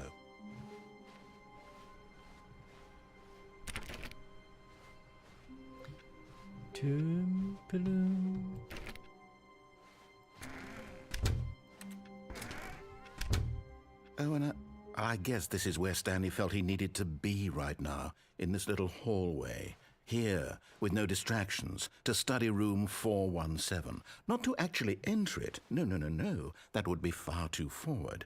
Stanley wanted to know it from the outside. To see it not just with his eyes, but with his heart. He would know room 417 as no man or I should woman have done had that ever with the known an office bucket, though. before. That ladder over there. Oh, and that little picture of a horizon or something. It's all just a never-ending parade of joy for Stanley. Can I do that? No, apparently not. That's probably too late now.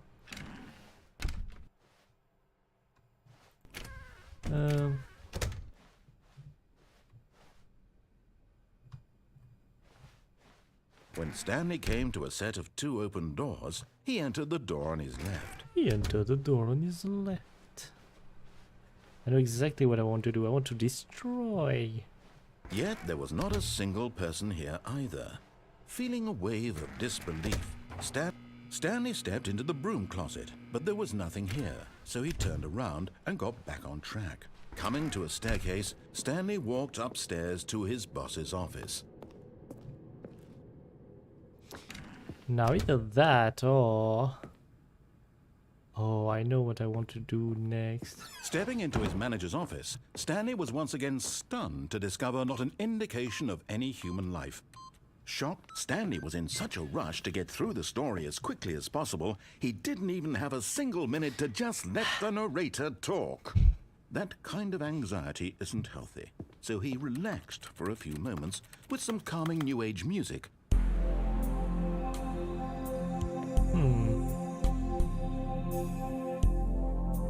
It's not calming enough. Not really Feeling calming. soothed and rejuvenated, Stanley calmly walked forward into the opened passageway.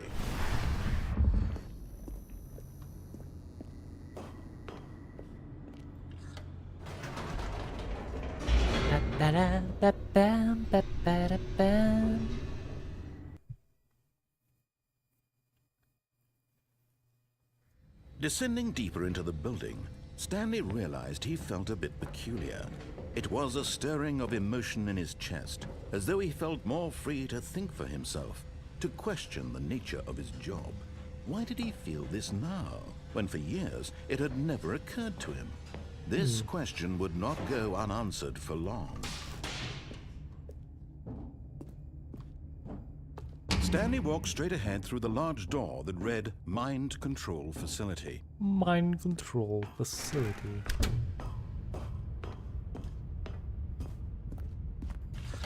The lights rose on an enormous room packed with television screens. What horrible secret did this place hold? Stanley thought to himself. Did he have the strength to find out?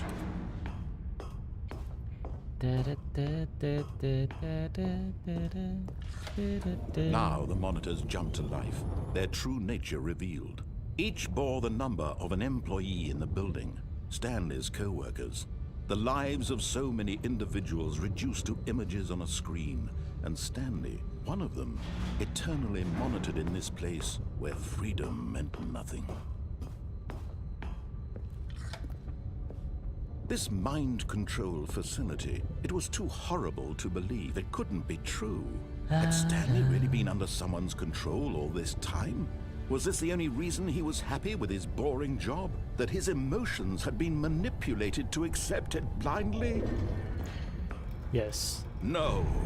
He refused to believe it. He couldn't accept it. His own life in someone else's control? Never. It was unthinkable. Wasn't it? Was it even possible? Had he truly spent his entire life utterly blind to the world? But here was the proof. The heart of the operation. Controls labeled with emotions. Happy, or sad, or content. Walking, eating, working. All of it monitored and commanded from this very place. And as the cold reality of his past began to sink in, Stanley decided that this machinery would never again exert its terrible power over another human life. For he would... Oh, Stanley, you didn't just activate the controls, did you? I did. After they kept you enslaved all these years, you go and you try to take control of the machine for yourself. Is that what you wanted? Control? Oh, Stanley, I applaud your effort, I really do. But you need to understand, there's only so much that machine can do. You were supposed to let it go, turn the controls off, and leave. If you want to throw my story off track, you're going to have to do much better than that.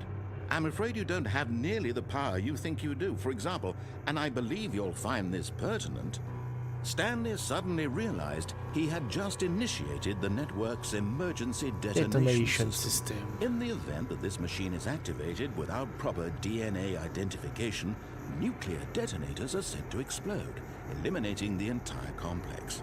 How long until detonation then? Let's say, 2 minutes. Ah, now this is making things a little more fun, isn't it, Stanley? Yeah. It's your time to shine. You are the star. It's your story now. Shape it to your heart's desires. Oh, this is much better than what I had in mind. What a shame we have so little time left to enjoy it. Mere moments until the bomb goes off. But what precious moments each one of them is. More time to talk about you, about me, where we're going. what all this means. I barely know where to start. What's that? You'd like to know where your co-workers are? A moment of solace before you're obliterated?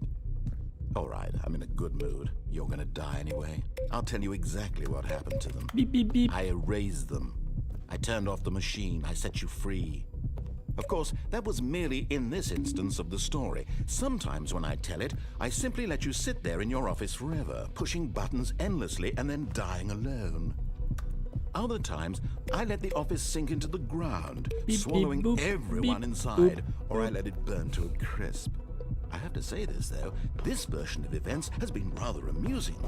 Watching you try to make sense of everything and take back the control wrested away from you, it's quite rich. I almost hate to see it go. But I'm sure whatever I come up with on the next go-around will be even better. My goodness, only 34 seconds left. But I'm enjoying this so much. You know what? To hell with it. I'm going to put some extra time on the clock, why not? These are precious additional seconds, Stanley. Time doesn't grow on trees. Oh dear me, what's the matter, Stanley? Is it that you have no idea where you're going or what you're supposed to be doing right now? Or did you just assume when you saw that timer that something in this room was capable of turning it off? I mean, look at you. Running from button to button, screen to screen, clicking on every little thing in this room. These numbered buttons, no, these colored ones. Or maybe this big red button, or this door. Everything, anything, something here will save me. Why would you think that, Stanley? That this video game can be beaten? Won? Solved?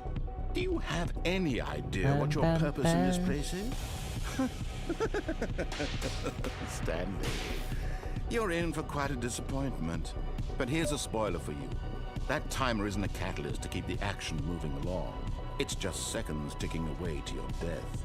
You're only still playing instead of watching a cutscene because I want to watch you for every moment that you're powerless. To see you made humble.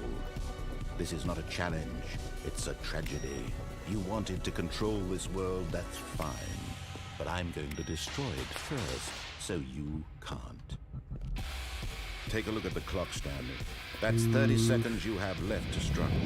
30 seconds until a big boom and then nothing. No ending here, just you being blown to pieces. Will you cling desperately to your frail life, or will you let it go peacefully? Another choice. Make it count. Or don't. It's all the same to me, all a part of the joke. And believe me, I will be laughing at every second of your inevitable life from the moment we fade in until the moment I say, happily ever up. Bah! Alright.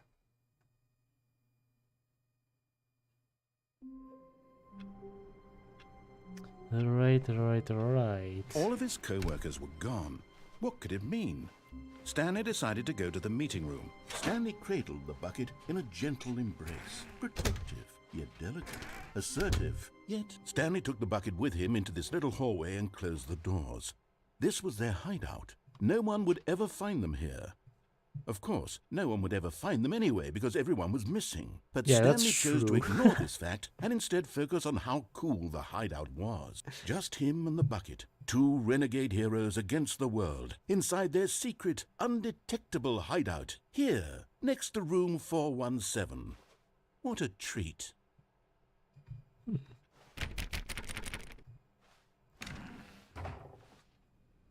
Ah, no, apparently not. Stanley clutched the bucket tightly to his chest and entered the door on his left.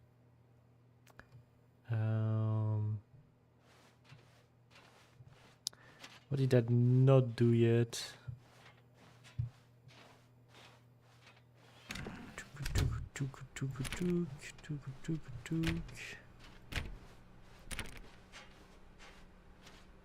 Still no one was here. Stanley needed the bucket's warmth and comfort now more than ever. Perhaps his boss's office was where he'd find answers. Coming to a staircase, Stanley and the bucket walked upstairs to the boss's office. Oh yeah, I know what I wanted to do.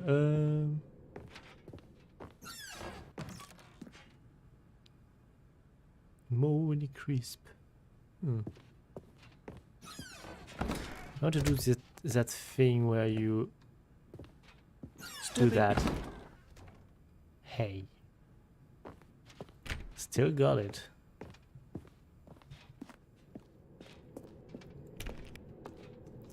I wonder if it will be different with the bucket. Wait, I can go down there?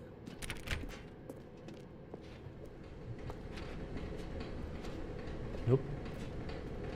Okay.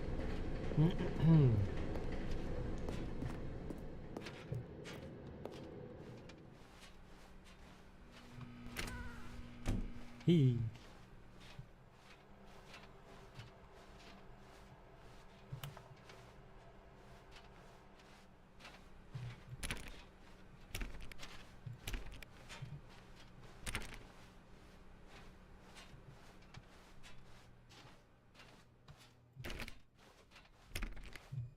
So calm.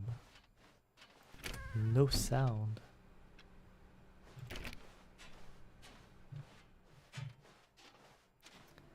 But here we are. Oh, that's dark. You are now leaving. Escape pod bay. Floor 460. 760.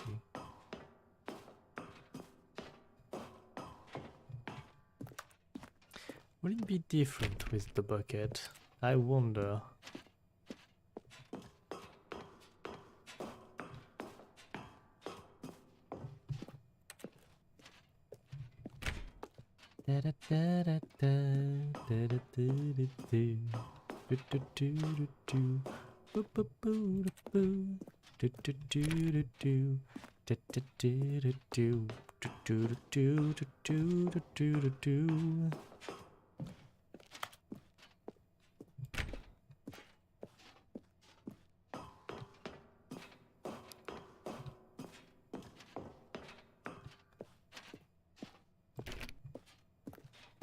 Alright, almost there.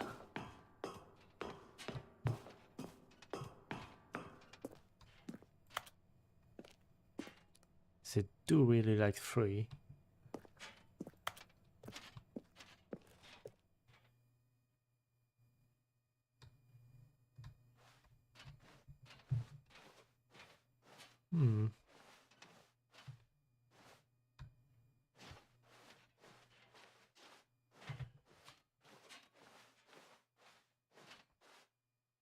Cool. What?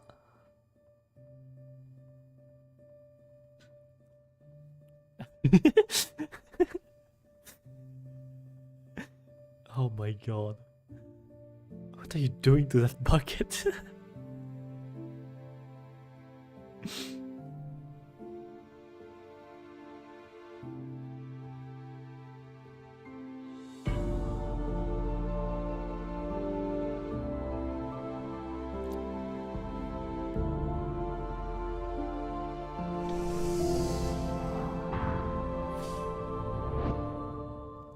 What?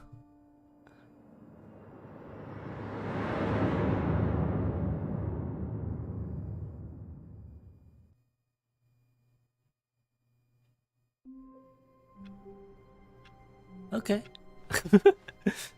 All of his co-workers were gone. What could it mean? Stanley decided to go to the meeting room. Perhaps he had simply missed a memo. The bucket is actually gone. What? Oh yeah, the whiteboard ending. Dog mode?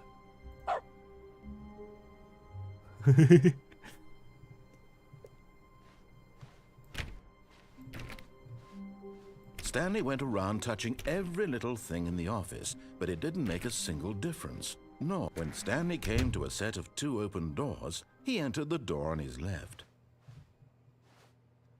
This was not the correct way to the meeting room, and Stanley knew it perfectly well. Perhaps he wanted to stop by the employee lounge first, just to admire it. Oh my god. Wow, yes, this room. But eager to get back to business, Stanley took the first open door on his left. Stanley was so bad at following directions, it's incredible he wasn't fired years ago. Yeah, that is incredible. Look, Stanley, I think perhaps we've gotten off on the wrong foot here. But in his eagerness to prove that he is in control of the story and no one gets to tell him what to do, Stanley leapt from the platform and plunged to his death. Good job, Stanley. Everyone thinks you are very powerful. Hell yeah. Yeah.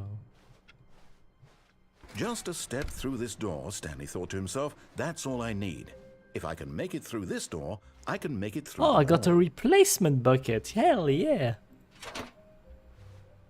And try not to lose this one too, you dolt. Oh my god.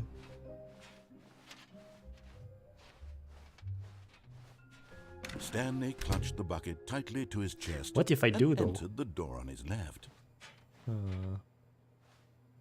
Oh wait, I want to This was see not the something. correct way to the meeting room, but Stanley had felt the bucket calling to him, telling him that the employee lounge was simply the place to be. And here it was. Had the bucket turned out to be correct? No, never mind. The bucket was wrong. It's a bucket. Was Stanley wrong. took the door on his left to go back to the meeting room. No, Said the bucket. don't go to the meeting room. Go somewhere else. The cargo lift. Good, Said the bucket. now ride the lift all the way to the top. But Stanley feared that any path he walked might lead to the separation of himself and the bucket, his dearest friend. So he threw himself to his death, that they might die in one another's arms. How deeply touching. How deeply touching. All of his co-workers were gone. What could it mean? Stanley decided to go to the meeting room. Perhaps he had simply missed a memo. Dum, dum.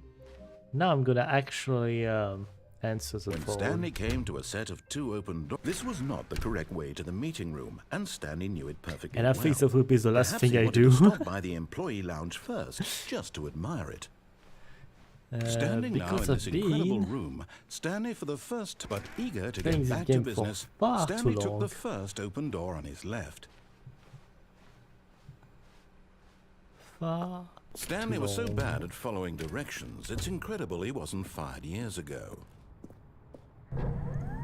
Look, Stanley, I think perhaps we've gotten off on the wrong foot here. I'm not your enemy, really, I'm not. I realize that investing your trust in someone else can be difficult, but the fact is that the story has been about nothing but you all this time. There's someone you've been neglecting, Stanley. Someone you've forgotten about. Please, stop trying to make every decision by yourself. Now, I'm not asking for me, I'm asking, for for her. This is it, Stanley. Your chance to redeem yourself, to put your work aside, to let her back into your life. She's been waiting. That's her, Stanley. Alright.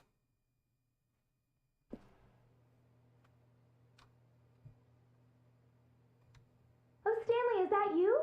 Hold on, sweetie. Sorry to keep you waiting. I'm just pulling the bread out of the oven. All right. Okay, there we go. All right, now, I want you to come in and tell me all about your day. Gotcha. Oh, come on. Did you actually think you had a loving wife who'd want Yes. to commit their life to you? I'm trying to make a point here, Stanley. I'm trying to get you to see something. Come inside. Let me show you what's really going on here. Oh, Sorry, but you're in my story now. fucking hell. This is a very sad story about the death of a man named Stanley. Oh, Stanley is quite a boring fellow. He has a job that demands nothing of him, and every button that he pushes is a reminder of the inconsequential nature of his existence. boop. Look at him there, pushing buttons, doing exactly what he's told to do. Now he's pushing a button. Now he's eating lunch. Now he's going home. Now he's coming back to work. One might even feel sorry for him, except that he's chosen this life. I didn't really choose that. But in his mind, in his mind he can go on fantastic adventures. From behind his desk, Stanley dreamed of wild expeditions into the unknown, fantastic discoveries of new lands.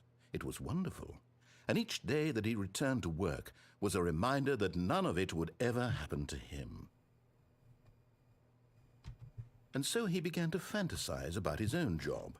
First, he imagined that one day while at work, he stepped up from his desk to realize that all of his co-workers, his boss, everyone in the building had suddenly vanished off the face of the earth. The thought excited him terribly. So he went further. He imagined that he came to 2 open doors and that he could go through either. At last, choice. It barely even mattered what lay behind each door. The mere thought that his decisions would mean something was almost too wonderful to behold. As he wandered through this fantasy world, he began to fill it with many possible paths and destinations. Down one path lay an enormous round room with monitors and mind controls. And down another was a yellow line that weaved in many directions. And down another was a game with a baby. And he called it the game with the Stanley baby. Parable. Boop. It was such a wonderful fantasy, and so in his head he relived it again, and then again, and again, over and over, wishing beyond hope that it would never end, that he might always feel this free. Surely there's an answer down some new path, mustn't there be? Perhaps if he played just one more time. Just once more.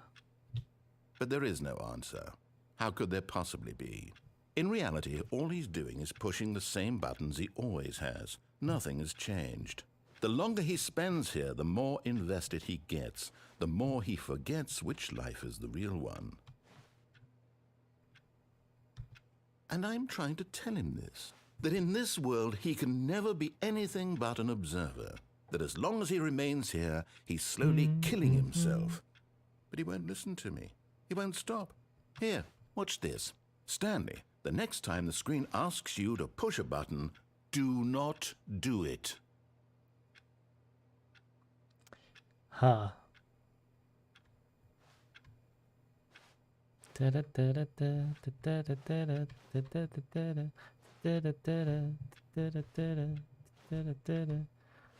Can't wait.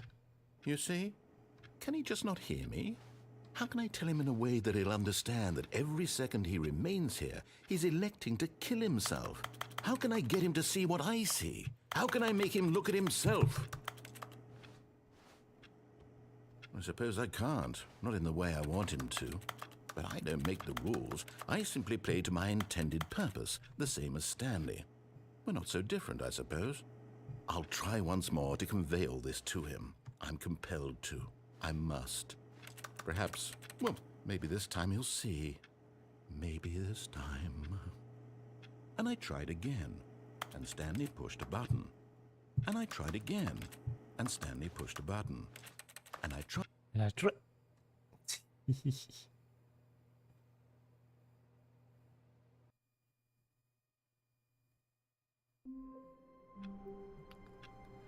All right. The meeting room. Yes, that's where everyone would be. That's time. It's time to end this. I think I've explored most of the game already. Well, I guess I'll see. I'm probably gonna look after that if there is more. And I'll decide if I do another stream on this. Well, it was Turret, and I hope you enjoyed watching this. And I'll see you next stream. Which I don't know yet when it will be. Probably Wednesday. But yeah. Bye.